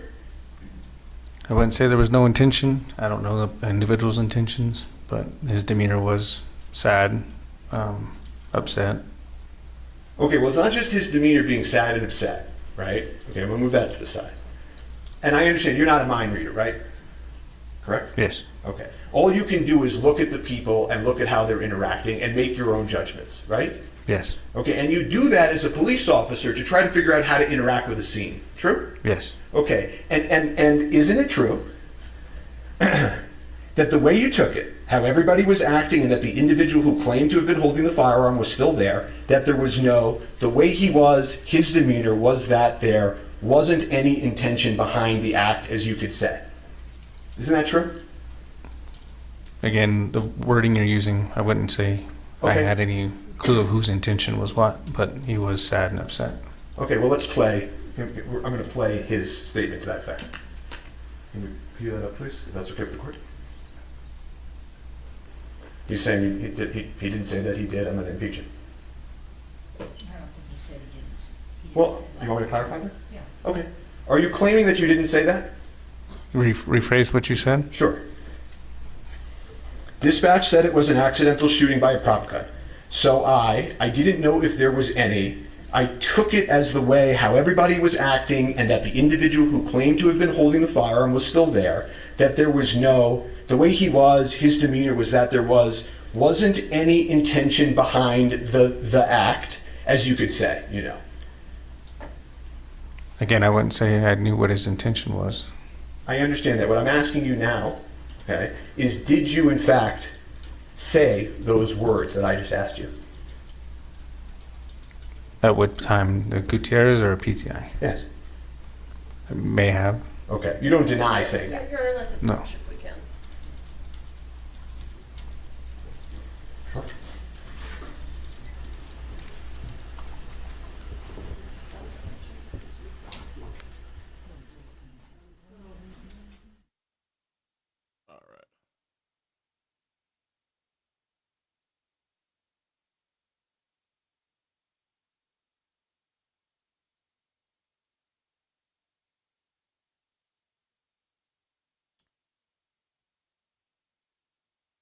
Okay. I'm trying to read this email. I don't even, bro, the things that some people, I'm just kind of shaking my head. I'm trying to reply.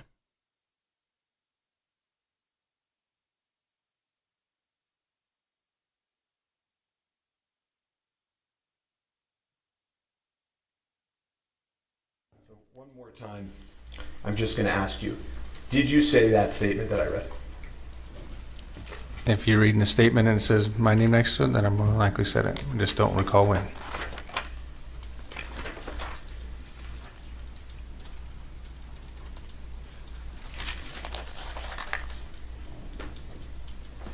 And one of the other things that happened that day that I don't think we've talked about is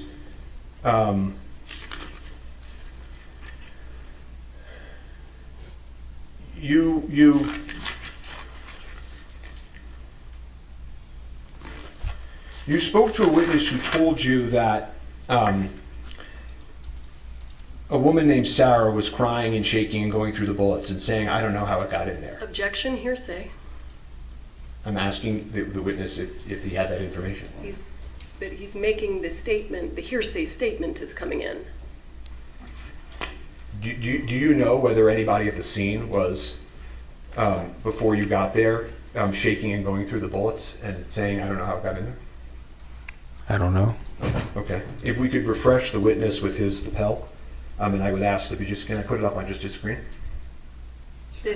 Okay. I don't think you can do that. I would object because that's not proper refreshment. We don't refresh in front of the jurors. That's my objection. What do you mean?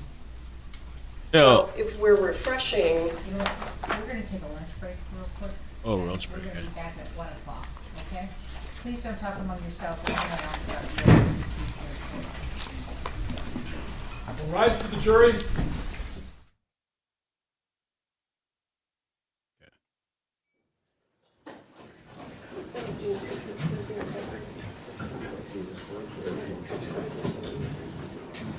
Can you show me how to do this thing?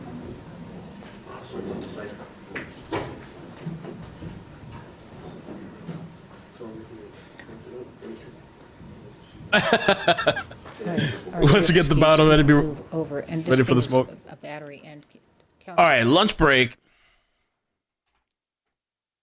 And I think she said they take an hour lunch break. So 3 o'clock. Invasive armored catfish causing harm to Florida manatees. Just kind of that was 2 years ago. I was gonna say that shit was kind of gangster.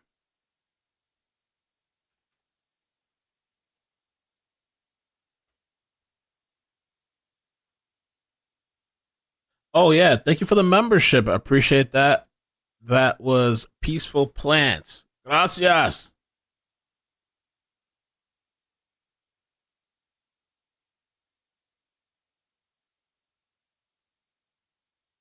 Hear ye, hear ye, hear ye. I don't know what we're gonna do for the lunch break. There was something I thought about. I already played most of the audio. I don't think I have notifications either, so I think we'll just keep this one stream. Oh, maybe not. I don't know. Let's see. You can Mel. Boom, boom, boom, boom. Still got 2 hours to the next notification.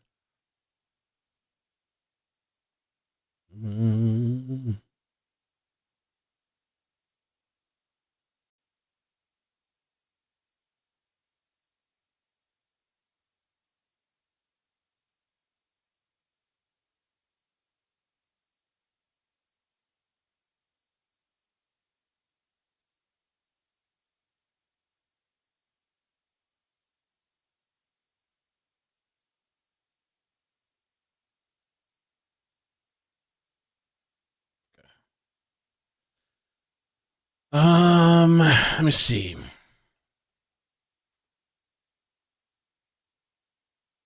Parkland shooter gives Brian brain to science.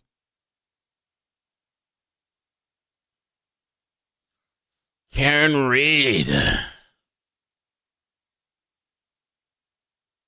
Alec Baldwin becomes irritated with attorneys during pretrial hearing. Maybe I can play some of this. I'm gonna get up for a few minutes.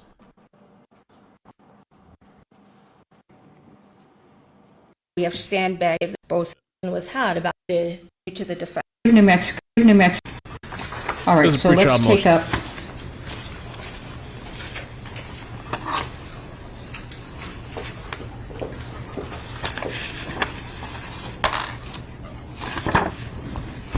Okay, State of New Mexico's amended expedited motion to exclude defense witnesses Ryan Winterstern and Christopher Zook.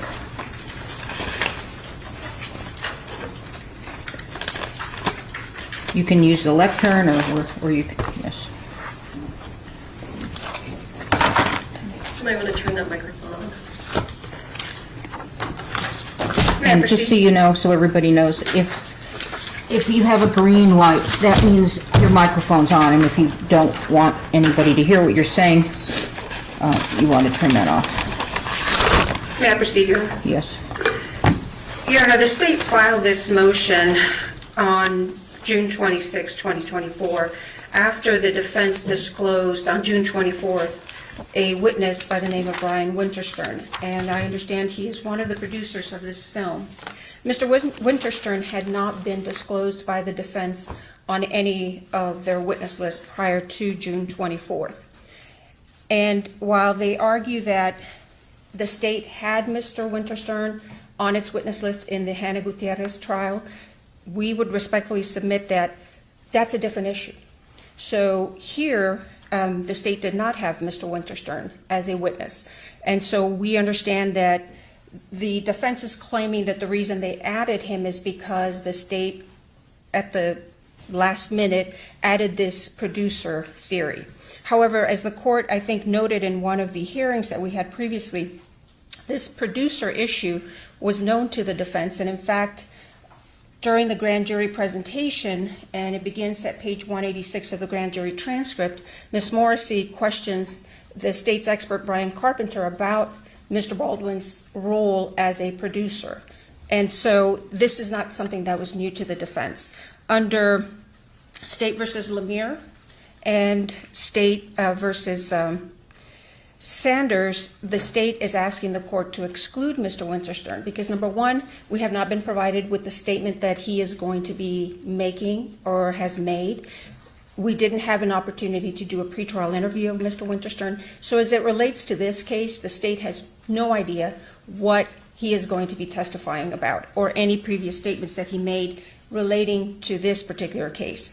Setting Gutierrez trial aside, the issue is, what is he going to say in this case? And because of the late nature of this disclosure, we'd ask that the court exclude Mr. Winterstern.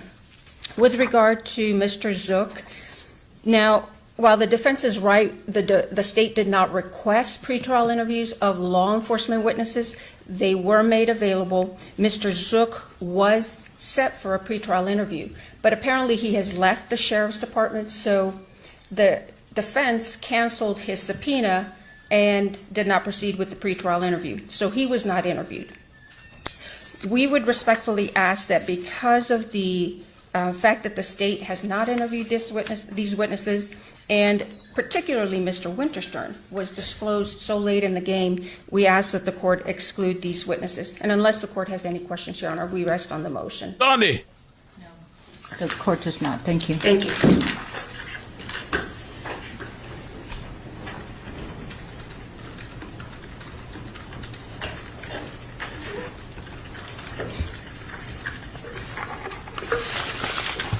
Good morning, Your Honor. Morning. So we'll start first with Christopher Zook. As the state has already conceded, the state did not actually request a pretrial interview of Mr. Zook. It is something that they do have to request. The defense did set up an interview that was for our own benefit. We did inform the state that we had set the interview so that as a courtesy they could come if they wanted to, but it was not something that they requested. And if the party does not request the interview, then it is deemed waived. And at any point they had an opportunity to do so. I do have an exhibit to provide to the court. I also have a copy for the state. And so I do have an exhibit A, which is to this motion, if I may approach, Your Honor.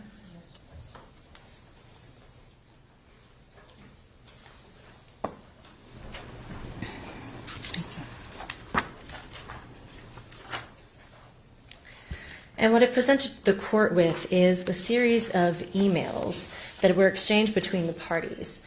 And these begin with the request that the state made for witness interviews in this case. And as the court can see, and as the state has already conceded, Mr. Zook is absent from their request.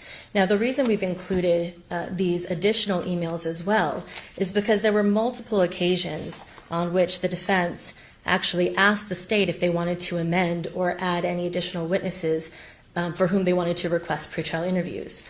At no time did the state then change their mind and say, yes, we want to interview Mr. Zook.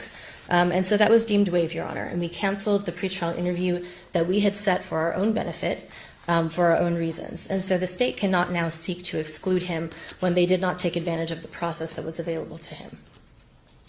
Additionally, with respect to Ryan Winterstern, it is somewhat ironic that in their motion, the state claims that the defense recently added Mr. Winterstern to gain some sort of tactical advantage, when really what we have here is that type of behavior on the part of the state. And one of the ways that we see this is that with respect to the initial filings before there was a dismissal in this case, when the case was originally brought before the court against Mr. Baldwin, originally it had been clear that the previous prosecution team had intended to produce and to pursue a theory that involved liability based on a producer theory on Mr. Baldwin's alleged role as a producer. Based on that, we also then had a conversation with the new prosecution when they took over through Ms. Morrissey. And a conversation was had about the producer theory. And that was gone into in depth in private conversations, at which point in time Ms. Morrissey indicated that she did not believe that that had that could hold any water, that it was a viable theory. Later, certainly there was the grand jury presentation. Now, there was really not much of anything related to Mr. Baldwin being a producer.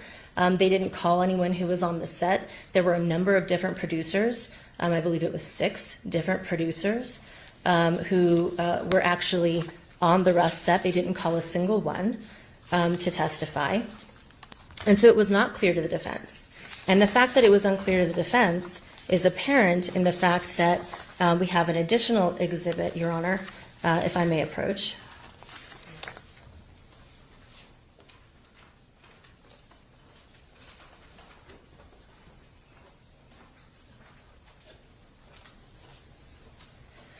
And the exhibit that I've just now handed to the court, which would be then Exhibit B to this response, is an email correspondence between, again, the state and the defense, wherein, as the court can see, and I think the court will have to flip to the back page to see the beginning of the chain.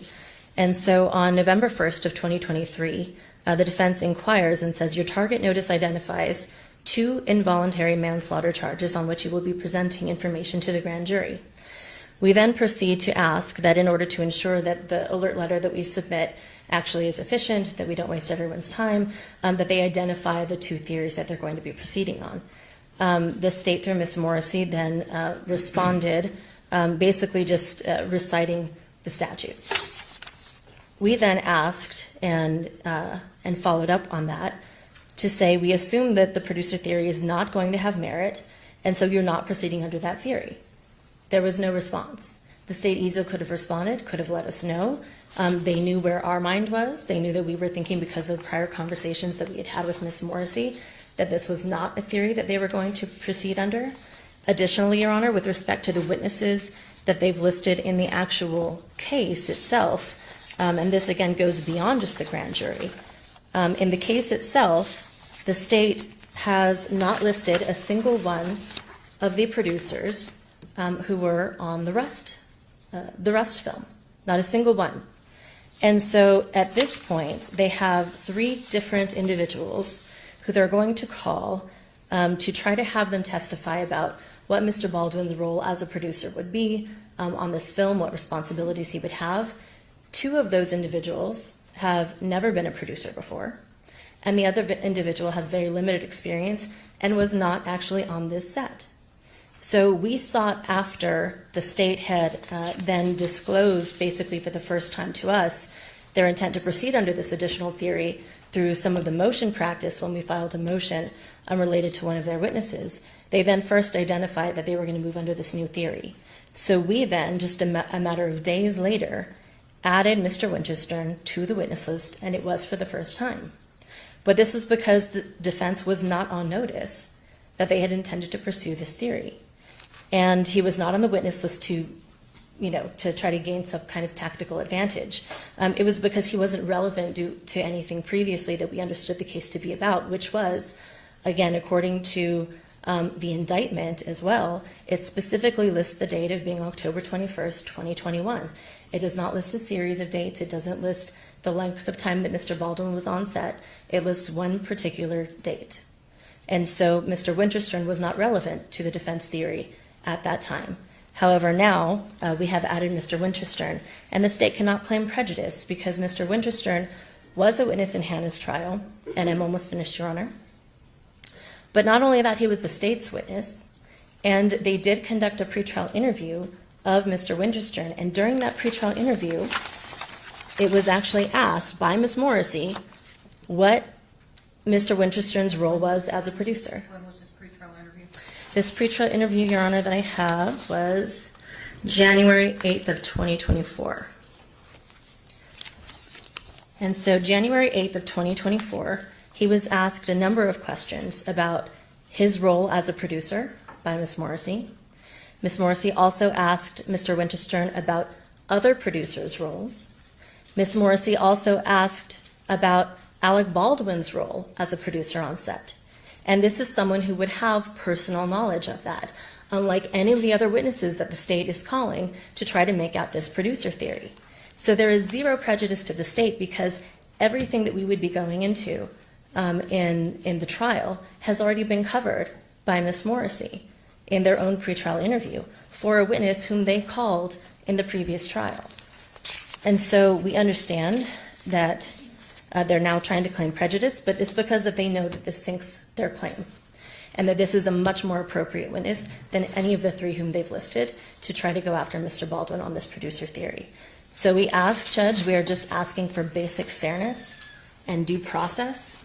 There are other avenues. If the court wanted to give them another interview, they could do that. But again, they've already had a substantive interview of him, and we would ask that the court allow Mr. Baldwin to present this defense. Thank you. Reply? Yes, Your Honor.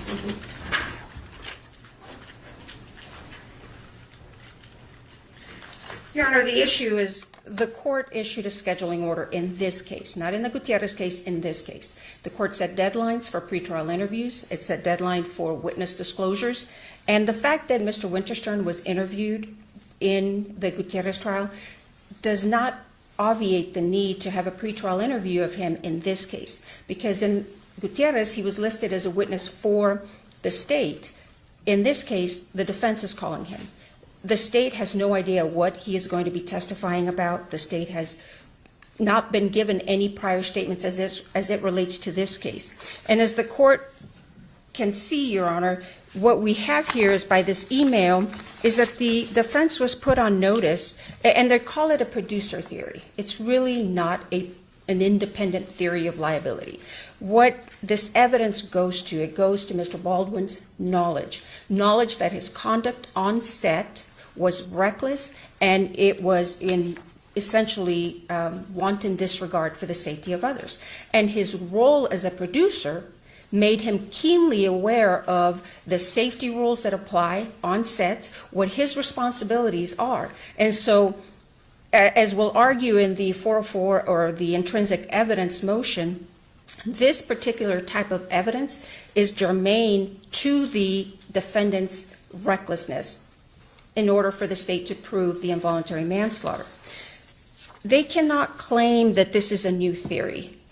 As I noted, Your Honor, in page 186 to 187 of the grand jury transcript, which was attached to the state's June 21st, 2024 response to the defendant's motion to file a supplemental brief, Ms. Morrissey goes into great detail with Mr. Carpenter, the state's expert, about Mr. Baldwin's role as a producer, his responsibilities as a producer.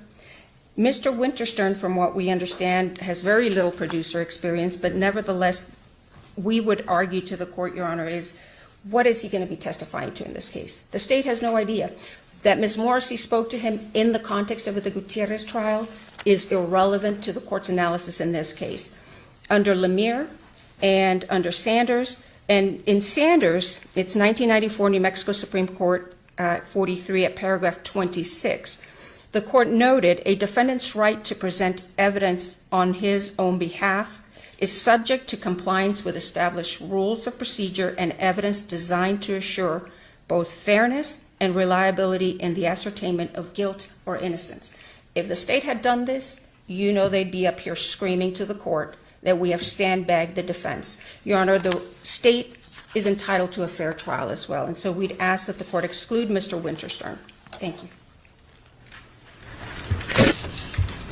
All right, the court makes the following ruling. The court denies the state's motion. With respect to Mr. Well, first, with respect to both of them, I don't think that you've established prejudice, and to the extent that you want them excluded, certainly there are other remedies. I will have the defense make Mr. Wingerstein available for a pretrial interview. And with respect to Zook, I'm not quite sure now. They're saying they want an interview. All right. Is that a problem for you? We can confer with the state and work out the issue. All right. Thank you. All right. Remember, I believe it's 10 minutes aside, half an hour for lunch. So I'll start with one of these. All right, state's motion in limine to exclude evidence or separate civil suits against defendant and or Rust Productions.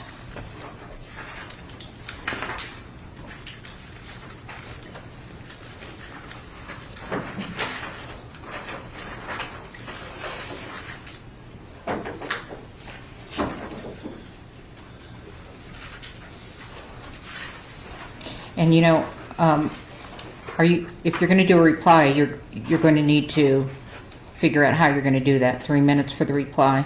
Thank you. Okay. I'll be brief. This one's and not. I hate to tell you, I'm going to cut you off right away. Okay. Understood, Your Honor. Your Honor, in this particular case, as the court is aware, there have been multiple civil lawsuits filed against Rust Production and against the defendant himself. Mr. Joel Souza, one of the state's witnesses, filed a civil lawsuit that has, I understand, has since been settled. There are 3 other state's witnesses, or 4, I believe, other state's witnesses who have pending civil lawsuits. We would respectfully ask that the court preclude the defense from cross-examining first Mr. Souza about his settled civil lawsuit. And there's a case right on point, which I cited in the motion, which is United States versus Whitehead.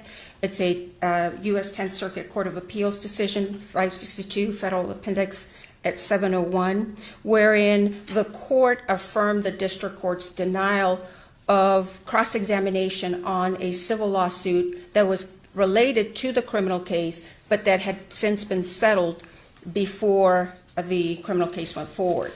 And that's the issue with regard to Mr. Souza. The fact that he had a civil lawsuit and settled it is irrelevant and should not be allowed. With regard to the other witnesses, Your Honor, although we understand and the state acknowledges that under State versus Santillanes, the court noted that the pendency of a civil action by prosecuting witnesses seeking damages is a proper subject of inquiry. But the court also recognized that it's proper if the civil action is for the same offense that is being tried. And that's where the state respectfully submits there is a distinction between the pending civil lawsuits that 4 of the state's witnesses have versus what the court looked at in Santillanes. My understanding is that the pending civil lawsuits that the 4 state's witnesses have to do with intentional infliction of emotional distress and negligence as a whole in the filming or during the time that this filming was taking place between October 6th and October 21 of 2021. So it's not specifically related to the charge that the defendant is facing. Now, if someone had a pending wrongful death lawsuit, I would concede that that is germane and is subject to cross-examination. But because there is a difference between the civil lawsuits and this pending criminal prosecution, we would respectfully request that the court deny or preclude the defense from questioning these witnesses about their pending civil lawsuits. Unless the court has any questions, Your Honor. Thank you.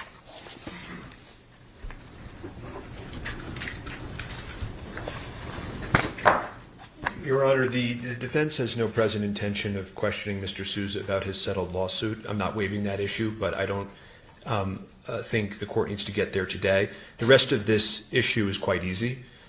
This cross-examination was done during the Armour's trial, as the court no doubt remembers. In that case, there was zero financial motive. In this case, there is suits against Mr. Baldwin directly, an extreme financial motive. And number three, the lawsuits are exactly on point. It almost actually looks, if you look at the lawsuits versus the state's case, like they copied and pasted it. And I know this case seems in some ways like a civil negligence case, but it literally looks like they may have copied and pasted part of the lawsuits. So they're directly on point. None of their cases say what they claim. The case law on this is clear. It's actually one of those issues that's universal amongst all 50 states and all courtrooms in this country. You can always cross-examine a witness about their motive and bias. You can always ask them if that's the reason they're testifying in a certain way. And that's what the Confrontation Clause promises us, and that's what the Constitution demands. I have nothing further. Any reply? Just very briefly.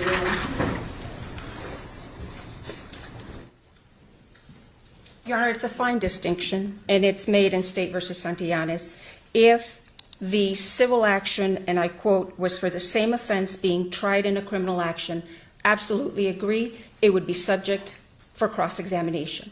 But I would respectfully submit that there are differences here between the civil actions and this criminal prosecution. So we'd ask that the court preclude any cross-examination.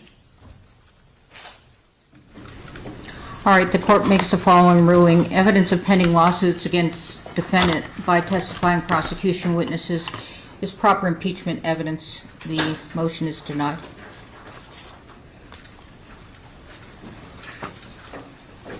All right, next up is defendant Alec Baldwin's motion in limine to preclude improper impeachment evidence.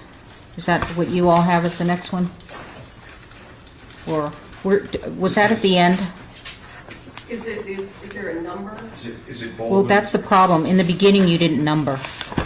That's my fault. I'll take responsibility for all faults to date. Okay, so you want to do these at the end, and you want to start with what do you want to do? I'm happy to do motion. What looks to me like motion eliminate one from. Okay, we'll do these other ones later. All right.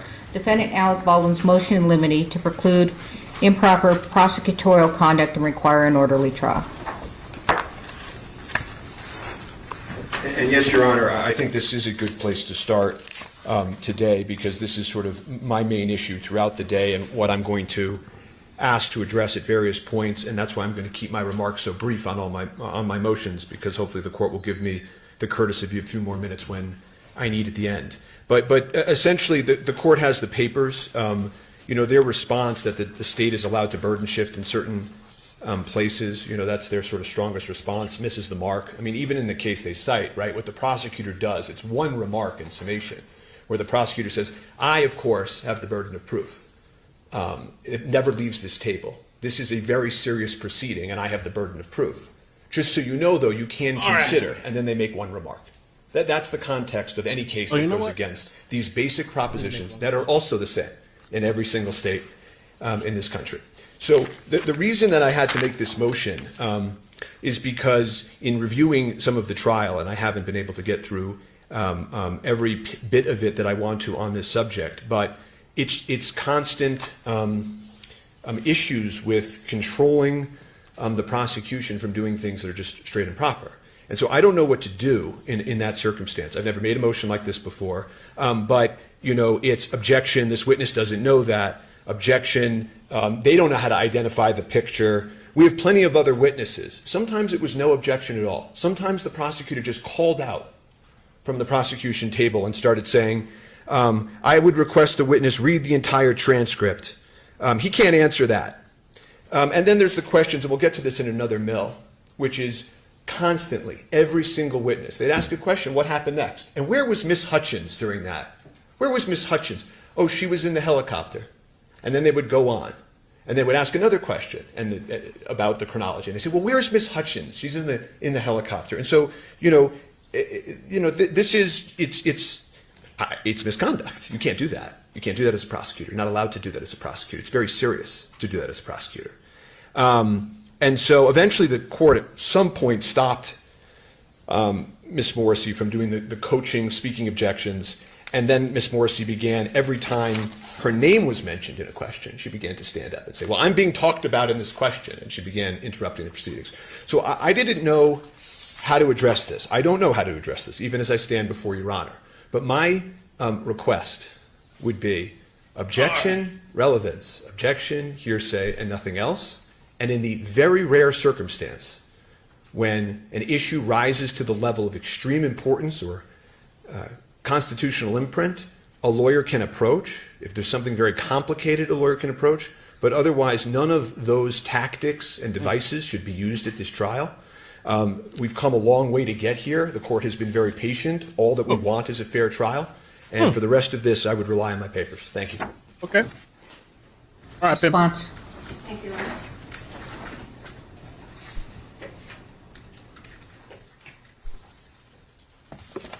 Your Honor, I think we can agree on one thing. Absolutely, without a doubt, and that's beyond dispute, the state has the burden. And the state cannot shift that burden to the defendant. Absolutely agree. However, there are those limited circumstances where the state is given latitude with regard to countering defendant's arguments. For example, the defendant comes in and, as the court has heard, presents argument that somehow somebody modified this firearm. Where is that evidence? The state should be allowed, and has been allowed, and in fact, in State versus Aguayo, which is cited in the motion, 1992, New Mexico Court of Appeals 124. What happened to Woody? They still didn't bring him back? What happened to the trial? Oh, what? Didn't some shit happen to the judge? They were trying to get the judge removed. He needs some milk. Oh, somebody! Oh, he needs some milk.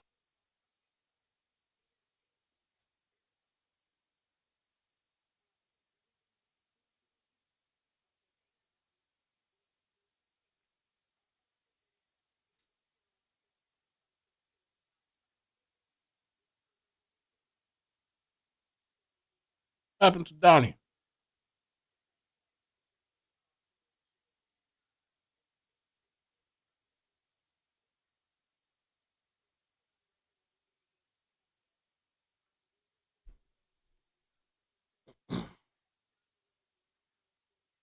Cicely says, new chat people, please note Ick and Mel, we are the nicest family of chats. We don't mean aggressive, insulting, or rude.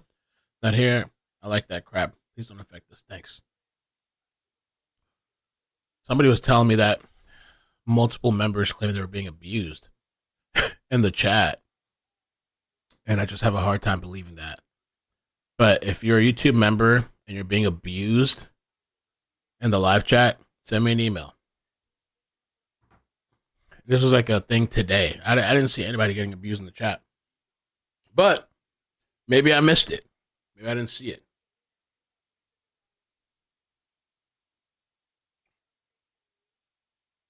So members are outraged about the abuse going on in the live chat. I'm like, what? Like, I don't know. We have a really small group today.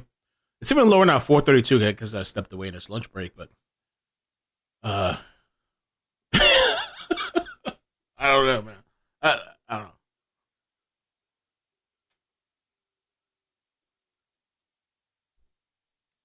So if you're being abused, take a screenshot and send it to me.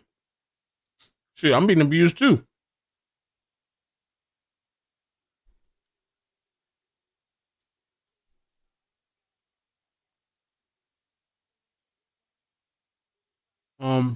Let's see if we can find some body cam.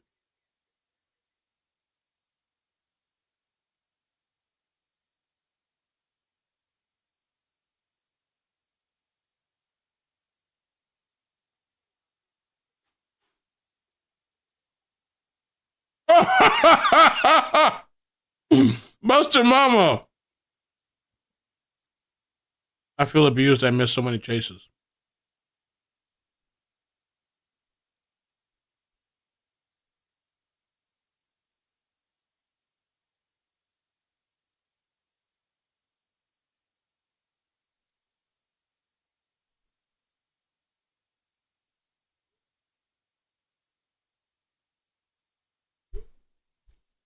Yo, for real, what Twitter did to me? Oh my god.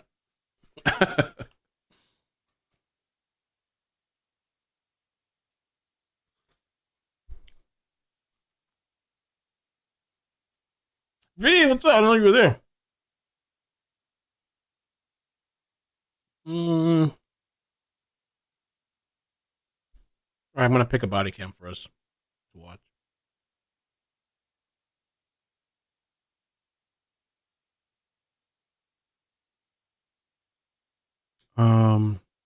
Angry Florida man did this to Walmart employee. Or top 10 wildest Florida man arrests.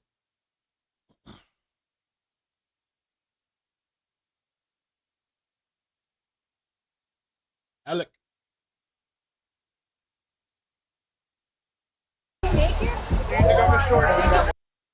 All right, we'll start that in a second. I'm kind of eating lunch, chilling, relaxing. But let's watch this body cam.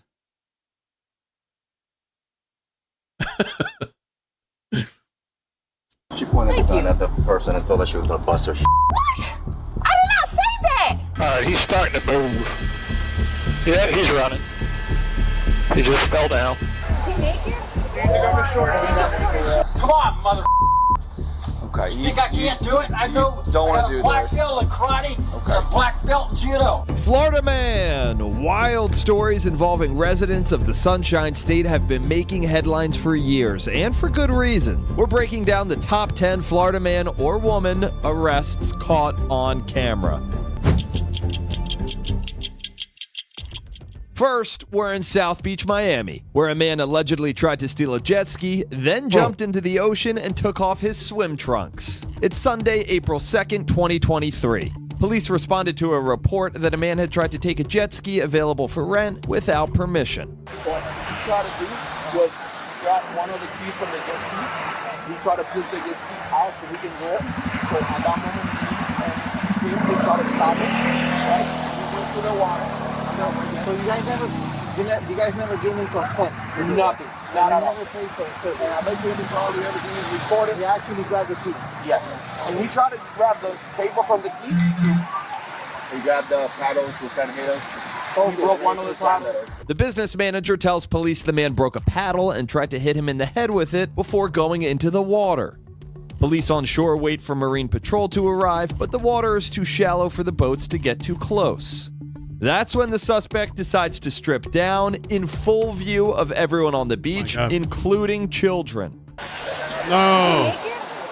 Oh my god.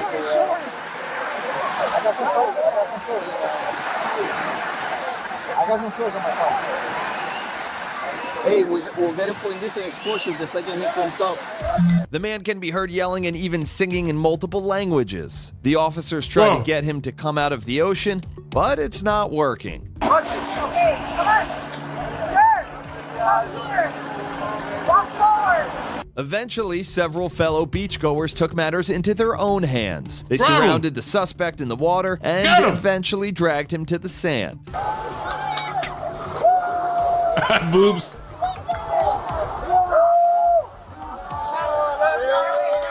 Whoa! Oh my god.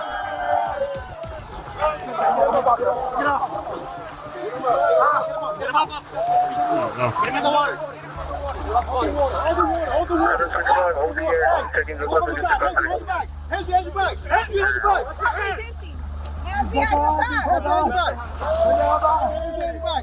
The officers cover him up with a towel and drag him from the water up onto the beach, then put him onto the back of a golf cart. I'm just swimming, you guys hitting me. Shame on you. Nobody's hitting me. They took him to be looked over by first responders, putting him onto a stretcher and into an ambulance. The suspect tells officers his name is Neil, but is eventually identified as Yaakov Levi. He was arrested and charged with aggravated battery on a law enforcement officer, resisting an officer with violence, lewd behavior, aggravated battery, providing a false name after arrest, and grand theft. Next, we're in Tampa, Florida. It's just after 7 p.m. on Christmas Eve, 2023. According to police, 34-year-old Eliezer Armando Reyes Rios crashed his car. But when an officer arrived to try to help him, Rios took off running, eventually climbing a fence into a construction site. The Hillsborough County Sheriff's Office used its helicopter to track him.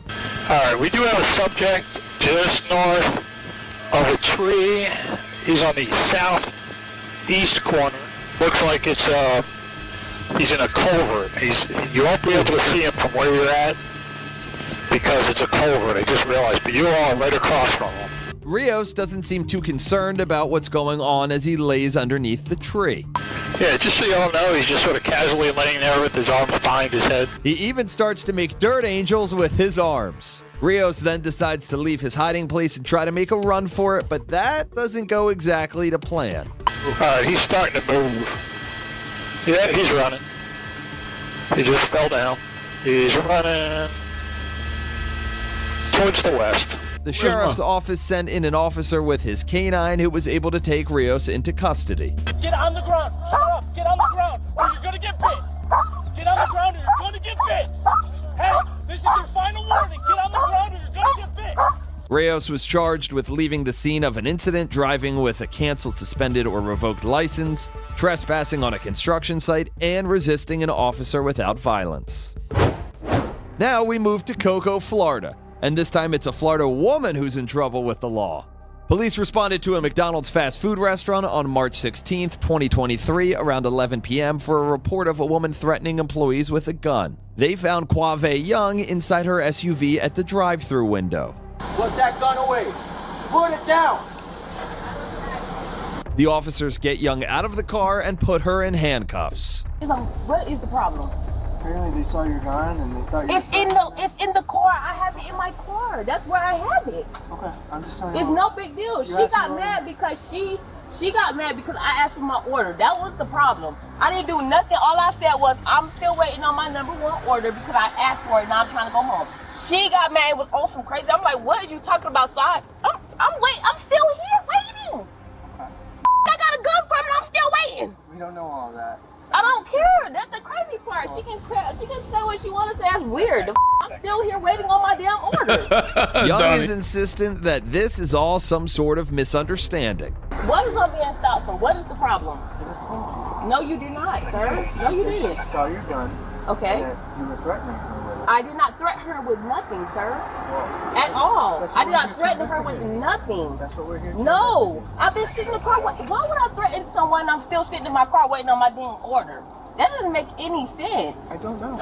She's not making any sense. That's what we're here to figure out. According to the employees, Young ordered a meal that wasn't on the menu and became irate when they told her she needed to order something else. She reportedly drove up to the first window and again demanded the off-menu meal. She pointed the gun at the person and told her she was going to bust her. What? I did not say that. She's a damn liar. We're going to watch the video. No, she's not finna sit here and lie on me like that. No, she's not gonna do that. And I'm finna call my mom right now because if she, that's weird as hell. You can get my no. Oh, mama. I'm gonna get my phone. Thank you. So, he's a liar. She's a liar. An officer goes inside to talk to the McDonald's employees and check out store security video. And it's not good news for Young when he comes back out. You want to put her in the car? Uh-oh. Yep. Okay. For what? You're under arrest. For what? What did I do? What did I do? Can you tell me why Aggravated assault. Assault of what? What you said, assault? Yeah. Assault. Like, how is that assault? I didn't. Oh, you telling someone that you're gonna hurt them? You got a gun next to you. I didn't tell her I was gonna hurt her. Oh, that's what her affidavit's saying. That's the call that we got. Young was taken to jail. It's going to go throughout this trial. They were able to ask the questions and whittle down the jury panel to that final 6. Where she continued to repeat that she hadn't done anything wrong while she was being booked. I didn't even do nothing. All I said was, all she did get my order right. Then it was in my car anyways. I ain't say that I was gonna shoot her or even point it towards her. That in and of itself is a second-degree misdemeanor. Yeah, Nick Gojon killed Dee Dee Blanchard in 2015. Rosie, Gypsy Blanchard's mama. He will remain in Potsoy Correctional Center in Missouri for the rest of his life. He has a tough time in prison, while Gypsy, oh, she's out living her best life. TV shows, the world loves her, she's a hero. She has probably millions of dollars, TV shows, now she's having a baby, got a new hubby. Oh, she's living her life. And she coerced him to kill Mama. Oh, Gypsy living that good life. Ooh. To have it open in your vehicle. I did assault her. So I just did a lawyer. It's okay. You know, you can't do nothing about it. And I can't either. I just did a lawyer. Praise the Lord. Young was then charged with aggravated assault with a deadly weapon, open carrying of a firearm, and driving with a suspended license. She's expected back in court for a status hearing at the end of January. So I think it's pretty clear from watching After Hours, as I know everyone does every single week, the world isn't always the safest place. It's important to realize if you're ever seriously hurt, your injury could actually be worth millions. That's where Morgan & Morgan, a proud sponsor of After Hours, comes in. Morgan & Morgan doesn't just settle for lowball offers. In the past couple months, they've seen verdicts of $12 million in Florida, $26 million in Philadelphia. 3. Deputies responded to a neighborhood where two suspects, a man and a woman, were apparently breaking into cars. Surveillance video captures what happened when police showed up to the scene. The white sedan speeding past the deputies is the suspect car. They're driving around trying to find an exit, but the subdivision only has one. When the suspects turned around, they ended up crashing into a car that was fortunately unoccupied. It's a good thing the deputy decided to move his cruiser because the white car ends up landing where it was parked just moments later. 31-year-old Rebecca Kozub was taken to a hospital with a fractured leg from the crash. 37-year-old Timothy Hoji was booked for a burglary of an unoccupied vehicle, petty larceny, fleeing police, possession of meth, and resisting arrest. He'll be back in court at the end of February. And get this, on his neck is the tattoo, quote, "all gas, no brakes." Both Kozib and Hoji have a long criminal history with dozens of felonies and misdemeanors between them. Next, we're in Flagler County, where officials say a man stole an expensive electric scooter from a Target store, then started to assemble it right outside. It's April 3rd, 2023. A witness says a man took a Razor brand e-scooter valued at more than $500 out of the store without paying for it. What's going on, man? Do me a favor, stand up. Huh? Stand up. I'm gonna detain you for a second. The man, who was later identified as Patrick Vandermaiden Miller, was cooperative with the deputy to a point. Did you buy this scooter?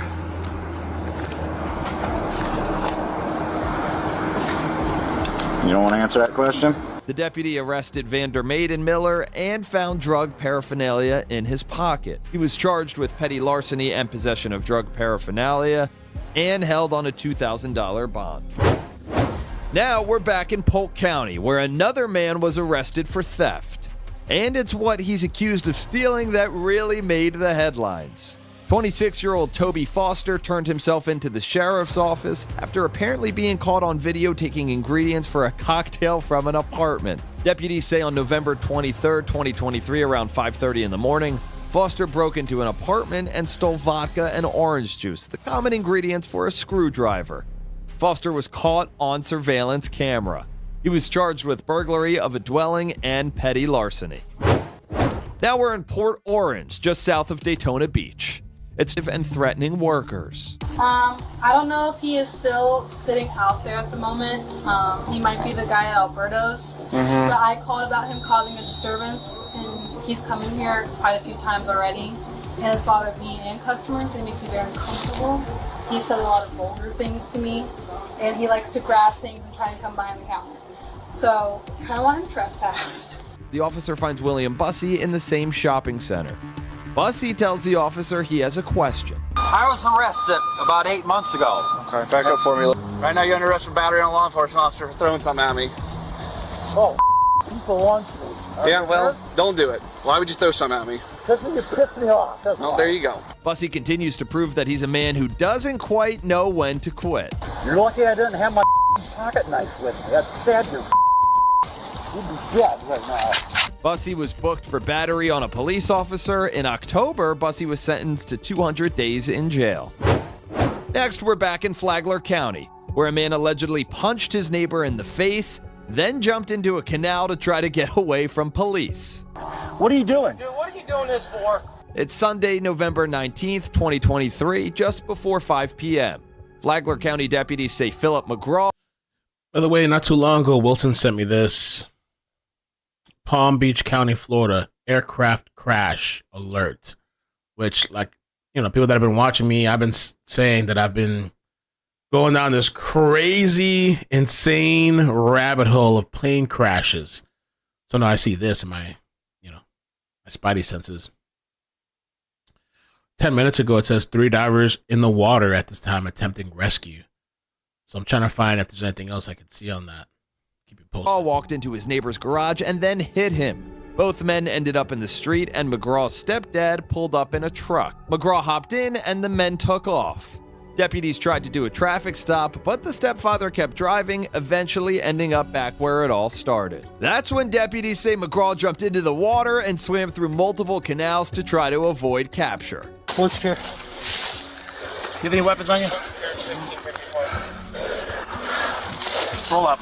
McGraw ended up going to jail soaking wet. Deputies charged him with unarmed burglary of an occupied dwelling, simple battery, petty theft, and resisting an officer without violence.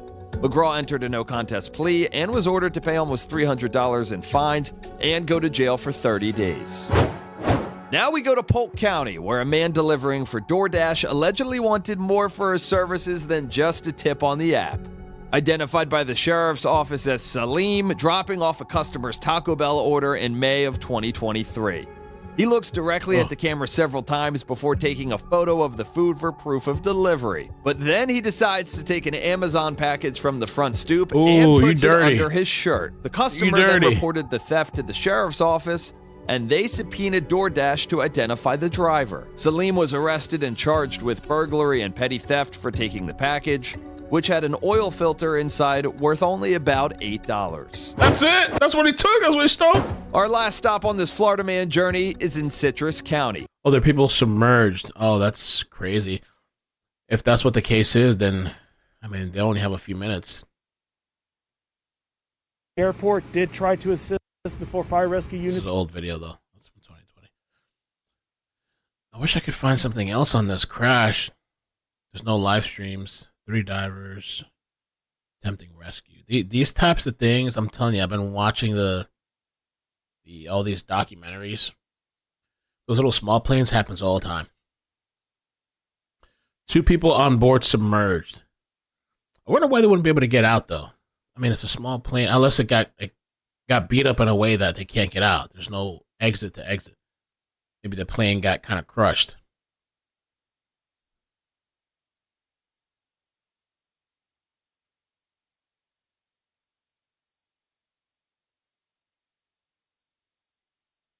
But doesn't sound good.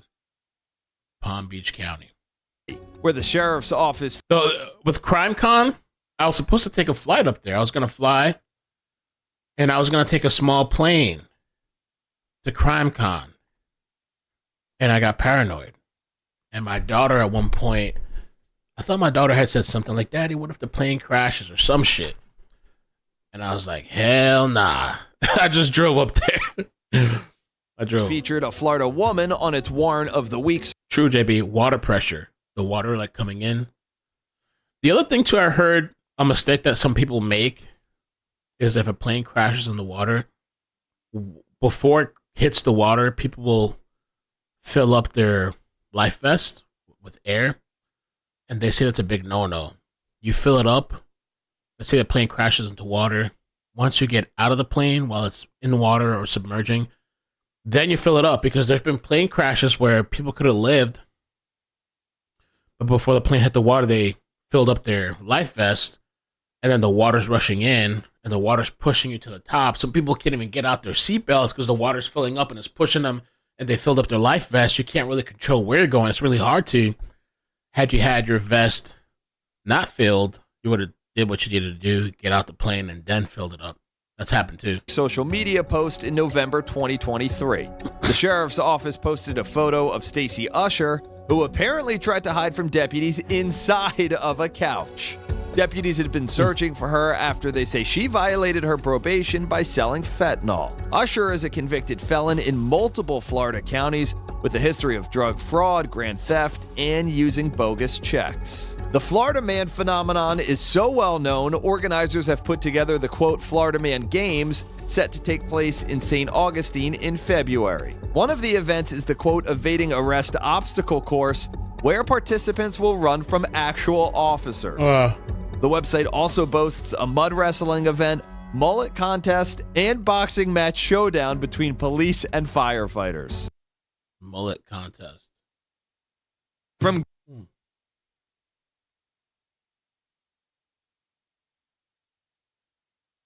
Baldwin. Lunch break.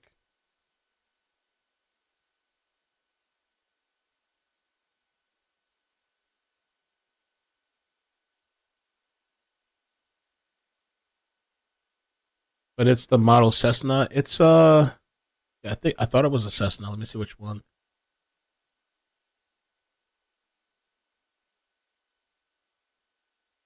Well, maybe not. It doesn't say here. I thought it did say, but it doesn't. Small Piper rolled over into the pond.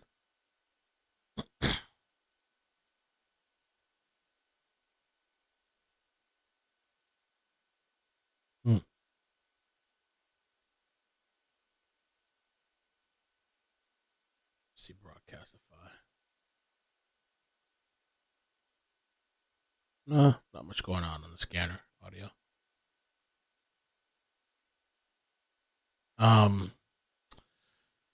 As far as Garcia, just 45 system, you will realize there's an extremely low chance that Ryan was intentionally using cars. After serving just 4 months in prison, it's additionally don't show up in Haney rules, and if my mom dies, I'm going with her. 1 week later, he was arrested in Los Angeles for felony vandalism after a Beverly Hills hotel accused him of causing an estimated $15,000 in damage. Then the next week, he went viral again for his drunken antics at a poker game alongside other celebrities like Jimmy Butler, Ninja, and Dan Blazarian. Cheers. Is he gonna chug that whole thing? All right. Only a diamond would be insane. Wait, no, we don't actually, I'm different. It feels great. I love Jesus, and I'm feeling great. Are those pants just falling off? Even if you wanted to give Ryan the benefit of the doubt and see his perspective, he would send out some ridiculous tweet or go on a drunken rant that made you realize no 25-year-old should be acting like this. And on July 4th, 2024, he would officially cross the line. So Ryan went crazy. I don't even know if we have time because they're about to start, but he went crazy July 4th. I remember I had glanced. I was trying to stay off of Twitter, but I went on a little bit. I remember I had glanced at this guy's page, and there was like, bro, like every minute of the day, there was like a post. He was going crazy. Ryan joined a Twitter space in a drunken stupor and in less than 6 minutes managed to finally do irreversible damage. Niggas are sending niggas to the ER, and y'all niggas worried about other people saying the ER, the hard R, when niggas are sending niggas to the ER. The fact that you're speaking on black crime, which doesn't get speaked about enough, you know what I mean? Because that is a real thing, right? Hey, guess what? I bet y'all hate me. George Floyd. That nigga was a crackhead, bro. He died because he had fentanyl in the system. Hey, let's go bring George Floyd back to life and kill that again. I was a little surprised that last part. The whole thing, like whether you think it was drugs, whatever, that's fine. It was autopsy, whatever. I don't care about that. But the whole thing about like bringing him back to life and killing him again, or F all N-words and Muslims. I was like, bruh, I didn't even see this until I watched this video. He was wilding. Hold on, who said that? Albert says, why do you care so much about this guy? He's a douche. Looks like a douche. I don't even know how I came across this guy. I think it was because of Twitter. So he was having like a meltdown before this boxing fight, and he was making all these claims that he was Ard and like the Illuminati. He watched children get Ard, and he has evidence on his phone of children getting Ard. I'm like, bro, you have that on your phone? Maybe you should turn that into somebody. But he was going on this crazy whatever, and then he had the boxing match, and he won. And he said it was all a gimmick. I was like, wow, this guy used children and the R word to sell tickets. Okay, I guess it worked. Whatever. I watched the fight. I wasn't gonna watch it. I watched it. And he said it was a joke, but then he tested positive for substances, which the substances were a really small amount, so maybe he didn't know. But I do think this guy has some issues. I do think he suffers from whatever. And he was banned from boxing because of these remarks that you see here on the screen. And so I don't know. I don't know why I've just been following and watching the up and the down of Ryan Garcia. Relax. Hey, okay. Now what? Dad, you want to talk about what's going on in the world? Yeah. And what's interesting to me is how so many people gravitate towards this guy, and just I don't know. No, shut the f up. You're not really like that, bro. You're a culture vulture. You want to be a Muslim because Muslims support you. You weird, bro. You're like a gay ass fag, bro. Bro, f you and Muslims and little kids, bro. All you motherfuckers, bro. All you Muslim ass, weird ass. You're gonna regret saying all of this when you Guess what? I will never be touched because I'm with God. I'm with Jesus. I'm not regretting it. I swear to God, I'm not. I've never been touched in my life. Ryan, if you want to be a representative of Christianity, this is not the way you should be representing yourself. Shut up, Michael B. Jordan is in. He tried to come after this and try to apologize. Says that he has black friends and said that he was raped by a black guy. There's a literal audio of him saying that, which I'm like, what? Okay, I don't know. Okay, it was so crazy. Hate him. Yeah, that. Ryan thought he could just go on the internet. Ooh, yeah. Hate him. Yeah, that. Ryan thought he could just go on the internet and speak without consequences, because that's exactly what he has done for the past few months. But this time he finally said too much, and in less than 24 hours, Ryan Garcia was officially expelled by the World Boxing Council after the president tweeted, "I am hereby expelling Ryan Garcia from any activity with our organization. We reject any form of discrimination. I fear for Ryan's well-being as he has declined multiple attempts for our help with mental health and substance abuse." And if you thought Ryan woke up sober and had a moment of clarity after realizing he let the darkest part of his mind spill out onto the internet, you'd be wrong. And guess what? I'm not apologizing for nothing. You ain't gonna catch me apologizing for nothing. Followed by more empty apology tweets like, "I take all responsibility for my words. I'm misunderstood. I just got a lot of trauma. I struggle with substance abuse and it's hard for me with everything going on. I actually love black people, no cap, which is why I'm actually sad I offended all my black family and friends. Also to the Muslim community and all my homies that are Muslims, my bad." Nobody thought these apologies were sincere. The damage had been done. His own family was forced to make a statement denouncing everything he said. Ryan has been open about his ongoing struggle with mental health over the years, and as a family we are committed to ensuring and encouraging that he receives the necessary help to navigate this very challenging time. His father is now even pleading for him to go to rehab. So yeah, his father was pleading for him to go to rehab. All this stuff is going on. And then now the stuff with his baby mother, where he went and like tore the place up, I think. Let me see. I thought Dom is live out the news. Let me see. Dom is live. Ryan Garcia. Okay.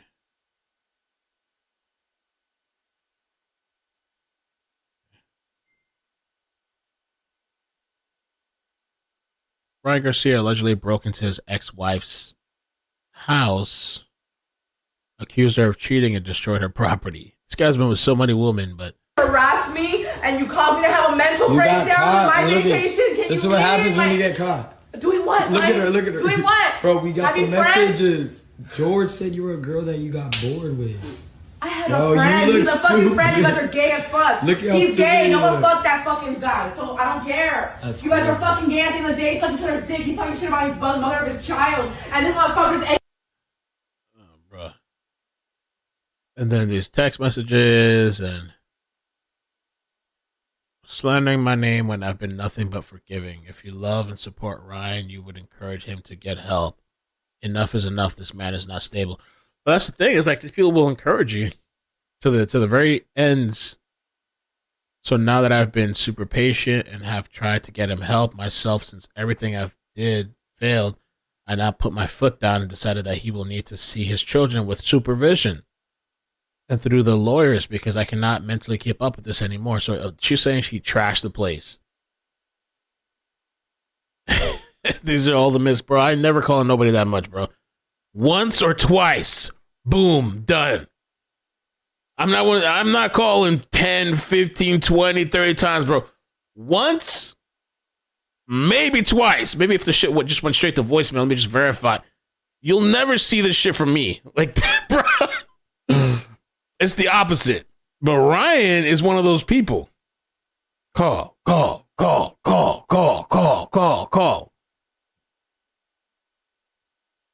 Wow. I'm gonna go crazy. Hello, I hate you. Slid 14K. You are I don't know what that says. Let's effing go. I know you're at Miami. You got me effed up. I'ma F you up. I'ma find you. So that's like threats. F yourself. Hello. Bro. All right, we're still waiting on Alec Baldwin. I sent you a small video. Okay.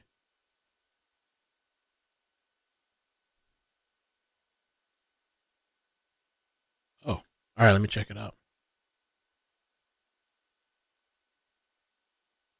I wonder, Ikidmail at Gmail, or maybe the other one. I haven't checked the other one in a while. Ikidmail. Log in there. Once or twice. That's it, bro. I'm not spending there. Dial. I've never. No.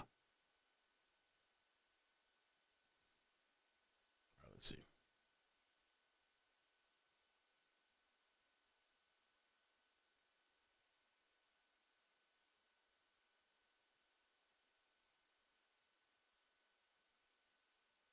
Oh, Twitter.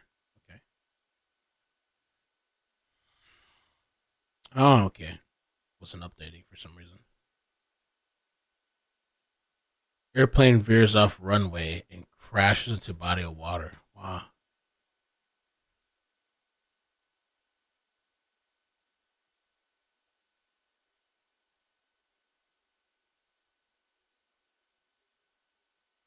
Deanna said I was a total psycho in high school, but I grew up and figured out my BS by being alone, living paycheck to paycheck. Yeah.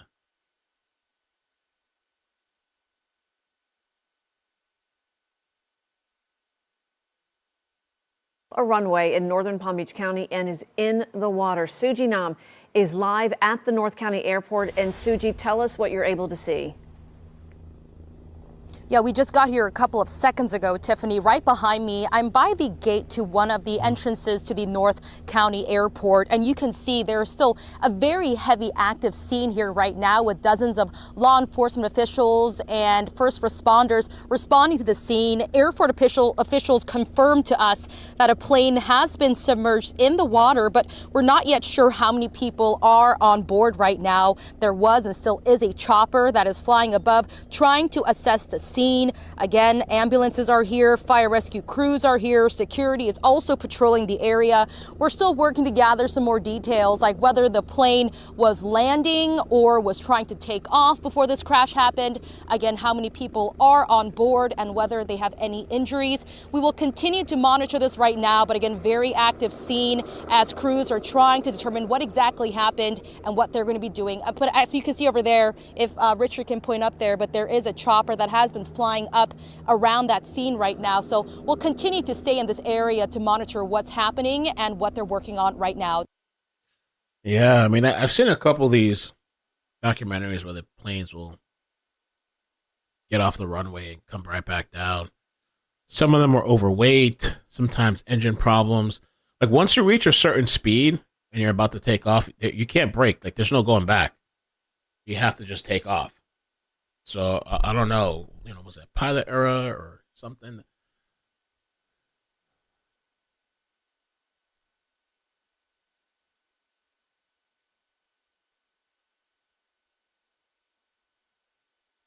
Baldwin trial waiting for the start.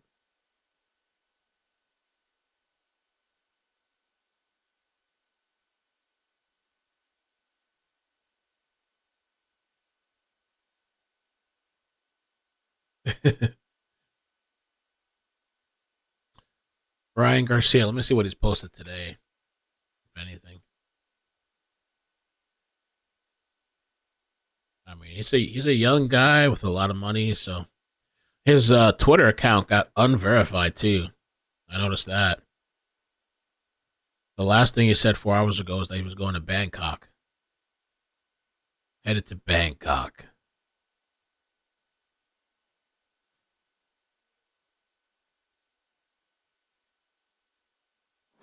At this time, we would move Defense 8 into evidence, which is the 911 dispatch.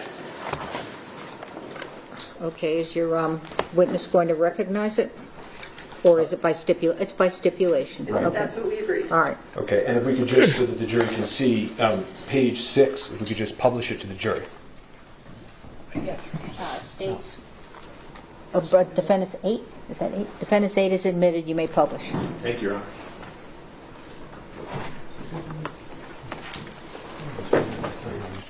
Just a real quick, you were using numbers. We assumed you guys were using letters for exhibits.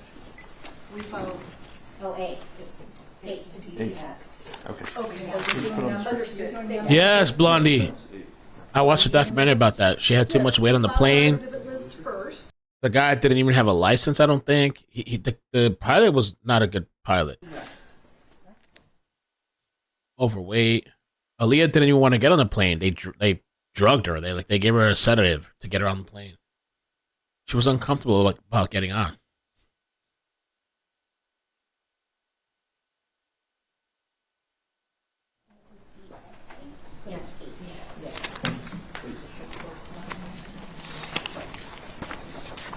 They barely took off and crashed back into the ground.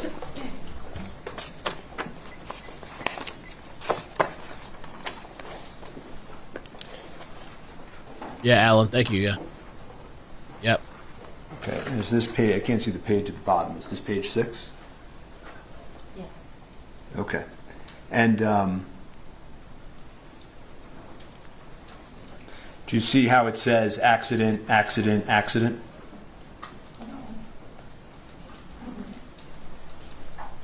I can touch it? Oh, accident.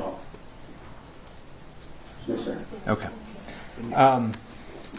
And then I would ask, the 911 is exhibits 9 and 10, which is now I and J. Exhibits 9 and 10 that was entered into and played at opening by stipulation, and I'd ask to play and enter them and play exhibits I and J.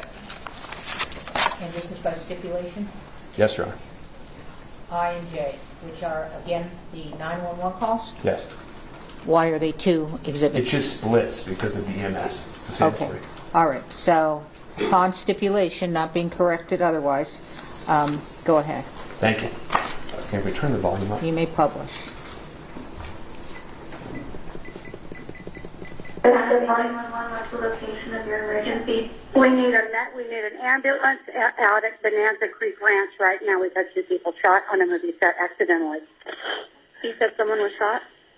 2 people accidentally with gunshots as on movie set, Bonanza Creek Ranch. Okay, send it. I'll connect you with medical dispatch. Don't hang up. San Jose Fire and EMS, what's the location of the emergency?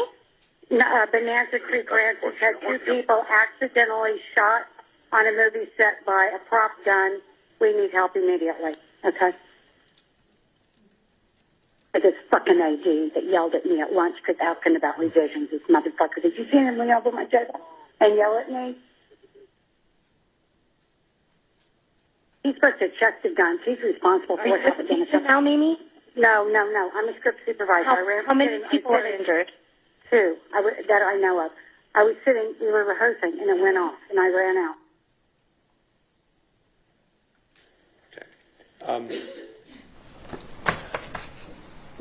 You heard some language, and then that he, the first assistant, was supposed to check the gun. Did you hear that?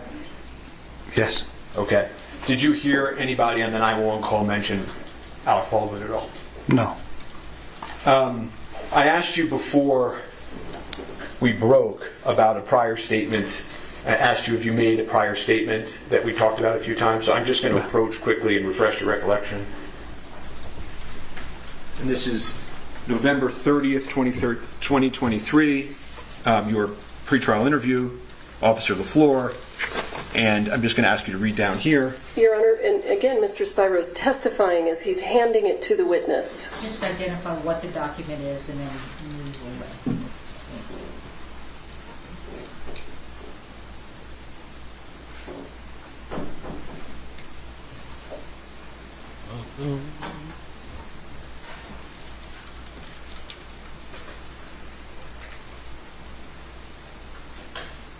Does that refresh your recollection, sir? Yes. So and I'm just going to take this back. It is fair that you said when asked that it came in as like it appeared to be, and what the dispatch said, it was an accidental shooting by a prop gun. So I didn't know if there was any. I took it as the way how everybody was acting, and that the individual who claimed to have been holding the firearm was still there. That there was Objection, Your Honor. the way he was. Objection, Your Honor. Oh. Let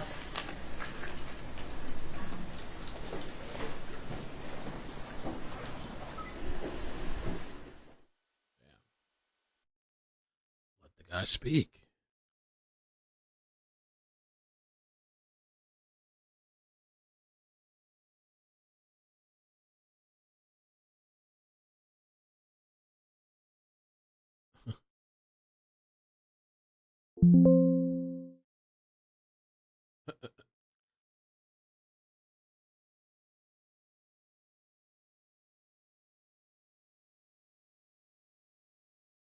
I want to hear.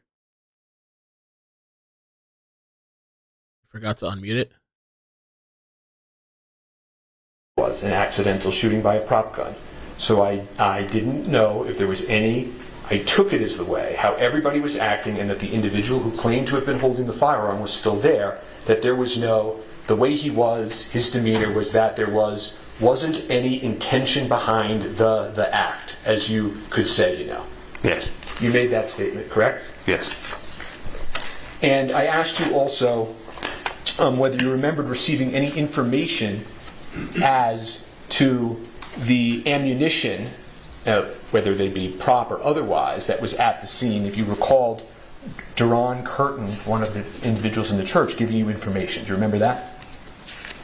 There's a lot of people in the church giving information. Can you identify which one it was? Sure. I asked you, do you remember whether or not somebody told you that Sarah was shaking and going through the book? Objection, Your Honor. This is hearsay. This is hearsay coming in. Can we approach? I don't know what to do. Oh my God.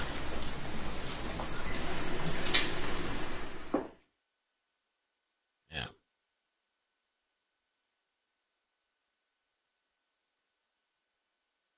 Boom, boom, boom.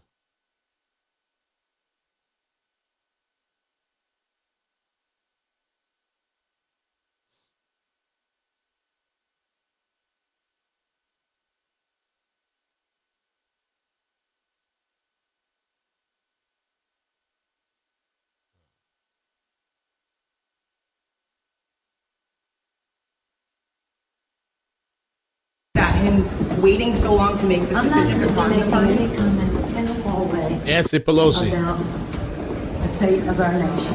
Okay? Are you concerned whether or not he can win in November? I think he can. Do you believe he should run for re-election? I'm not. Am I speaking English to you? Oh shit, Sam, I'm speaking English to you! Nancy! No! Are you concerned whether or not he can win in November? I think he can. Do you believe he should run for re-election? I'm not. Am I speaking English to you? I'm not going to be making any statements about any of that right now in the hallway. Do you believe? Yeah, Nancy got her hair did, her As I makeup, was her saying, pearls officer, on. Did you learn at the scene whether or not Sarah was going through the bullets and saying, I don't know how it got there? Did you learn that information? Do you recall? I don't remember. If you could refresh my memory to which part, which person said what. Sure. And I'm just going to approach the witness and show him his lapel recording.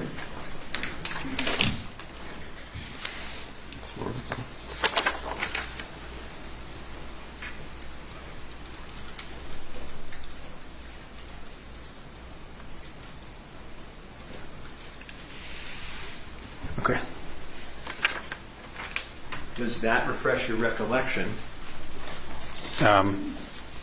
It appears it's a recording type out of what my body-worn camera recorded, yes. Okay. And when you learned this information, did you do anything with that information? To be honest, it's the first time I've heard it in that detail. Body cameras pick up more audio than our ears do. Okay.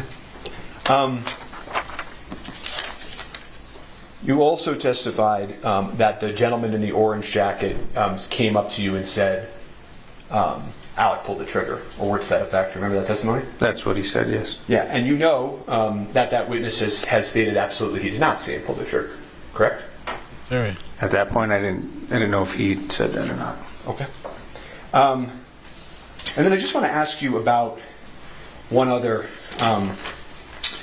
thing we talked about this morning. Was I asked you about your testimony on direct that Mr. Baldwin was effectively disobeying police orders. Do you remember that testimony on direct? Yes. And over the lunch break, have you had a chance to reflect on that testimony? Sure. Okay.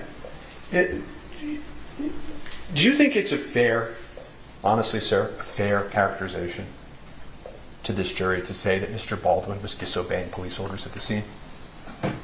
He was given an order, but I didn't repeatedly tell him not to. I was on my bad. And so don't you think that given what actually happened at the scene, that really, in all fairness to Mr. Baldwin, he wasn't really disobeying police orders, was he, sir? To an extent, yes. You were the first officer on scene. Yes. And you did your best, no question, right? Yes. And you're aware, right, because a lot of this testimony I'm not going to get into, you're aware as you sit here that the issue of Ms. Hutchins passing is not a contested issue by the defense. You know that? Yes. Okay. And you did sort of corral the witnesses, I think you said, right? Yes. And then after you did that, you turned them over, in essence, to the lead detective, Detective Pinnell. Yes. Okay. And he interviewed those witnesses, right? Yes. Okay. And do you know if he's testifying for this state in this case? Objection. I don't know. Relevance, Your Honor. Oh. You want to move on to withdraw? Sure. Ignore the question and the non-answer or if we got one. Do you know how the live bullet got on set? I do not. Do you know why the armorer loaded the live bullet into the pop gun? I do not. Do you know why the first assistant director, head of safety, failed to detect it? I do not. I have no further questions for this witness.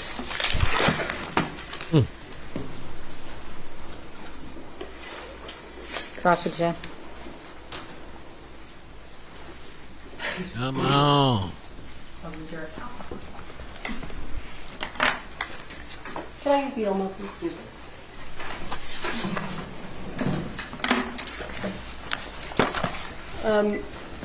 You know what? Let me do this. Where is the defense exhibit DX? That's H. This is H, yes.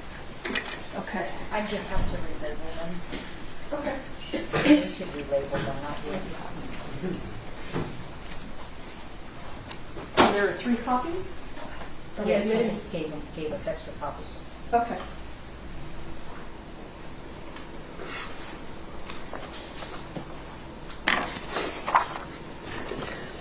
Officer Laflur, let's back up a little bit, okay?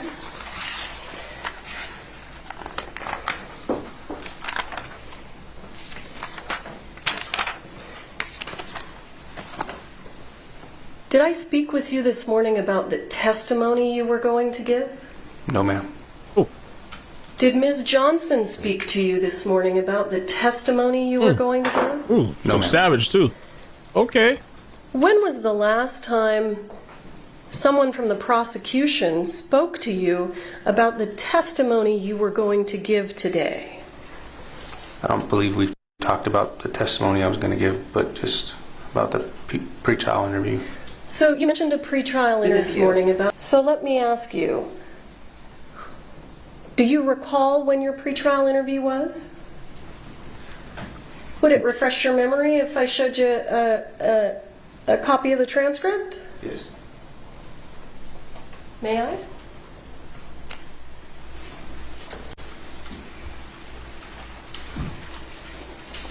Let me know. You coming in? Hi, let's go, Bobber.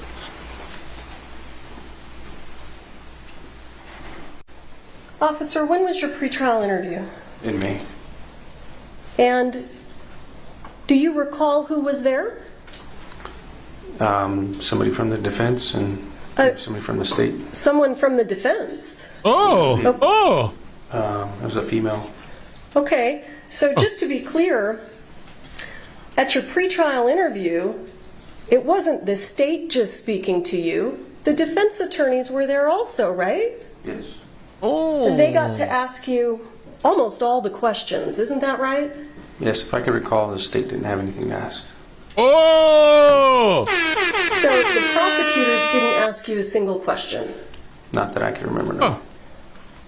Oh, the defense want to make it seem like it was just the prosecution alone with the witness or testimony. Oh. Do you agree with the defense attorney's assertion this morning that somehow you were coached to give your testimony? I've objected to that characterization. Hear ye, hear ye, hear ye. Can you rephrase that question? He's objecting to. Rephrase it. How many more? What other rephrasing do you need? Rephrase it. Did Mr. Spyro indicate to you on cross-examination did he attempt to imply that the prosecution had told you how to testify? Essentially, it sounded like he asked if I was coached in my testimony. But the prosecutors haven't actually told you what to testify to, have they? No, ma'am. Oh, I knew there was something about her. That crazy, that blonde hair shit all over the place. I knew there was something about her. I knew she was gonna come in hard, probably. All right. Let's get it. You were asked several questions on cross-examination about the statement that you made that it didn't seem like Mr. Baldwin intended to commit the act. Do you recall those questions? Yes. Do you know what the crime that Mr. Baldwin is charged with? I believe involuntary manslaughter. Is involuntary manslaughter an intentional homicide?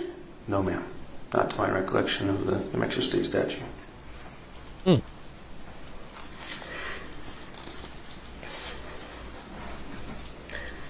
Are there criminal offenses that are intentional homicides? Yes. But that's not what Mr. Baldwin's charged with, right? No.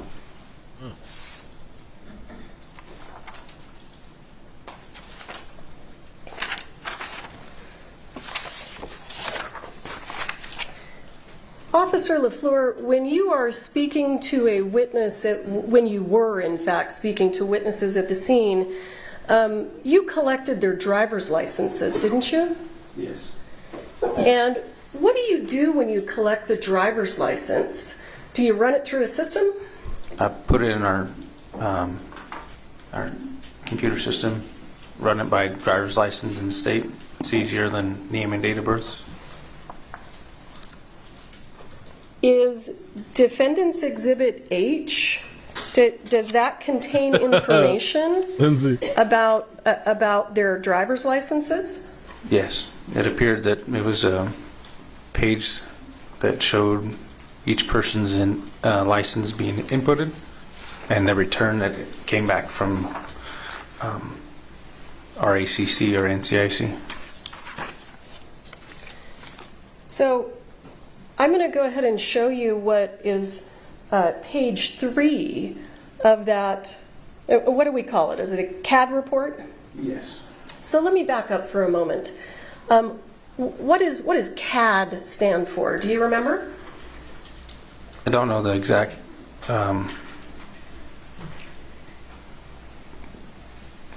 exactly what it stands for, no, but it's a reporting system that we use. The dispatches us through. And So this is this a dispatch log? yes.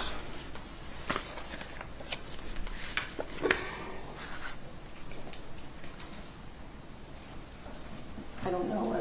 Yeah, thank you. Hey, is my screen cutting out black every now, like randomly? I haven't noticed, but maybe on your guys' end. Let me know if that's happening.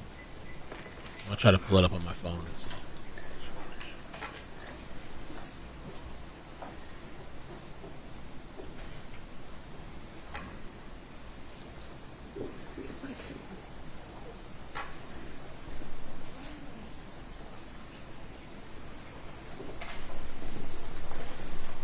Sorry, I know that's getting smaller and smaller, but I'm not sure what to do. No? Do you want to help me out? I don't see it either. Do you see, no, it's not quite there yet. At the top of the page, do you see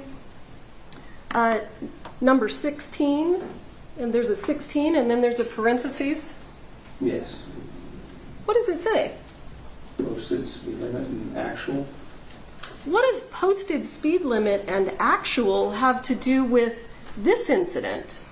I'm not too sure. It looks like the individual who ran it, their name, I don't know who that is. Well, that's okay. Does this have anything to do with the incident involving Ms. Hutchins? No. So I want to take you down here to number 5, parentheses. What does that say? It says non-commercial class, code D.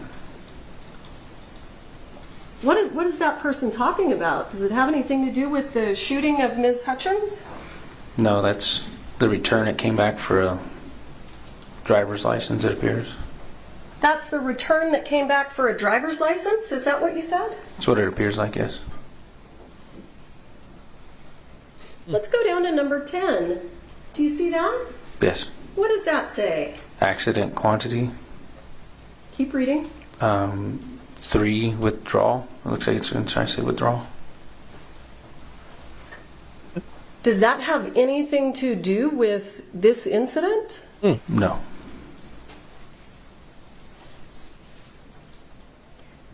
And look, I want you to look down here at number 21. Do you see that? Yes. What does that say? Of alcohol or drugs. That you're aware of? Does that have anything to do with this incident? No. Let's jump down to number 26. 6. What does that say? Oh. Objection, relevance, cumulative. Yeah. Go ahead, sir. It says drinking and driving at .0. Read the whole thing. Come on. Yeah, per se, I think that's what it's saying at the beginning. Dash drinking and driving at .0.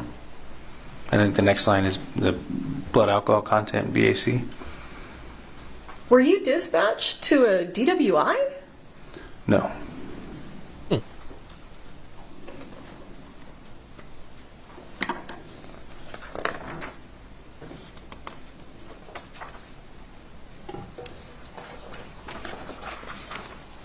Let's have a look at page 5.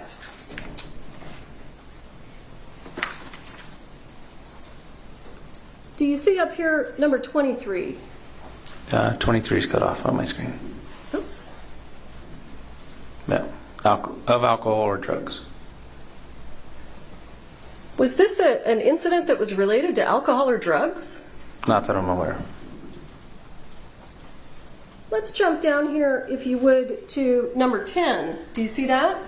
It says accidental quantity 0 and then withdrawal. Does that have anything to do with this incident? No. Why are we seeing that language? It's what the NCIC return gives our CAD. As you can see, it's all within the same 1/10 of a second. So it's generated by the computer system itself. So I've now turned the page to page 6. Do you see 10 there where it says 10 parentheses? Accidental quantity 0 withdrawal. Is the word accident reflective of Ms. Hutchins being shot on accident? No. Oh, lady, cleaning up. I need a sweeping emoji, like a sound effect. Is the word accident in that report? Does it appear anywhere where it's talking about what happened to Ms. Hutchins?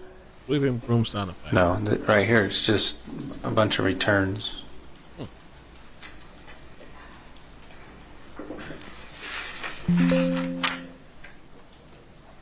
Thank you for your time, sir. I don't have anything further. Okay, all right. All right, thank you. This witness is excused. Next witness. Took all day for one The witness. state calls. I'm sorry.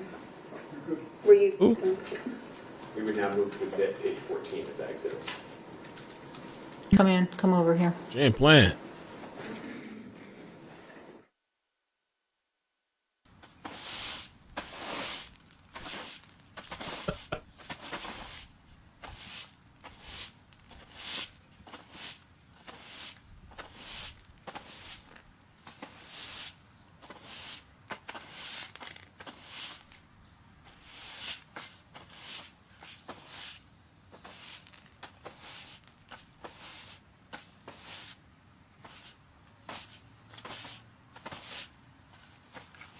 All right. Sweep it up. It's going to be tough with these trials running till 7 p.m. in the day, bro. Your Honor, the state calls Timoteo Benavides.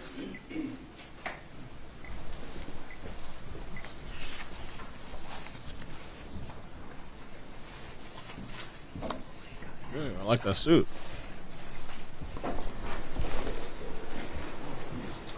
Mr. Judge, raise your right hand, please. Do you swear affirm under penalty of law? Sorry, Major. Sorry, Your Honor. What's going on? Sorry. Do you swear affirm under penalty of law that the testimony you'll give in this case will be the truth, the whole truth, and nothing but the truth? All right, have a seat talking to the microphone. May I proceed? Good afternoon, Mr. Benavides. Would you please introduce yourself to the members of the jury? Yes, my name's Timoteo Benavides. And sir, on October 21st, 2021, how were you employed? I was employed by the Santa Fe County Sheriff's Office as a lieutenant. And are you still employed with the Santa Fe County Sheriff's Department? I am not. And why not? I retired doing 20 years of law enforcement for Santa Fe County. And what was your rank when you retired? Lieutenant. And on October 21st, 2021, were you working? The broom emojis. Yes, I was. And what were your duties that day? That day I was day shift commander, which entails taking care of Santa Fe County during the day, and 7 deputies we had. How large is Santa Fe County? It's pretty big. It goes from the city limits of Espanola to all the way to I-40 down in Edgewood, and to Pecos, and then to the off-ramp to Cochiti. You said you were commander that day. What does that mean? What duties did that entail? I'm pretty much in charge of the county on what happens and responsible for the deputies that are working. On that date at approximately 1:48, did you receive a dispatch to a call? Yes, I did. And what was that call for service about? The call of service was on a movie set for an accidental shooting. Okay. And where was that located? It was located at the Bonanza Creek Movie Ranch. Okay. And is that in Santa Fe County? It is in Santa Fe County. Okay. In New Mexico? In the state of New Mexico, yes. Okay. And do you recall approximately what time you arrived? I was dispatched about 1:50. I didn't arrive till almost I think it was like 2:20. Okay. Why did it take you a while to arrive? I was pretty much on the other side of the county when the dispatch call came in. Now, when you arrived, do you recall what you observed? When I arrived, there was a security guard at the gate, and he told us that he was gonna drive us into the movie set where the incident happened. Were other deputies already there when you arrived? Deputy Laflur was already on scene from what I heard over the radio, and I had at the time Corporal Darrete was in front of me, literally in front of me when we got there. Were there other first responders present when you arrived on scene? Yes, there was. There was already medics on scene when I arrived. Were you wearing your police uniform? I was in full uniform, displaying my badge of office at the time. And were you equipped with a lapel camera? Yes, I was.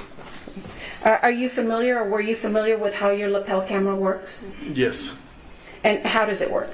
As soon as I activated my lights and sirens, my lapel goes off right away, and it starts recording from as soon as I activated my lights and sirens.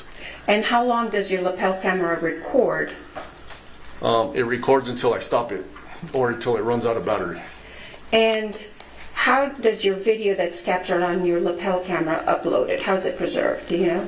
Yes, at the time it's uploaded. We, as deputies, we don't have no control how it's.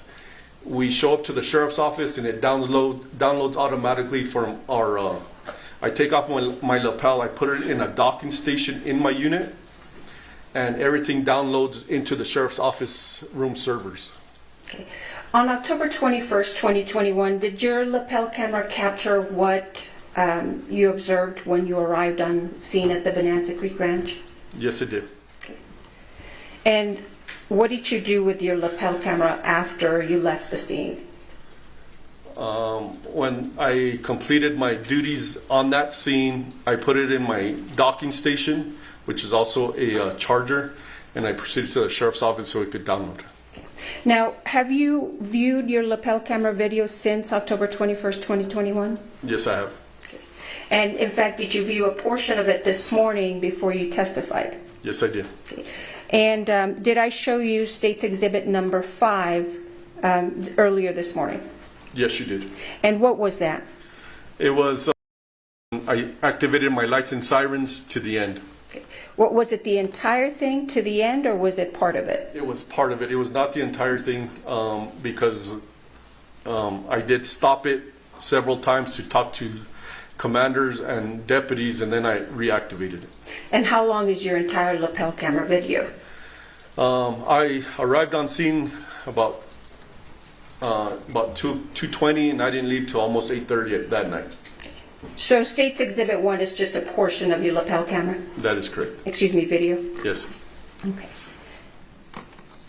After you viewed it, did you notice if it's been modified or changed in any way? It has not. Okay. Your Honor, I would move into evidence State's Exhibit number 5. No objection, Your Honor. Stage 5 is admitted and made public. Thank you.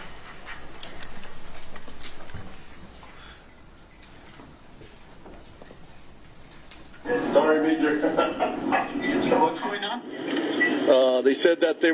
Let me pause it there. Is that your lapel camera video, Mr. Benavides? Yes, it is. Okay. I'm going to forward it. How long does it take you to drive? How long are we going to watch you driving? It's about 20 minutes. Okay, so I'm going to fast forward a little bit here to about 17 minutes, or excuse me, 15 minutes.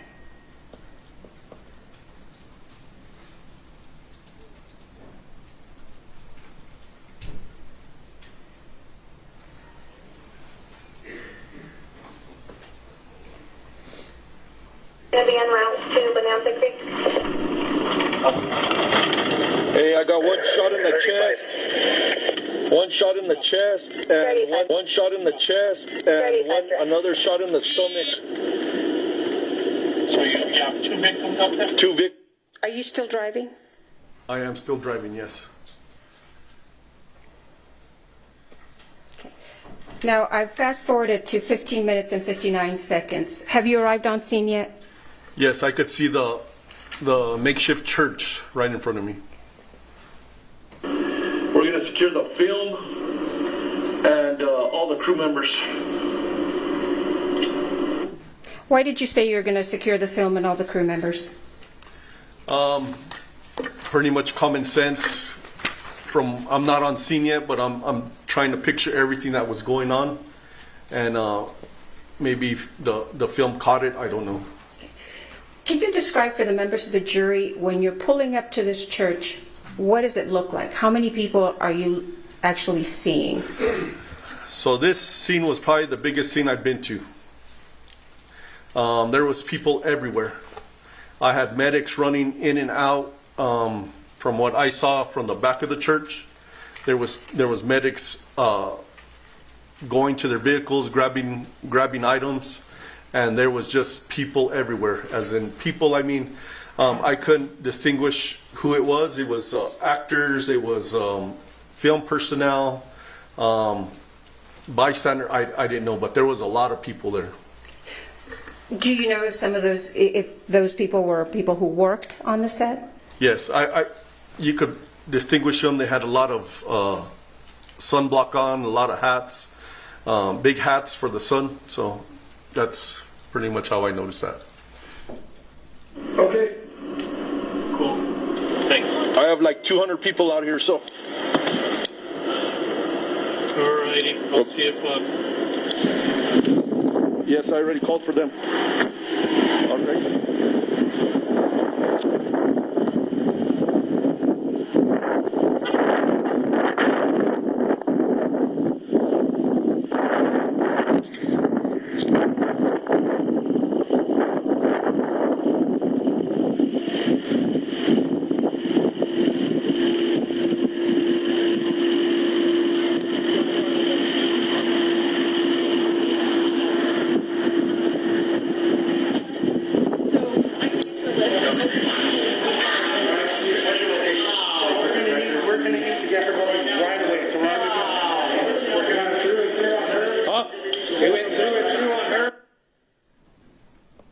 What's happening at this excuse me, at this point?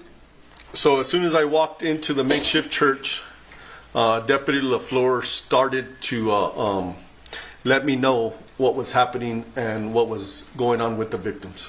How would you describe this scene as soon as you walked into the church? The medics were doing a wonderful job. They had separated each other and they were working on the victims. How many victims did you have? I saw 2 on the ground.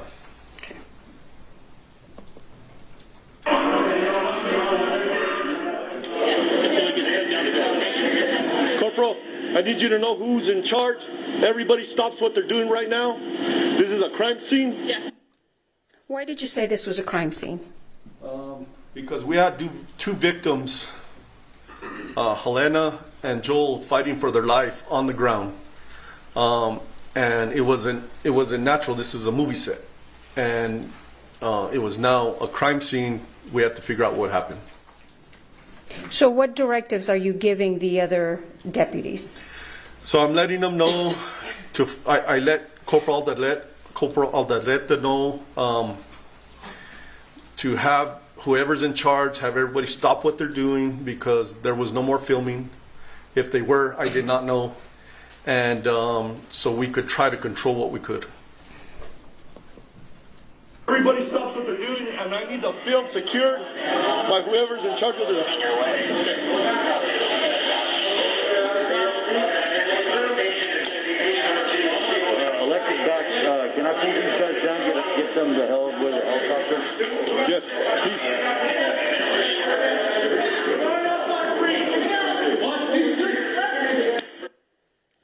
ask for anything else when you were out there speaking with those people? Yes, I asked who was in charge to help me out, and then I asked Corporal Alderete to start taking pictures. Did you ask for anything else? Not that I recall.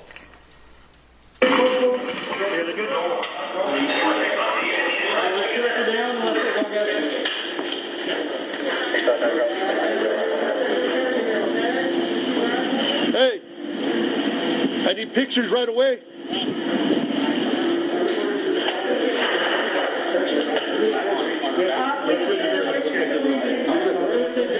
Where's the props guy? Why did you ask for pictures? I have my lapel on, which captures a lot, but the pictures would capture detailed that's on the floor that you can't really tell from my lapel. And you just said that you asked for the props guy. Why did you ask for the props guy? I work security for in the sheriff's office at movie sets. The props guy is the guy that does the little stuff with sound effects or whatever. But I asked for the props guy because I needed to find out where the gun was. Why was it important to find out where the gun was? Because I didn't need the gun going off or getting used again on somebody else. Okay. And did you find the gun? I had somebody. Yes, I did find the gun. Okay. Where did you find the gun? Hannah Gutierrez had the gun walking out of the movie set. And who did you understand Hannah Gutierrez to be? She was the armorer. Props guy out. I'm sorry, no, you have a job? We need to make sure that they... Yes, they're taking care of business. Yes. What else do you need there, Chief? Where's my radio? It's just here. Here, thank you. They already cleared the gun. Where is it? It's off. You got the cleared gun? I'm already covered. It's on track.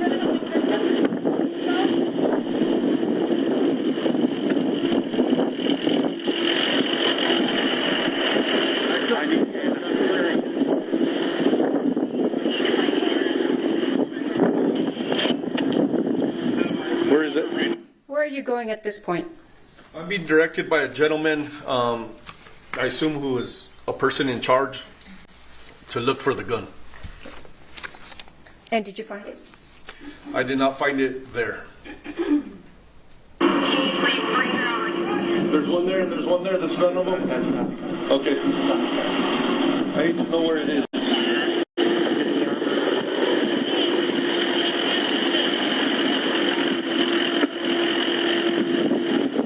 What is it that you are pointing at with this gentleman here? There was guns laid in the open on the cart, on this gray cart. I'm going to show you what's been marked as State's Exhibits number 7 and number 8. May I approach, Your Honor?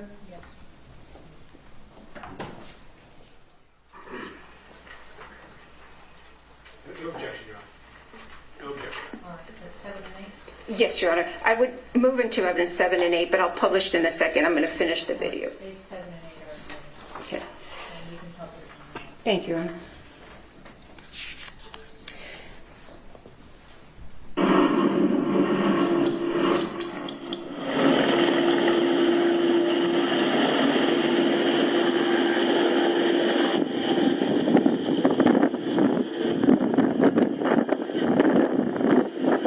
Where are you going now? Trying to look for the armor. You're in charge, man. I need to know where the gun's at right now. Bro, armor, I need to know where the guns are at. There, go ahead, right there.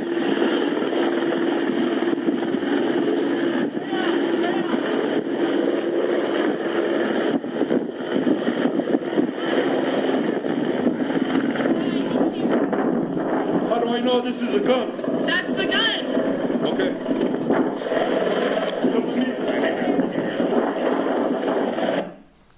Who is is that? That is Hannah Gutierrez. And who is she? She's the armor on set. And did you obtain anything from her?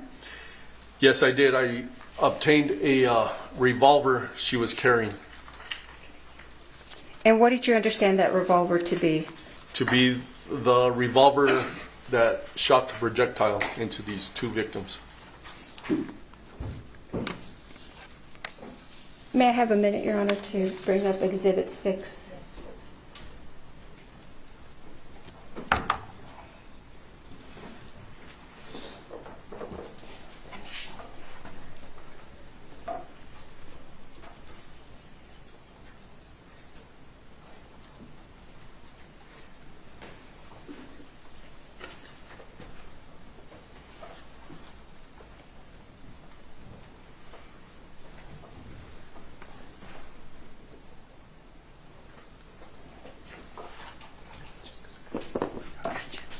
All right. State's Exhibit 6 is going to be handed to you, Mr. Benavides.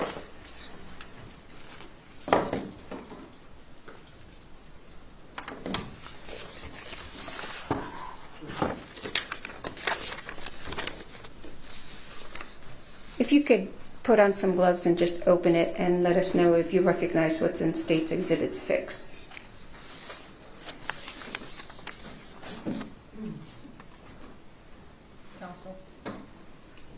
Yes, sir. I have a question from one of the witnesses.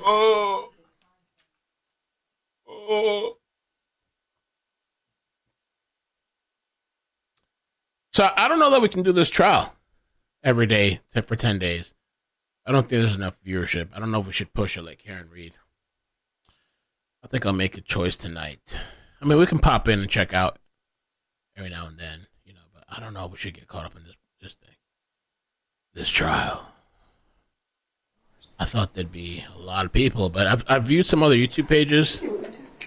They don't have a lot of viewers either, but Emily's killing it. Emily Baker, killing it. More than Make note of where Law and Crime. We need to fix this. The audio is. What up, Mel Ras? You think we should do this shit? Think so? We need the time to show. The thing is, they're not contending that this woman was killed, but they're going through the motions as if it's a contention, and it's not. The whole thing is whether he's saying he didn't shoot the gun, he just pulled the trigger. No, not the trigger, but what do they call that? The hammer. Had the hammer pulled, but he didn't pull the trigger.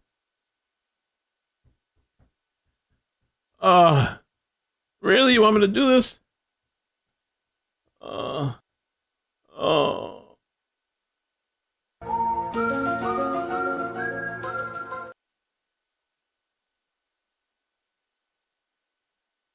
I'm an innocent bystander. They saying I drove a getaway car, but I cannot see. I'm legally blind. So you can't see at all? Huh? Mama, I love you. P.O.P. All the time. Right, these all good pimp squad. Like I said, I don't give one shit about this trial. I'm just here for Iqbal. I'm just waiting for the Alec Baldwin outburst. It's day one. The only thing that sucks about this trial is like the entire middle of the day. I remember one time I was working at the hospital, and for a little while I was on mid shift, and it's like smack dab in the middle of the day. Like you can't do shit before or after.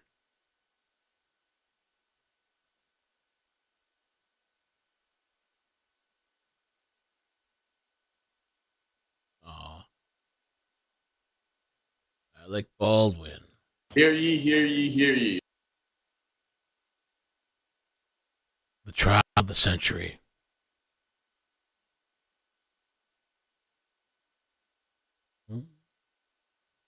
You're all I need to get by like sweet morning dew. I took one look at you, and it was plain to see that you are my destiny. Die together, die together. You know what? Die together.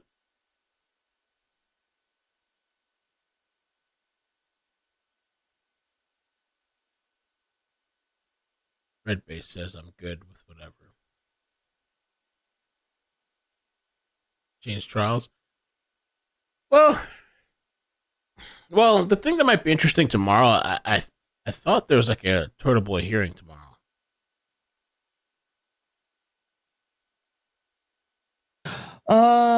I think we're almost on real time, so I'm going to zoom, and then if they're still dealing with tech, I'm going to answer questions as we zoom while they work on making sure that the video does not have the time of day on it, so they're going to elicit that from the witness. Okay. Oh, two major airlines nearly collided midair. They think I'm crazy. All the documentaries I've been watching, look, they almost collided. Almost collided midair. Let's go back, Mr. Benavides, if we could.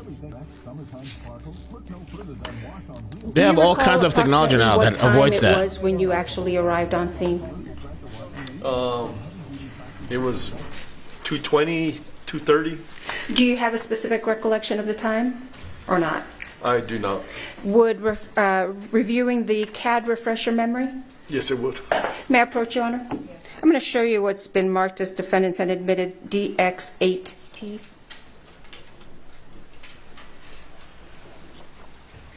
For the record, I think it's now H. Do you recognize that? Yes, it's a dispatch log. Well, if you could review it and let us know if your memory is refreshed after you review it, and I'll take that document back from you.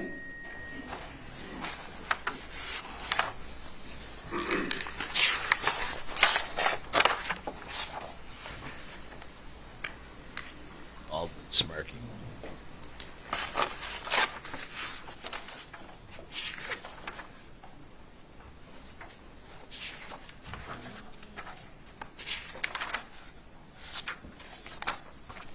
Yes. Your memory's refreshed? Yes. All right, if I can take that one.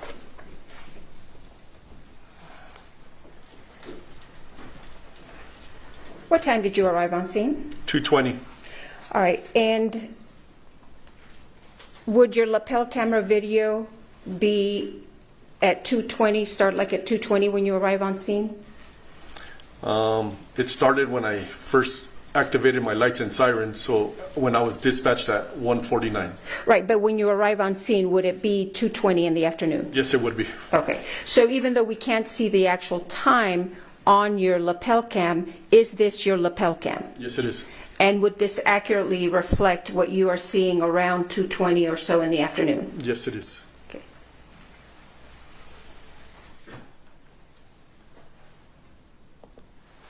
How do I know this is a gun? That's the gun. Okay. And so you had testified earlier that this woman with the multicolored hair was the armorer, and she gave you the gun. Yes. If you could look at State's Exhibit 6 and I'll ask you if you recognize what's in the box. Okay.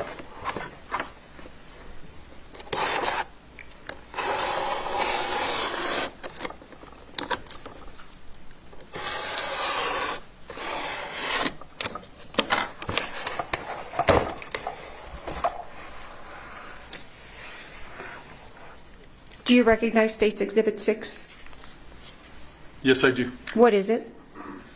It is the gun that Hannah Gutierrez, the armorer, handed to me. Now, what did you do with this gun once she handed it to you? I took custody of it from her, and I walked it over to the passenger side of my unit, my marked sheriff's unit. What did you do with it once you walked over to the marked sheriff's unit?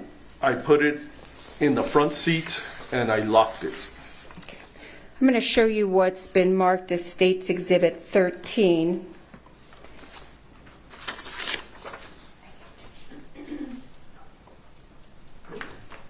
No objection. I'm losing track a little. So you just entered.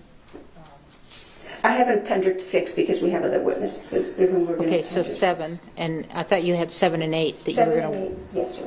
Haven't published yet. Okay, but those were admitted. Now you're doing 13. 13. Okay.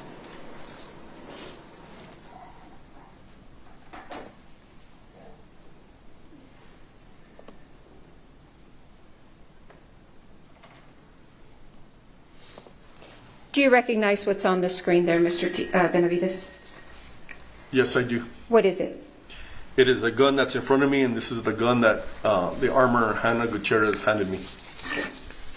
You testified that you put it in the front seat of your patrol vehicle? Yes, I did. Why did you put it there? It was the most secure spot that I had control over at the time. Okay. And what did you do to ensure that this gun was secured? I locked I locked my unit, and nobody entered it except for me because I'm the only one with the key. Where was State's Exhibit number 13 taken? Where was this gun when this photo was taken? From the passenger side of my unit. Okay. Why did you not stick it in an evidence bag?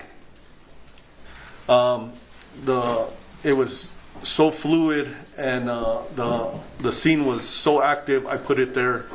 It was secure there. That's where it stayed. Okay. Did you do anything with this gun?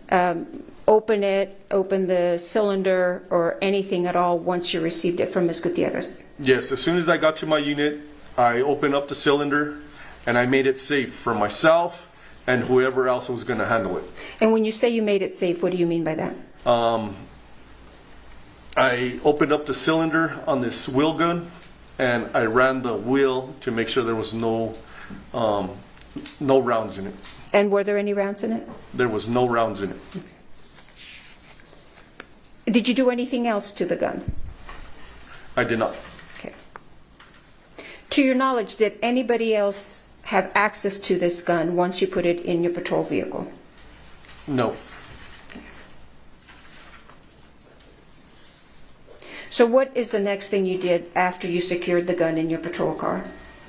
What I remember is I was talking to the armor, Hannah. I put her in back of my unit and I told her she wasn't under arrest. I kept the door open because the detectives needed to speak to her. Okay. Now, did anybody have access to the front part of your patrol car? They did not. Okay.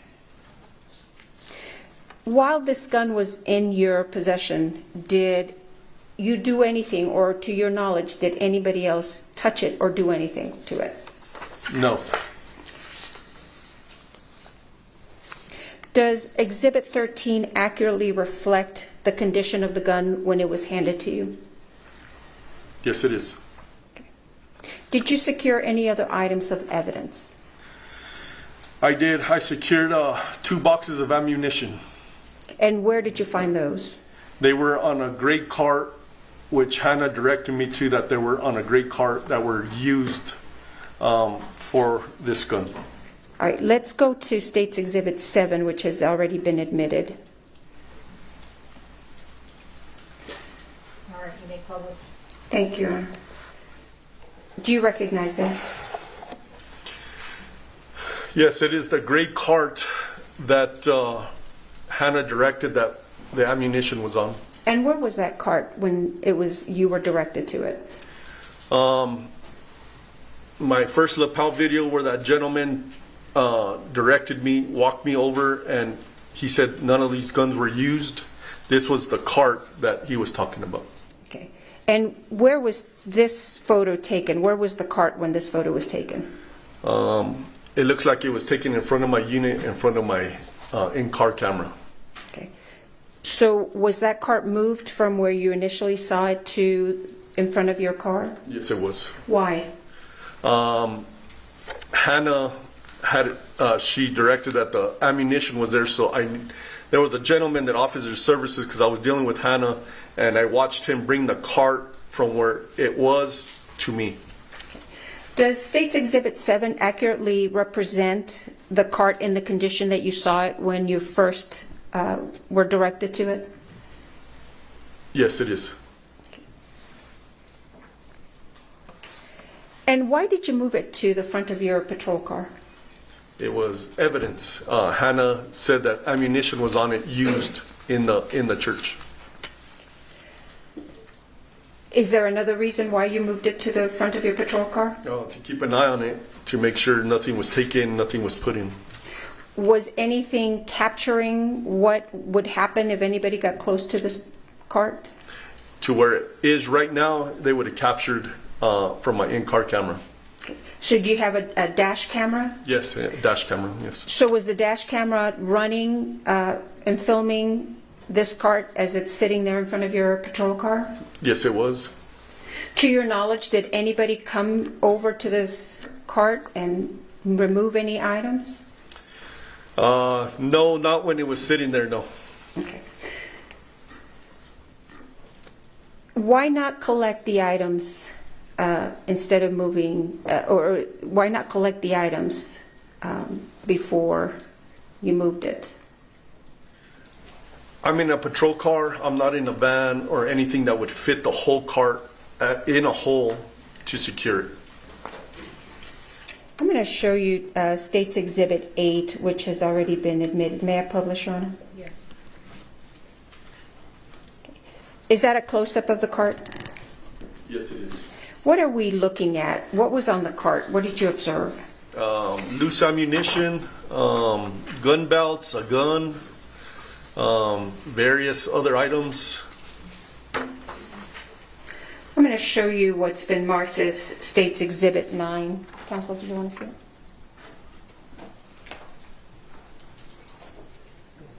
No objection.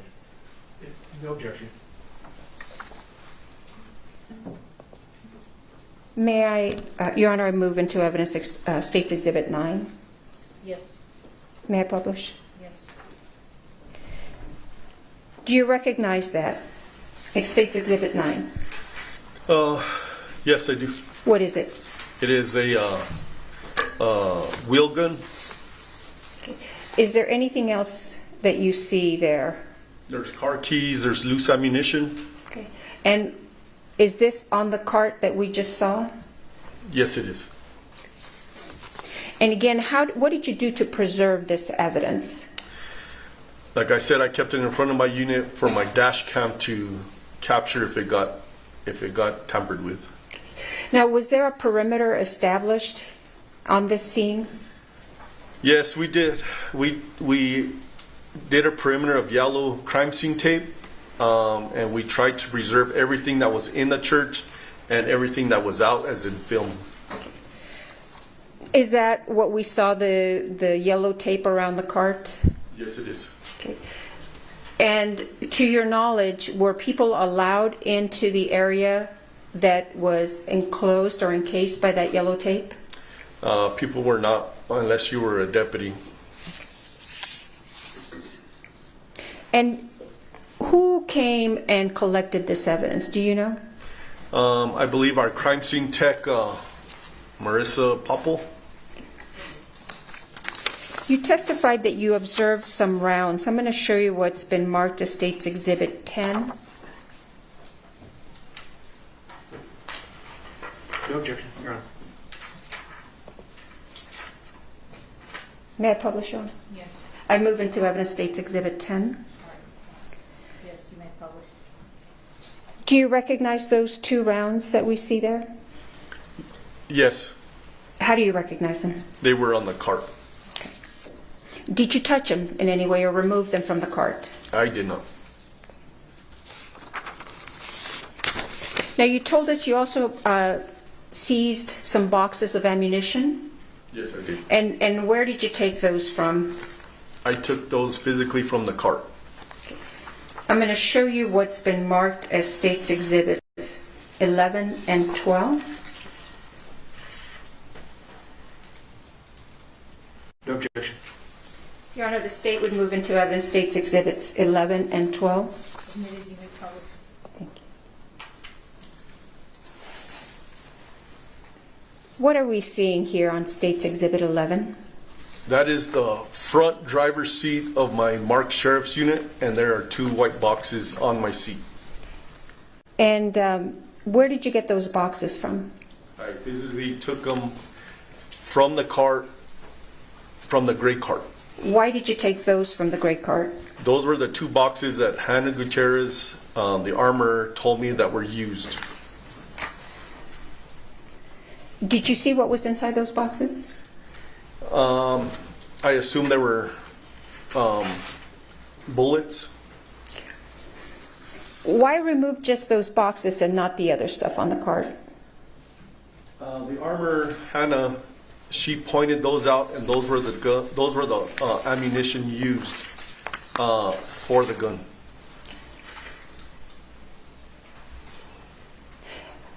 Let me show you State's Exhibit number 12. Your Honor, I move into evidence State's Exhibit 12 and ask to publish. Yes. What is State's Exhibit 12, Mr. Benavides? They are a close-up of the two white boxes. And what kind of rounds are those? Those rounds say 45 long Colt dummies. Did you then turn these over to someone else, these boxes of ammunition? Yes. And who did you turn them over to? The crime scene tech, Marissa Popple.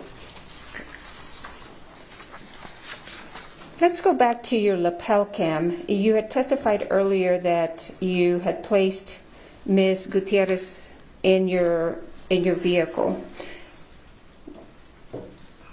What happened to Ms. Gutierrez after we're seeing her here at 20 minutes and 8 seconds? From this point, I took custody of the gun and we walked over to my marked sheriff unit.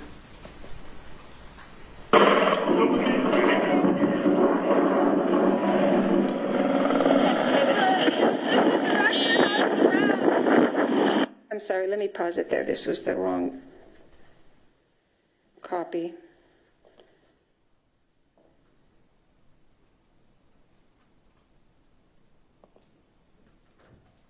Sorry, Major. What's going on? They said two.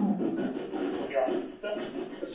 Now, anyone else secure? That you need to.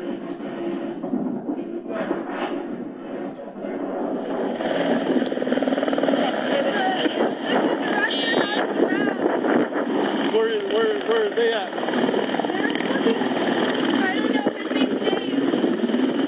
What are you being directed to at this point? I don't remember. I couldn't really hear her. Okay, let's go back. And I apologize, it looks like the audio is a little behind the video.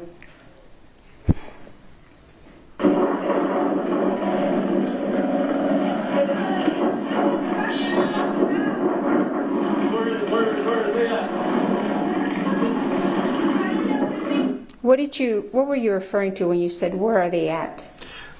She was telling me about the rounds. And where are you headed at this point at 20 minutes and 16 seconds? That is my unit that I'm looking at right in front of me.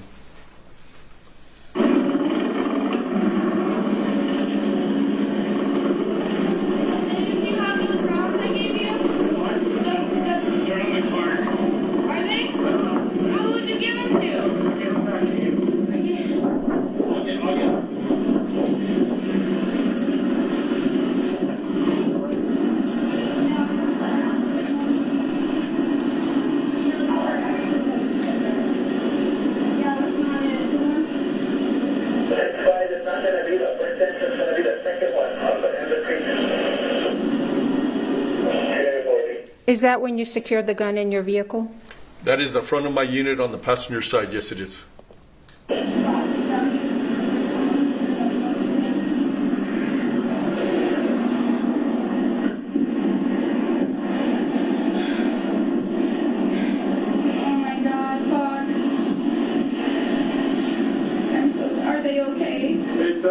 We need more units out here. And have been sighted out.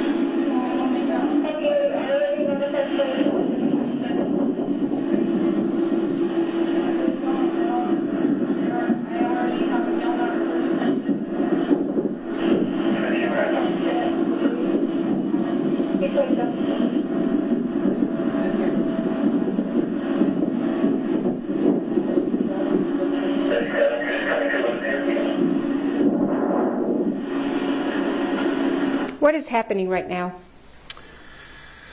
There was a helicopter just landed. Hannah's there on my right-hand side, and I'm watching the guy on the cart. Okay. Is somebody bringing the cart to you at this point? Yes, it was a gentleman. I didn't get his name, or I don't remember his name. That was bringing the cart. Your Honor, did you want us to approach? I'll just wait.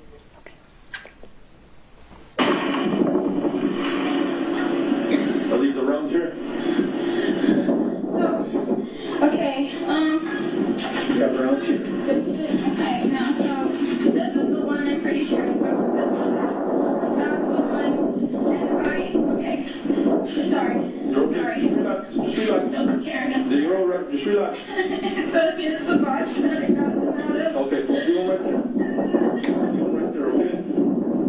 Relax. I just need. What's happening right here? Hannah, as you can see, she's upset, visibly upset, and she's showing me where the rounds are that were used. And was it the same rounds that you put in your vehicle? Yes, it is. Just relax, okay? I just need you to relax. Just please relax, okay? Just take deep breaths and relax. Can somebody get water for her?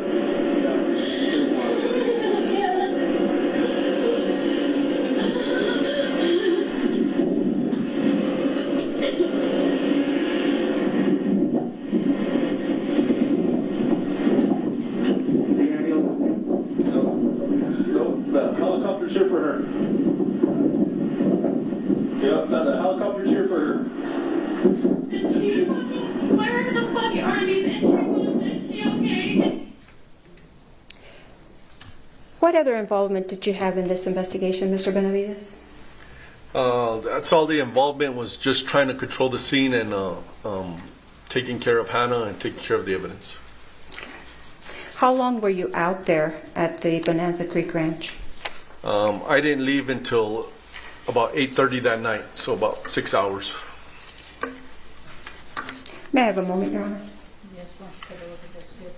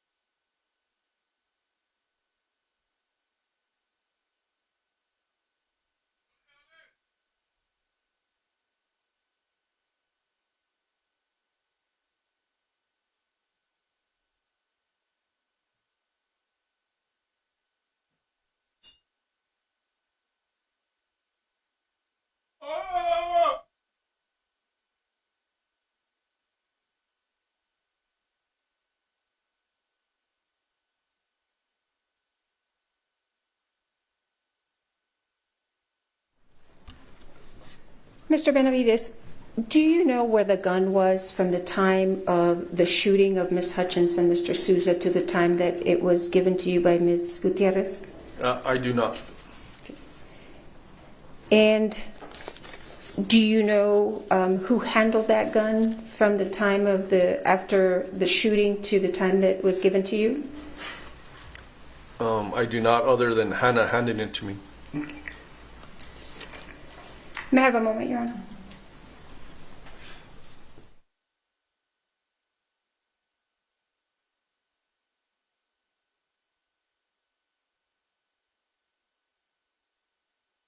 Thank you, Mr. Benavides, and you can take those gloves off unless you want to keep them on.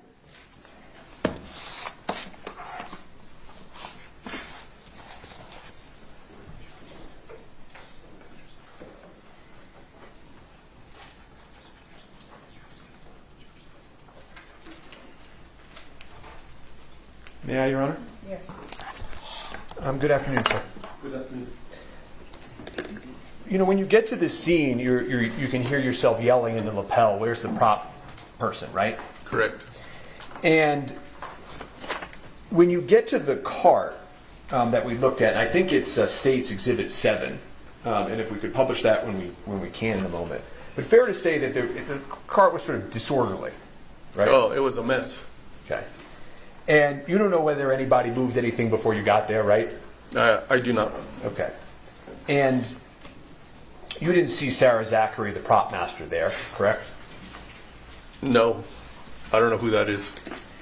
And so when you first get to the prop cart, you eventually sort of leave it and go back to going to deal with other things, right?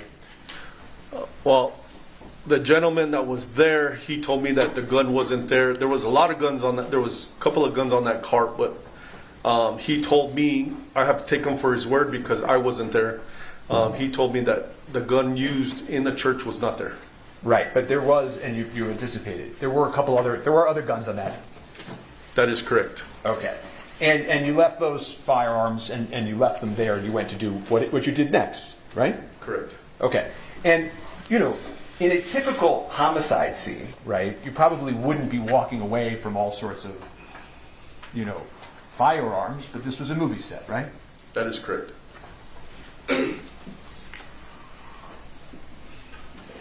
And an empty prop gun without live ammunition isn't going to hurt anybody, fair? I do not know, but... Objection mischaracterizes the evidence. I mean, other than if you drop the empty gun on your toe or something, an empty gun, a completely empty gun, isn't going to hurt anybody, true? A complete, yeah, of course. Right, so I think you fixed it. Sustained and you fixed it.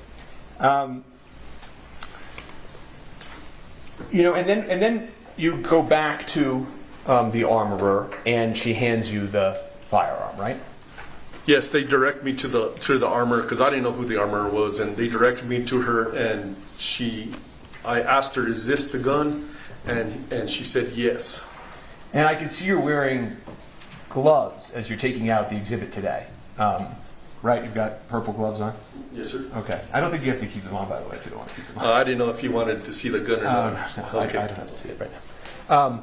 But the reason I'm asking this is, and I don't think you talked about this in direct, but the day you took the gun, you weren't wearing gloves, right? That is correct. Okay.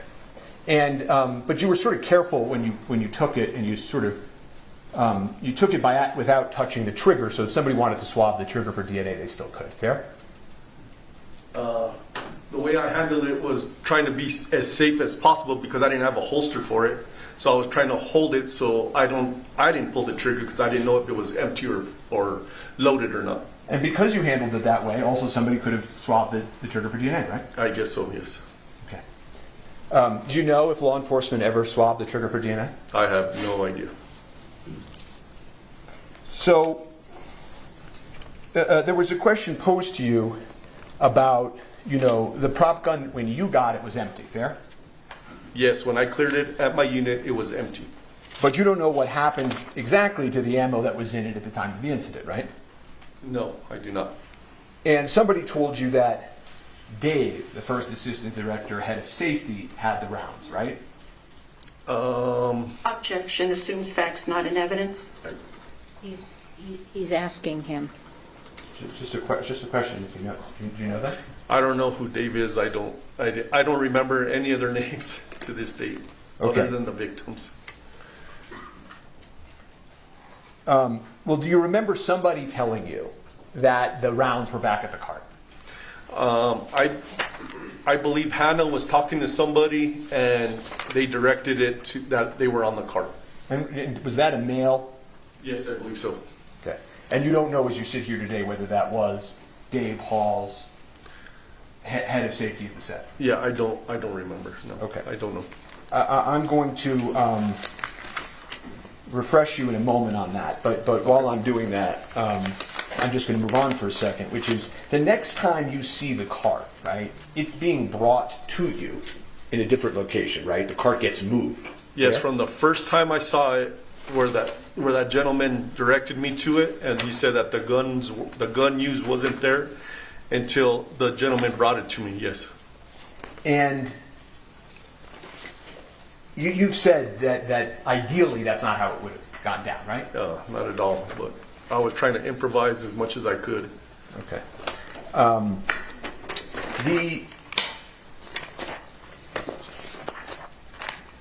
There were eventually, when you get the prop cart back, the sort of third viewing of the prop cart, there was ammunition on top of the cart. Fair?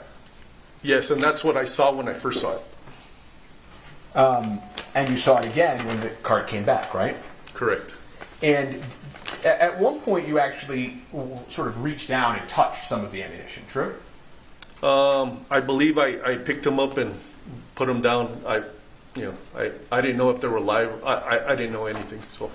And another civilian came over and picked one up and showed you one was this and one was that, right? Yeah, he explained real quick, which it didn't register too much to me, but he was trying to instruct me what to look for, I guess. And if I could just show the witness, I assume no objection to States 26. Okay. If I could offer, I don't know how you want me to do this. If I could offer States 26, or should I make it a defense exhibit? Your Honor, we have no objection to admitting our own exhibit, so thank you. Great. So I'll admit States 26. States 22? 26, Your Honor. All right.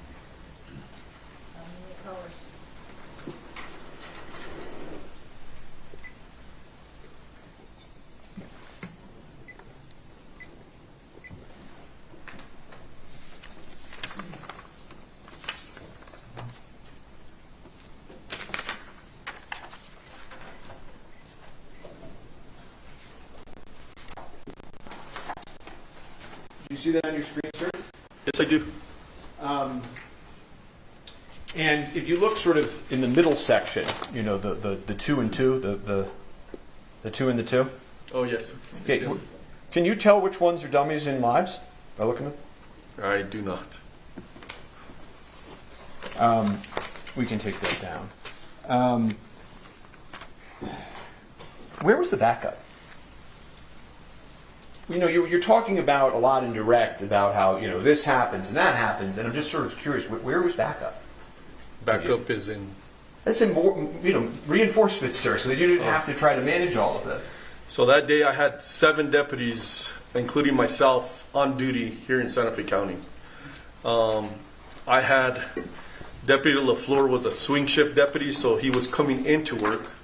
I believe he lives somewhere in Albuquerque. And he was coming into work when the call came in. And it was myself and the corporal who were available at the time. So there was only 3 of us, and the rest were northern part of the county and the eastern part of the county and the southern part of the county. And you called backups for the state police, right? I did. And they, that request for backup was denied by supervisors, correct? As if I remember correctly, yes. Or they didn't have. I don't remember if they said they didn't have enough, or they didn't have availability, or the supervisor just said no. Didn't the supervisor say that they believed this would likely be unfounded and it was probably an accident? Objection, Your Honor. Hearsay and assumes facts not in evidence. It's a proper question, obviously, because I'm asking why the backup didn't come in if he knows that. Okay.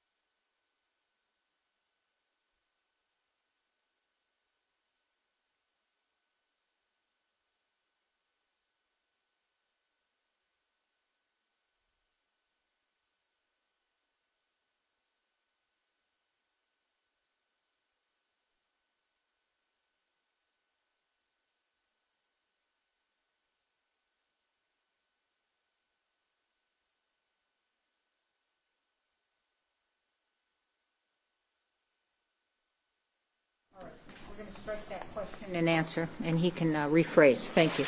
Sure. Thank you. When I say strike, that means disregard the question and the answer. Thank you. You called for the state police and they didn't come, right? Yes. And that would have been your supervisor's call, not yours, correct? My supervisor? No. Yeah, I'm asking. No. whether or not that request went to the state?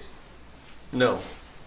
That wouldn't have been your supervisor's call? That wouldn't have been my supervisor's call, no. Did you make that call direct? I asked dispatch to talk to state police to see if they could send people to help me with the scene. Okay. The perimeter that you talked about did not include the prop truck, correct? Yeah, I didn't know what any of that was. I was just trying to take care of what happened in the church. Right.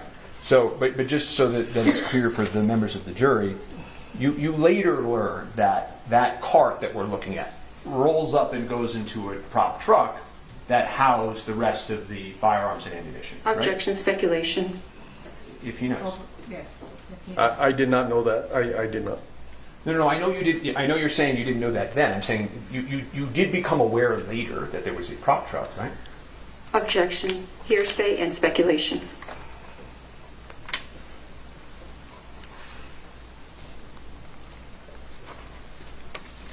I think he's asked and answered. Didn't you just ask that question? I can just move on to another if he doesn't know. Okay. But fair to say, law enforcement wanted to find the origin of the bullet that struck Miss Hutchins, right? My personal involvement was just taking care of the evidence, and I don't know what happened after that. Well, you collected those white boxes, right? Those Yes. 2 white generic boxes, didn't you? Yes, exactly. Okay, so, I mean, you wanted to, as I think you testified direct, find the source of the ammunition, correct? Yes, well, whatever Hannah directed me to, yes. And you wanted to talk to Hannah about this, correct? I kept her for the detectives, yes. She said, "Oh my God, fuck, I'm so sorry." I did hear that on my lapel, yes. Okay. Everyone's been yelling at her. I did hear that in my lapel. And you placed her in the police car, right? In the back of my patrol car, yes. Right. Nobody placed Mr. Baldwin in a police car, correct? Objection, relevance. Correct? Correct. Now, you know, when you're at the scene talking to witnesses, which you can hear yourself doing on that lapel, you know, you're letting witnesses give you information. Fair?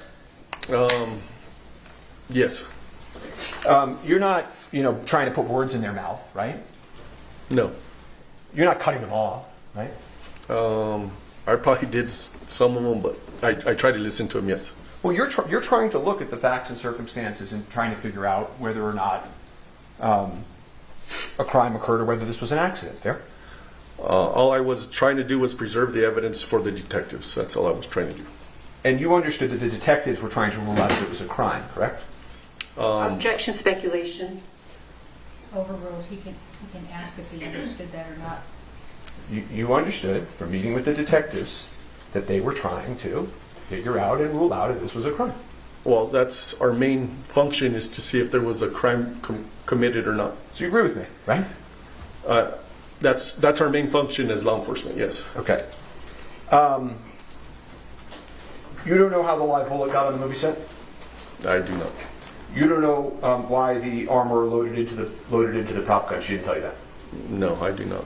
And you don't know why the first AD failed to detect it? The what? The first assistant director, that guy Dave. Oh, I do not. I don't. Okay. And you still work for the Santa Fe Sheriff's Office? Do I still work? No, I'm retired. You've retired. Okay. I have nothing further for this witness at this time. All right, thank you.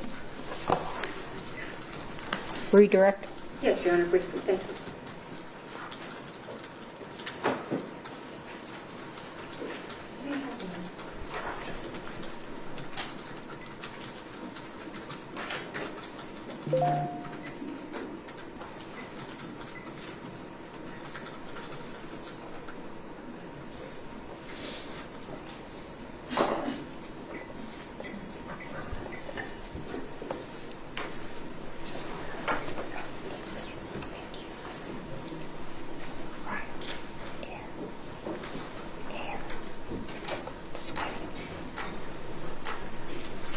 Mr. Benavides, you were shown State's Exhibit 26 on cross-examination. Do you know where those rounds that we see on 26 came from? I do not.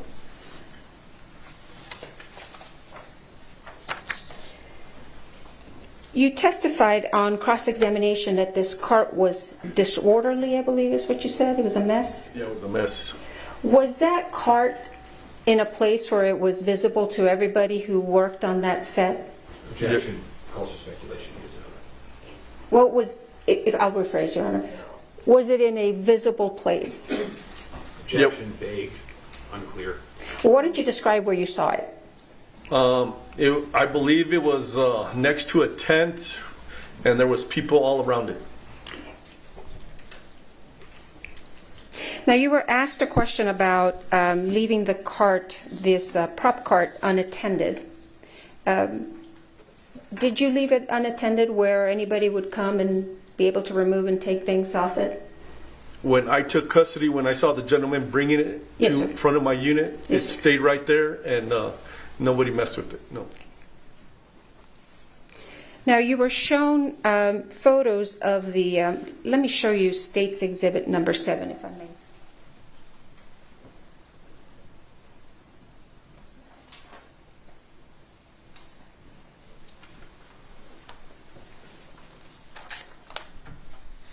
Showing you State's Exhibit number 9. Did you have any reason to believe that was a fake gun? It was a movie set. I did not know if it was fake or real. How about State's Exhibit number 6 that you have in front of you? When you took that into custody, did you have any reason to believe that that was not a real gun? No.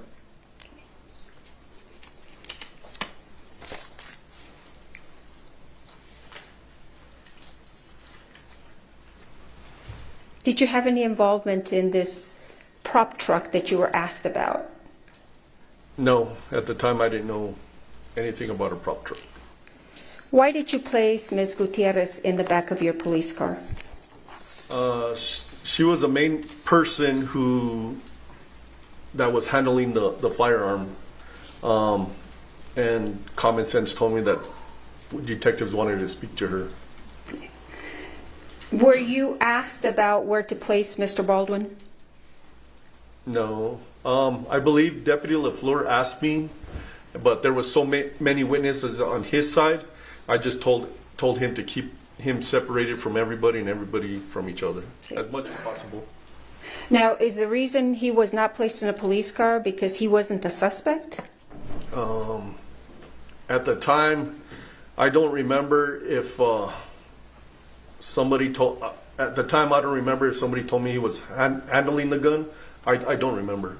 So, no.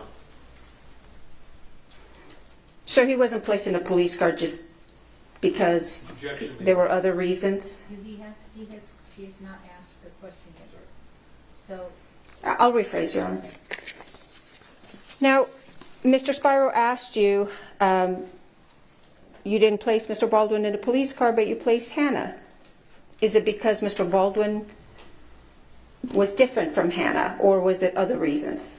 It was other reasons. Like I said, Deputy Lafleur had a lot of people on his side of the movie set, so keeping one person in a police car, you got to watch them, and then you got to watch everybody else. So he was able to watch everybody all at once. May I have a moment, Your Honor?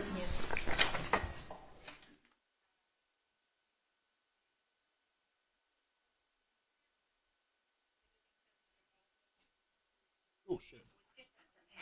Excused. All right, we're going to take our bathroom break. Bathroom break? We'll be Oh, back shit. at 3:15. Please don't talk among yourselves or anyone else about the evidence received here in court. We are in recess. All aboard. Hear ye, hear ye, hear ye.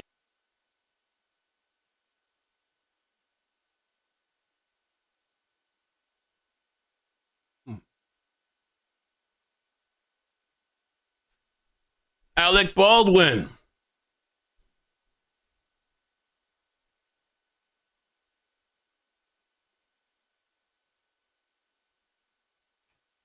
The trial of a century. Will he be found guilty? Is it his fault? He's just an actor showing up to do his job.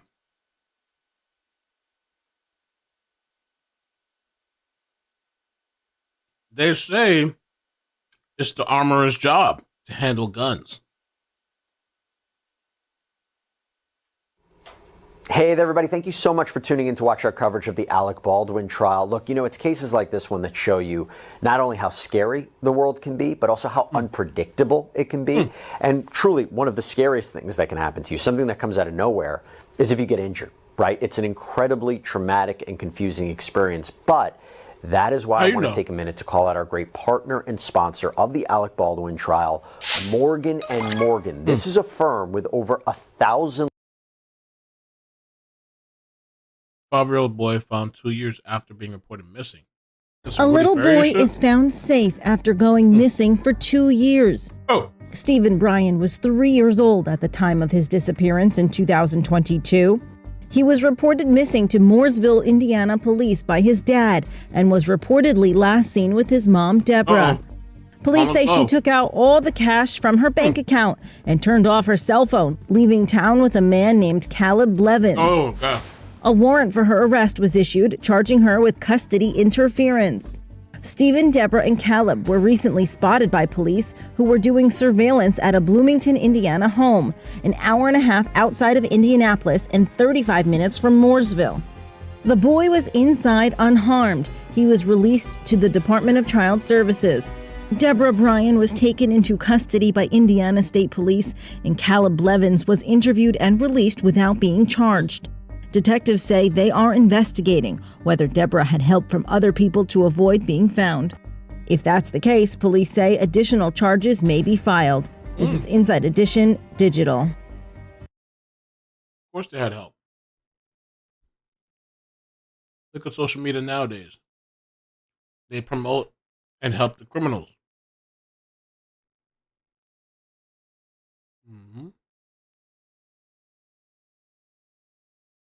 Man arrested after a woman was found in a sleeping bag. An enraged mob is out for justice, lashing at a suspected murderer. Oh my God! They're seeking revenge against the man accused of stuffing a woman's body into a sleeping bag and leaving it on the street in Manhattan. The infuriated mob wants a good look at the suspect, identified as 55-year-old Chad Irish. As the seething crowd looks on, police roll a gurney out of the building where the suspect lives. Anger quickly turns to physical rage as they surround him.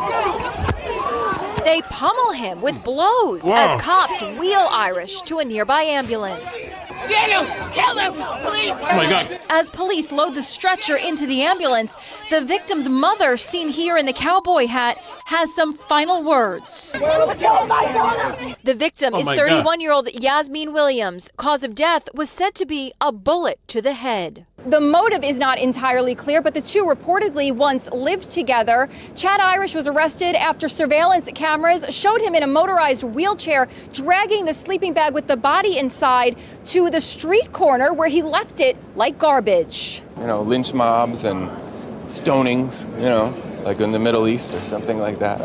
I don't know. It's like instant justice, right? Even as the ambulance prepared to leave, cops once again intervened as furious spectators pounded on the vehicle with their fists.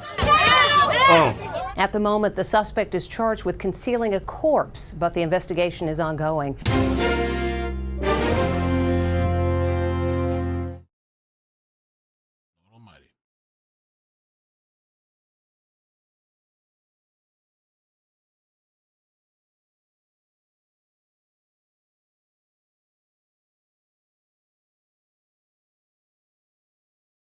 Now, they say shark attacks are rare, and you have to win the lottery to get a shark attack. It's such a rare occurrence, you don't ever have to worry about it. It's almost as if the scientific experts encourage you to swim with sharks. It's so rare. Manhunt for They a serial... don't prefer humans. It's such a rare thing. You can hug them, swim with them, everything. You're better off swimming in a beach with sharks versus swimming at a pool, according to the experts. Killer shark on the loose. Shark expert Paul DeGelder will dive right where a great white claimed yet another victim. We're diving in the same place that guy got killed 2 weeks ago. DeGelder knows the dangers all too well. He lost his forearm and leg in a brutal shark attack in 2009. And he's like, you know what? Let me go back and try this shit again. Now, let me not even put on an iron swimsuit that's shark resistant. I'm just gonna do this shit again. Because I'm bored. I think I see something. There it is. We have eyes on a white shark. The giant man-eater is filmed in a small coastal town off Baja, California, where 3 divers have been killed in 22 months. The daring encounter is on Shark Week, hosted by John Cena, airing on Discovery. You went on the search for a serial killer shark. Why would you put yourself in harm's way like that? We're trying to investigate why this shark is there. Why is it attacking the Mexican divers and fishermen? DeGelder also went back for the first time to the site of his own shark attack in Sydney, Australia.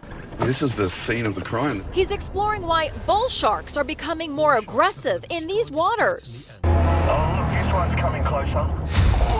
What was it like returning to where you were attacked?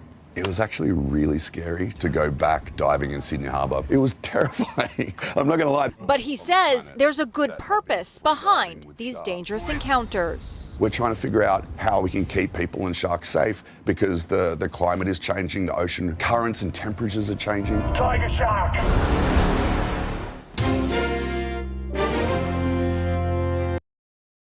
Amazing.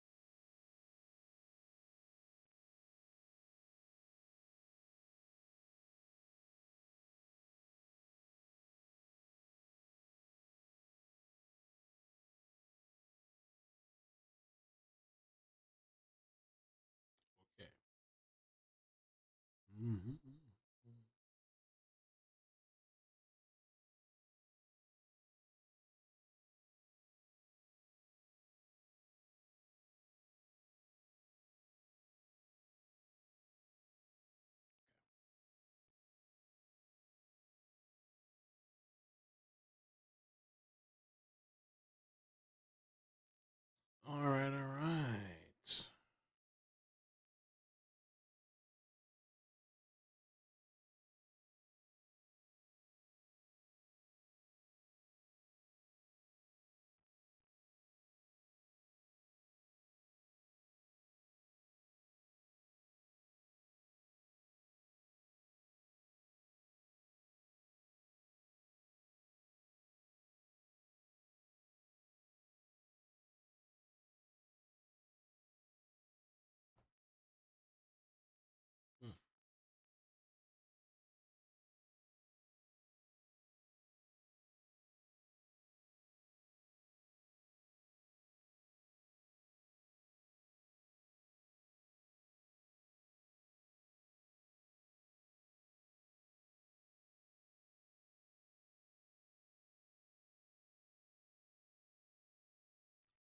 They say it's safe. You don't have to worry.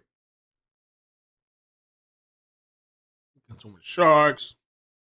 It's a really rare occurrence. Respect and love wildlife.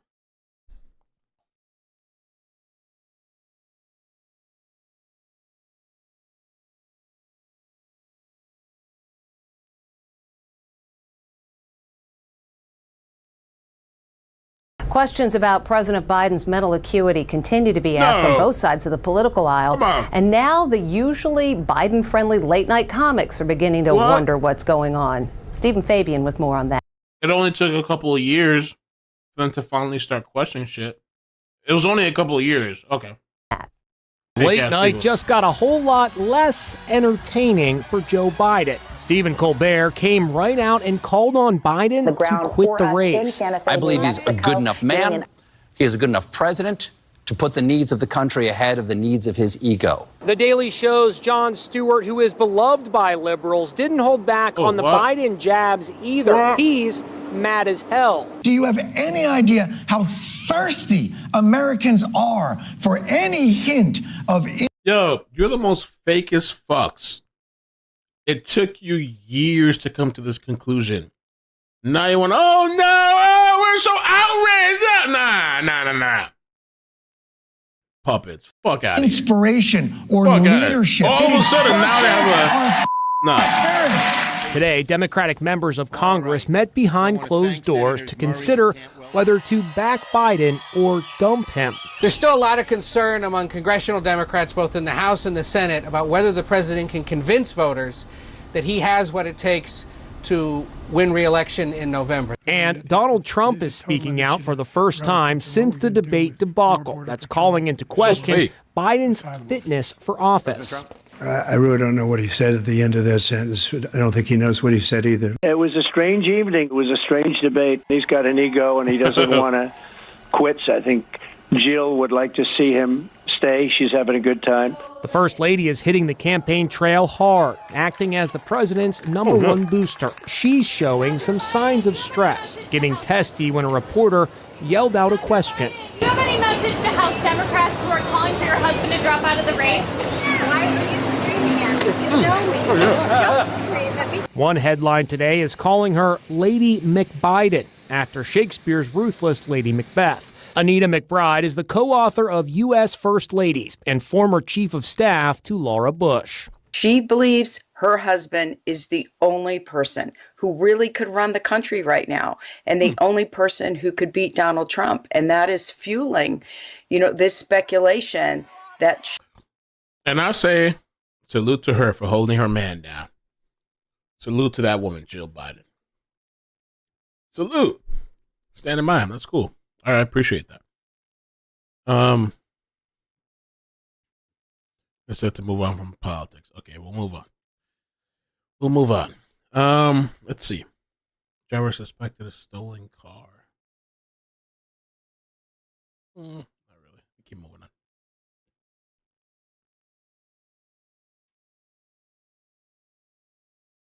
Oh, let's see what they're saying over here. These jurors appear to be older jurors, possibly in their 50s, 60s, and I'm just ballparking here, so no offense if I'm getting the ages wrong. You're ageist! How dare you! Some of them appear to be older. We have a couple of older men on the jury, some older women on the jury as well. They are taking notes, not all of them, but many of them are, and they seem to be paying close attention and watching these body camera videos that are playing very closely as well. So I find it interesting too. Alec Baldwin, at times, it's hard for me to see. I'm sitting in the gallery, but I do see him at times kind of leaning his hand on his fist like this. These days in court can be long and they can wear on you. His wife Gloria is very tuned in to what is going on. She's looking up at the monitors and looking at the videos, listening intently to the testimony, as is his brother Stephen Baldwin. So there's a captive audience here. And they have similarities. I know they're brothers, so obviously, but they have some similarities. Alec Baldwin and his brother in the back. And Anjanette, as we're... And that's the wife, I think, on the side. Still continue to hear from more law enforcement. And it looks like they're starting at the very beginning of this story. And the beginning... You know what? Maybe they shouldn't have guns on set.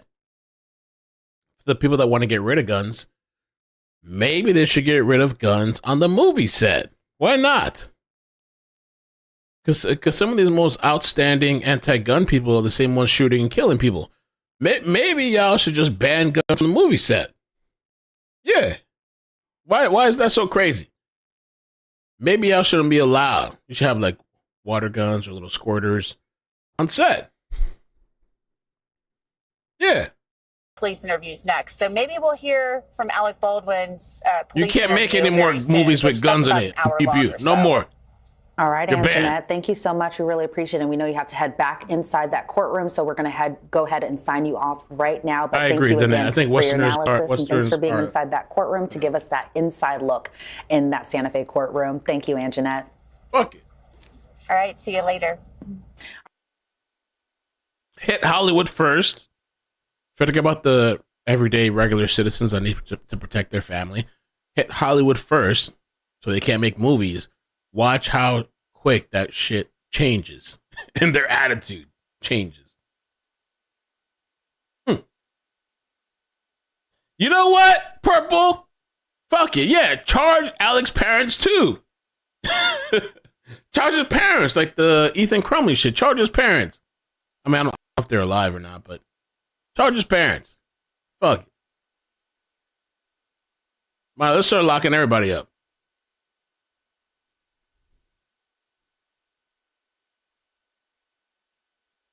Watch how quick they change their stance. I don't know. It's really unfortunate. It really is. I need to get back in the range, though. I need to get it. There's 2 Glocks that I really liked. I need to get back and practice some more. And I take it very serious, the gun situation. Like, I don't play around with guns at all or nothing. That's why I don't have one in my house yet, because I want to make sure I'm properly. But I need to get there because of YouTube and like that other situation where this guy was making false claims about me. So like I know I need to get a gun. I just want to make sure I have the proper knowledge and comfortability and safety and I know all that stuff. It's not a joke.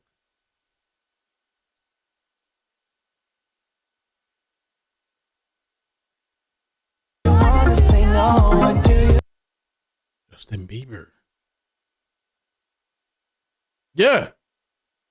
Okay, Meek Mill. There's not much I agree with you on, but I agree with you on this, Meek Mill. Let's find the guy that released himself on that woman. Let's play Manhunt today in Philly, some community service. I got 2 bands, $2,000 for this. The guy that we talked about earlier, that he relieved himself on a woman's leg. Look, he fucking nutted on my fucking leg! You go to hell, bitch! Oh my god! He nutted on my leg! Wow. He nutted on my leg! Wow. Okay. Yeah, I'm down with that. All right. Meek Mill got 2 racks on it. Put money on it. Okay. I'll support that from Meek Mill. If he's really serious about it, we'll see.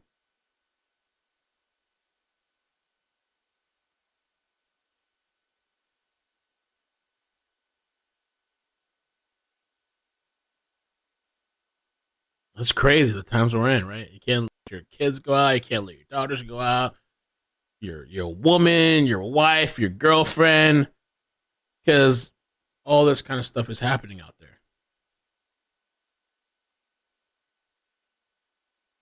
It's crazy. It's almost like I don't even know. It's just unbelievable at this point.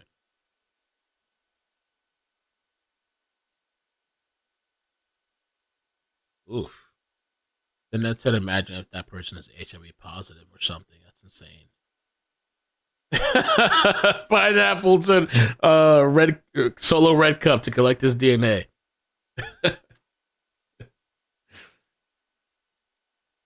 It really is crazy out there, man. It really is. I don't know what to say.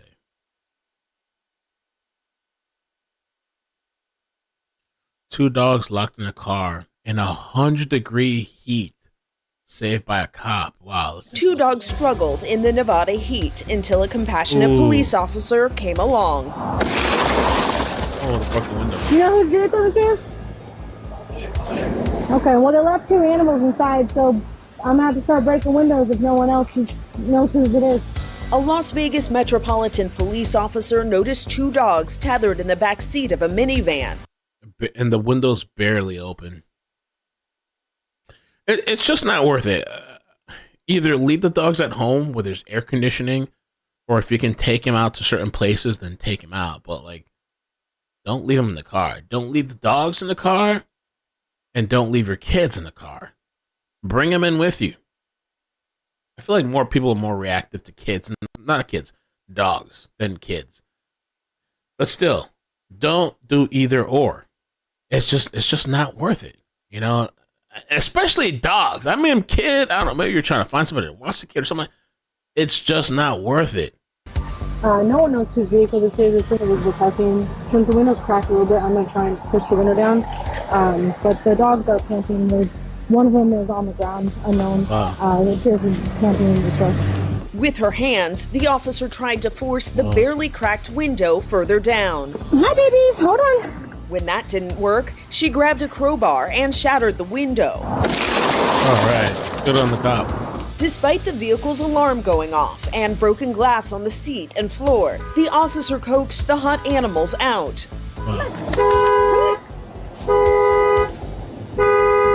They're probably scared when the alarm going off. Police say the air temperature at the time was 100 degrees Fahrenheit, and the interior of the van was topping 110 degrees. The little dogs were taken for medical treatment and then to a shelter. The pet owners are under investigation. For instance, yeah, it's just not worth it. Leave them at home, have the AC on. I know in some situations you're worried about them like peeing somewhere, even if you have to put them in a room or a bathroom for a few hours while you leave, whatever.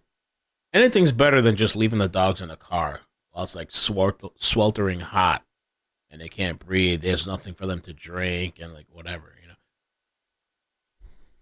It's crazy. But people do that. People do that all the time. There was somebody, I feel like there was a Nevada case that we covered where this child was left in the car and she died. I don't even think the father served a lot of time. It's crazy. I feel like there's things that like people, okay, we disagree on. And then there's things that most people have a general consensus, you know, like we agree on this shit, right? Dogs and kids, don't leave them in the car. I mean, I understand like sometimes it's like, I got to go through the motions. Hey, take them out the car seat, walk them inside, blah, blah, blah. It's not worth it. It's just not worth it anymore. Not that it's ever been, but it's just not worth it.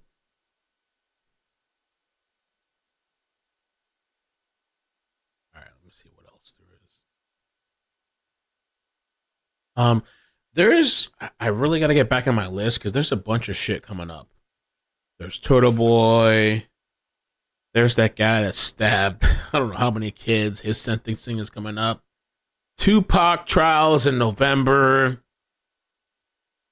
Down the whole rabbit news hit me up about Alexi Treviso, which this woman had a baby at the hospital, but tried to throw the baby in the trash can allegedly and say that, like, I don't know.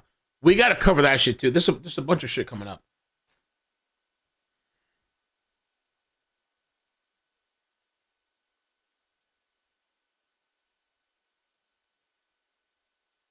Ooh.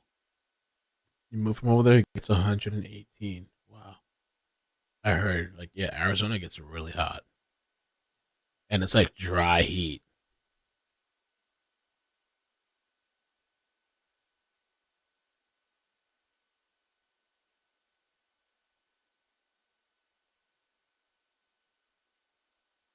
Yeah. Herbert, I had a friend that would correct me all the time and tell me like she can't believe that I don't know. That's what I remember from her name, but I know it's not right.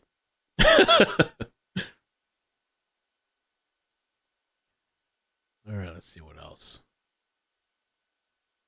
You know what? Let me see some of the stuff I send myself stuff all the time to share with you guys. Let me take a look at it. We already covered New York trash bin. Oh, this was really sad. This is a really fucked up thing. I'll show you this, but it's a true story.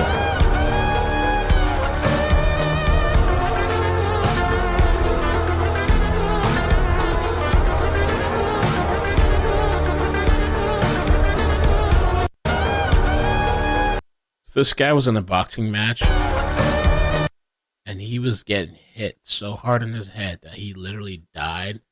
But like his body still kept pushing forward.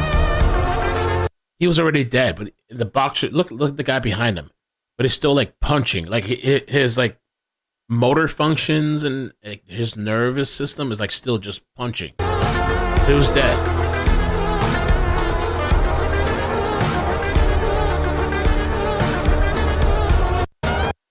felt so bad for this guy. His name is Simismo. I don't know how to say it. Buthilismi. And you can look it up. It's a true story. Really fucked up thing. But I don't know. I was just scrolling YouTube shorts and stuff. And he's a South African boxer. He died to brain injuries. But I was just kind of shocked. I was like, wow, he's just punching, still punching after he's deceased.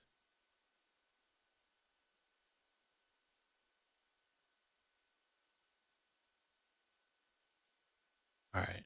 No sleepovers. What's this? Ooh, okay. I sent this to myself just to share with you guys. I don't know what this is. We'll watch it together. No, it's dubbed "No Sleepovers." Attorney, and here's why. First, allow my children to go to sleepovers. I'm a criminal defense attorney, and here's why. First and primarily is the SA risk. While you may feel like you know the parents who are hosting the sleepover really well and you know and love and trust them, that's exactly who's committing SA. SA against children is not committed by strangers in Target. It is not committed by random people on the street. It is committed by people that we know, love, and trust. That's exactly how SA against children happens.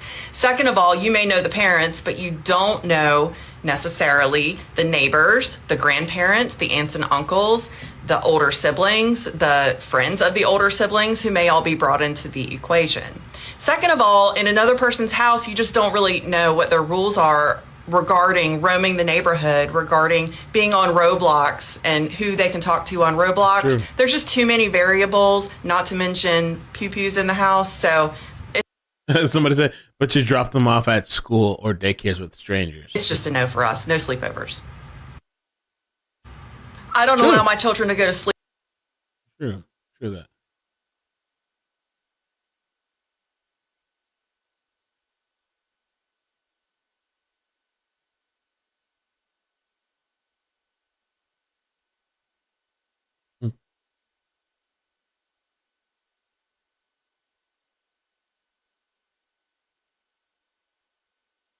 Okay. Looks like they're coming back.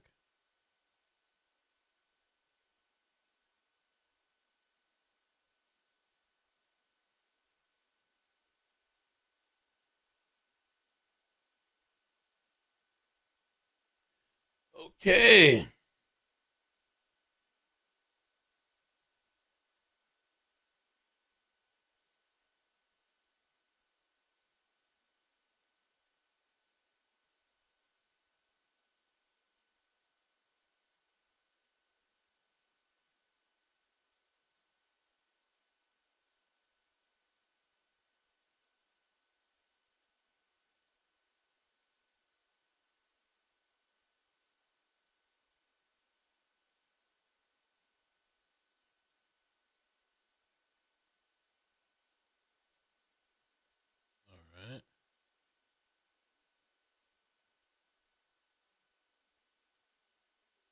Lujan, do you swear affirm under penalty of law that the testimony you'll give in this case will be the truth, the whole truth, and nothing but the truth?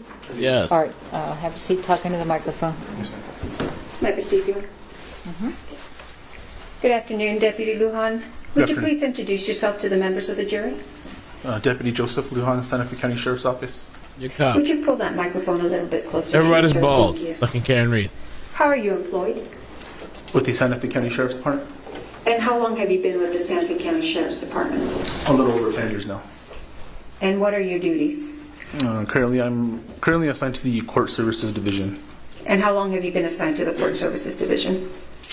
About 10 months now, I believe. And prior to that, where were you assigned? I was on the Patrol Division. And what does a Patrol Division do? We answer calls throughout the county. Anything from DWI, crash investigations, criminal investigations, that type of thing. Were you on duty on October 21st, 2021? Yes, it was. And do you recall what you were assigned to do that day? Just normal patrol duties. And were you involved in the investigation into a shooting that occurred at the Bonanza Creek Ranch? Yes, it was. And what role did you play in that investigation? Deputy or Sheriff's Office personnel had already been dispatched to the scene at the movie set. Lieutenant Benavides advised that one of the persons shot was being transported to the hospital and requested a deputy respond to the hospital as well. Which hospital? The St. Vincent's Hospital here in Santa Fe. Okay. And was that deputy you? Yes, ma'am. Do you recall approximately what time you were dispatched or you went to the hospital? It was a little bit after 2 o'clock. And once you arrived at the hospital, where did you go? I arrived to the emergency room. And why did you go to the emergency room? We had been notified, or I had been notified through dispatch that the ambulance was transporting that subject to the emergency room. Okay. And so once you were in the ER, did you go into a room or did you wait in the lobby? What did you do? I arrived at one of the trauma rooms that's there at the hospital. Okay. What did you observe when you walked into the trauma room? A gentleman sitting on or laying on like a gurney, hospital bed type thing, in the upright position.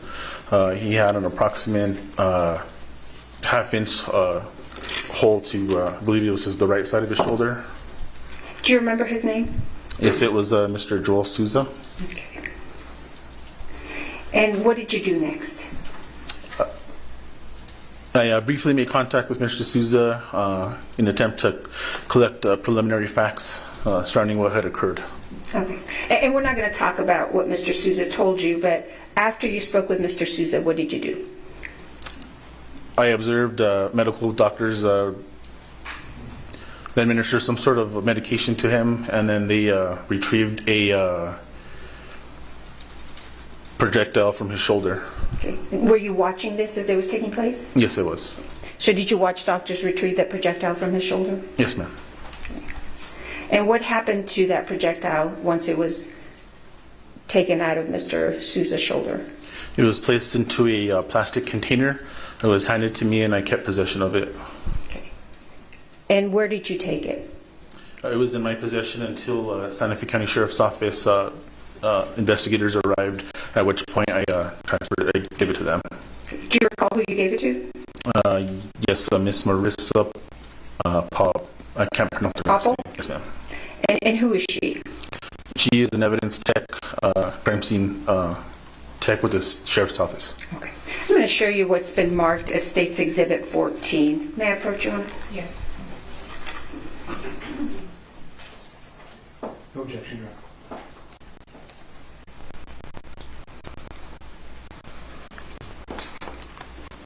Do you recognize State's Exhibit 14? Yes, ma'am. What is it? That was the projectile that was retrieved by medical staff at the hospital out of Mr. Joel Souza. Does Exhibit 14 appear to be in the same condition it was in when it was given to you by doctors? Yes, ma'am. Your Honor, the state would move into evidence State's Exhibit 14. Yes, you may follow. Thank you. So after you provided this to the crime scene technician, did you have any other involvement in this investigation? Other than just writing a report, and that was it. May I have a moment, Your Honor? I have nothing further. Thank you, Deputy. Yes, ma'am.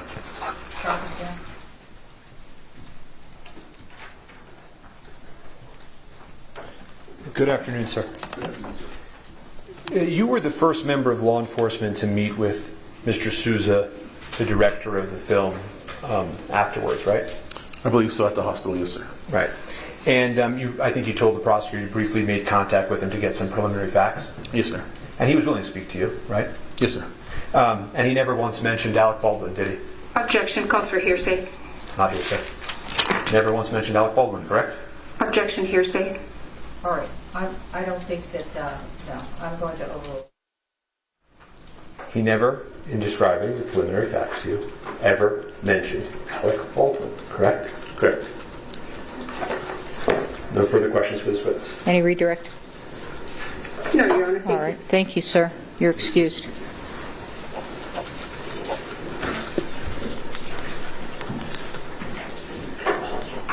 The state calls Marissa Popple.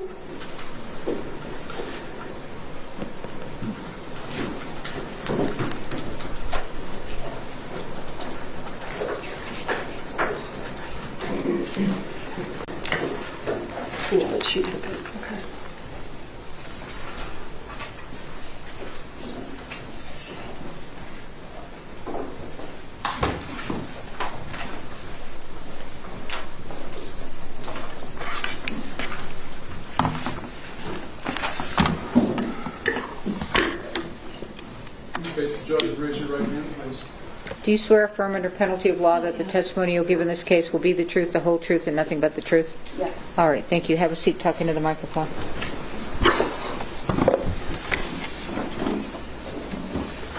Good afternoon. Good afternoon. Please state your name for the record. Marissa Popple. Would you spell your last name? Poppell. How are you currently employed?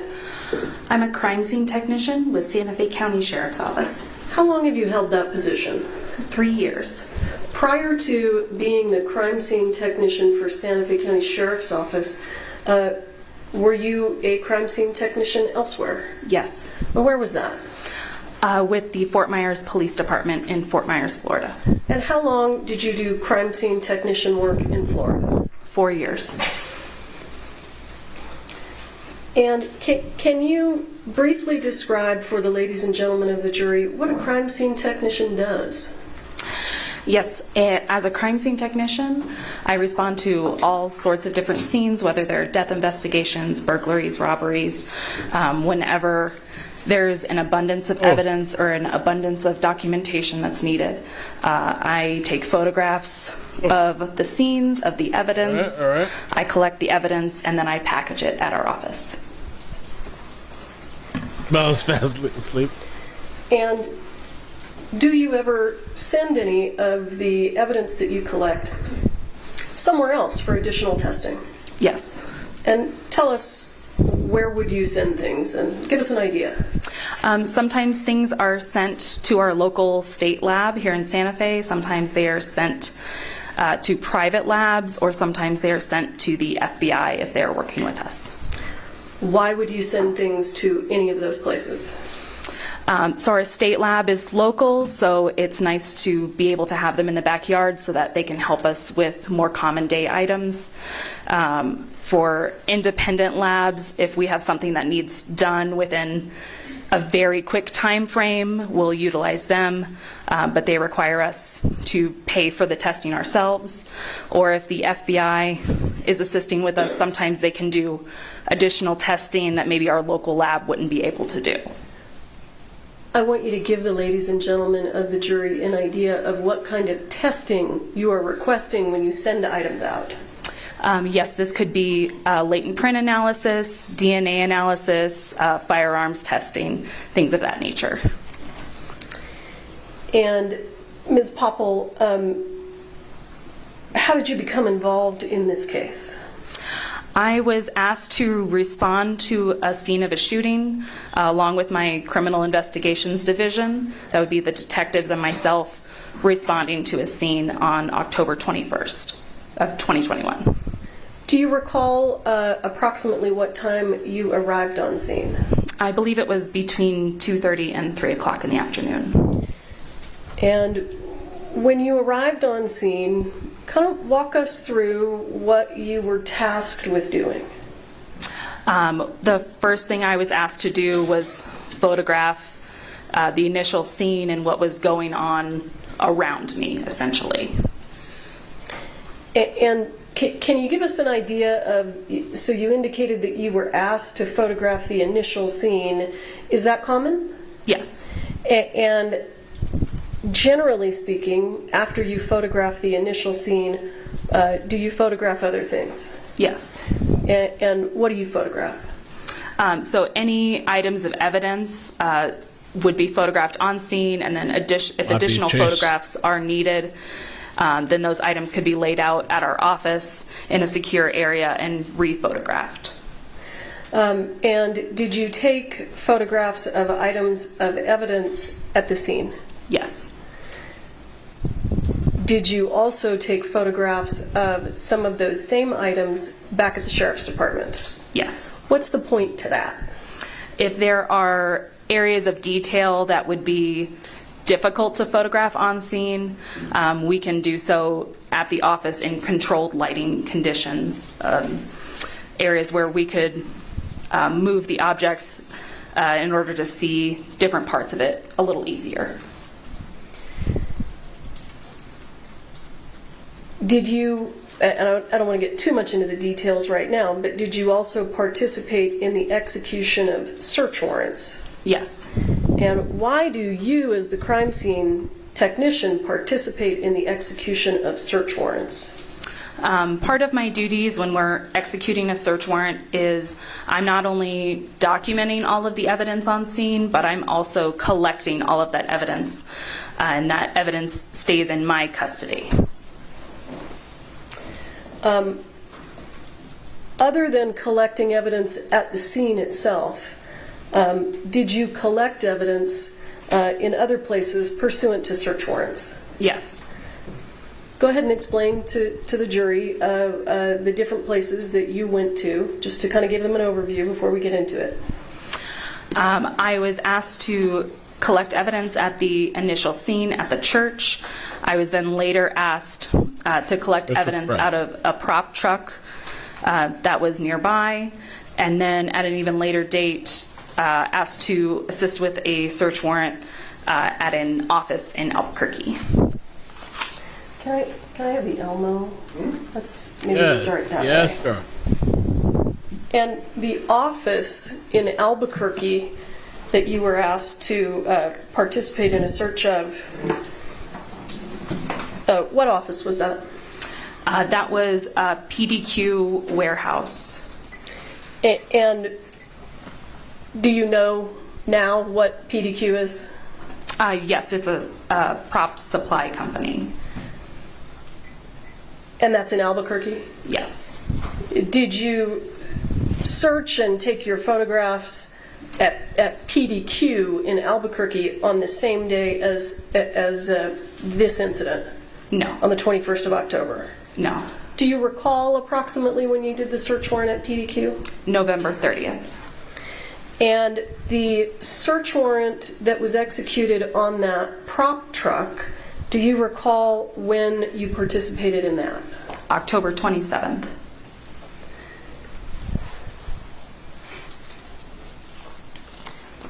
I'm going to show you what's already been admitted as State's Exhibit 7. Let's see if I need to adjust. There's 7 and Rad. Okay, let's get it. I might switch this whole thing to a chase if we get there. Yes, I did. And why did you take that photograph? This photograph is of the prop truck that was at our initial scene. Did you say, is this a truck? Or, I apologize, a prop cart at our initial scene. Do you know what a prop cart is used for on the movie set? My understanding was that it was a cart that had some props on it. Do you know whether or not those props included real guns? I do not. Still today, you don't know? The firearms that are visible on this, one is a plastic gun and the other is a firearm that has a blocked cylinder. So it's not a loadable gun. So they're not usable firearms. Understood. Can you, if you recall, did you collect real firearms from the set of Rust? Yes. How many real firearms did you collect from the set of Rust? There was one firearm that was taken on the initial scene. But when you continued your searching, when you indicated you searched the prop truck, is that right? Yes. So let me back up. The initial real firearm that you took, where was it when you first saw it? And do we have number 6? What happened to the item of evidence? He's got it.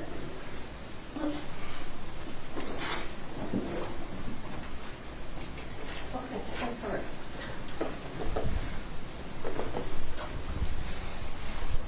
Okay, mountain of evidence.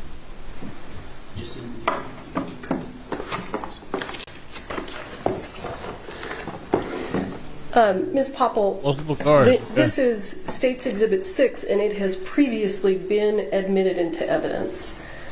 So if you would open it. Do you recognize that? Yes. What is that? This is the firearm that was taken out of Lieutenant Benavides' vehicle. And what did you do with it? I photographed this item and then collected it, took it back to my office where it was photographed in more detail. And then what did you do with it? It was submitted to the FBI for analysis. And why did you submit it to the FBI for analysis? What kind of analysis? I believe that we were requesting DNA, latent prints, and firearms testing on it. DNA, you said latent prints? Yes. For those folks that aren't involved in law enforcement, what does latent prints mean? So your fingerprints leave behind oils and waters on surfaces, which are then referred to as latent, meaning invisible. So we have your fingers leaving behind invisible fingerprints. And what was the other analysis that you asked the FBI? The firearms functioning test. And why would you ask the FBI to perform a firearms functioning test? We wanted to make sure that the firearm was in proper working order. From the time that you collected that from Lieutenant Benavides' patrol unit to the time that it was sent to the FBI, where was it kept? It was first secured in my office and then submitted into our evidence vault. And when you say vault, does that mean that it's secure? Yes. And how long was it kept in the vault before it was sent to the FBI, if you recall? I don't recall exactly. I would say it was within that week that it was sent out. And when we send items of evidence to the FBI, how do you do that? Do you just throw them in a box and put them in the mail? No. A formal request was made to the FBI lab, and then they had an agent respond and take custody of the items. Who was that agent? I believe that was Agent Cortez. So, does Agent Cortez come to the Sheriff's Department and take the items? Yes. Okay. And then at some point, do you get the items back? Yes. And do you recall when you got these items back? I do not. Okay. Were they away from the Sheriff's Department and at the FBI for a considerable amount of time? Yes. And I apologize, I have been corrected. I thought that State's Exhibit 6 had already been admitted into evidence, but I've been notified that it hasn't been, so I would like to move it into evidence. Move it in, baby. It has been admitted into evidence. It is. She didn't move it. No, she didn't. It's 57813. Yeah, you did not move it in. Okay. I'd like to go ahead and move it into evidence at this time. No objection. All right, State 6 is admitted. You may publish. When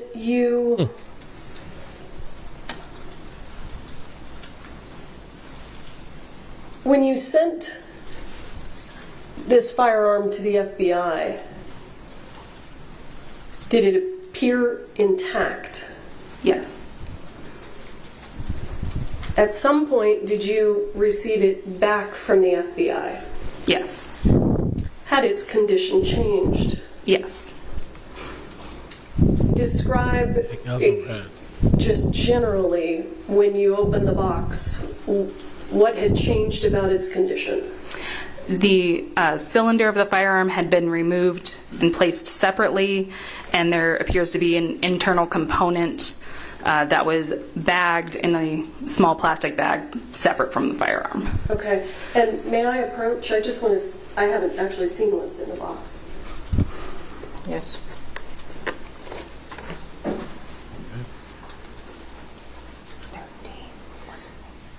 I think that maybe what I'd like to do is have it moved to the elbow. Can I move it, or does someone else have to do that?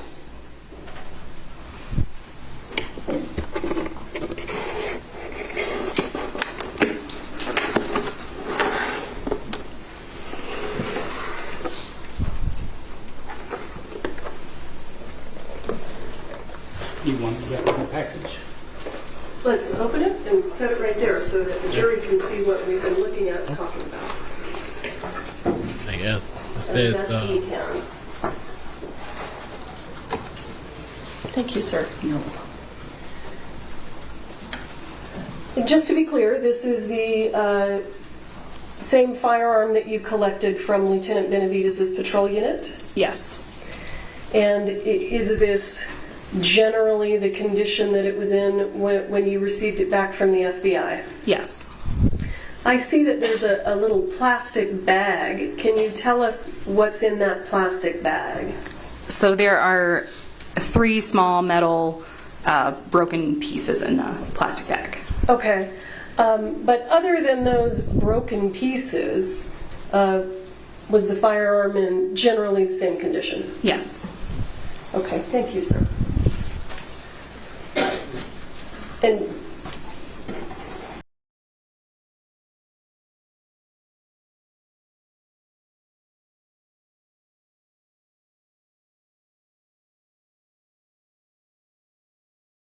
trying to get the tires to reverse backwards. So we're trying to sort out, I'm listening to the radio traffic now to figure out what shattered that window, if that was gunshots or what exactly happened. But if you look at the front windshield, it does look like there's some, 998, okay, so they're giving out the 998. 4/7 streaming channel.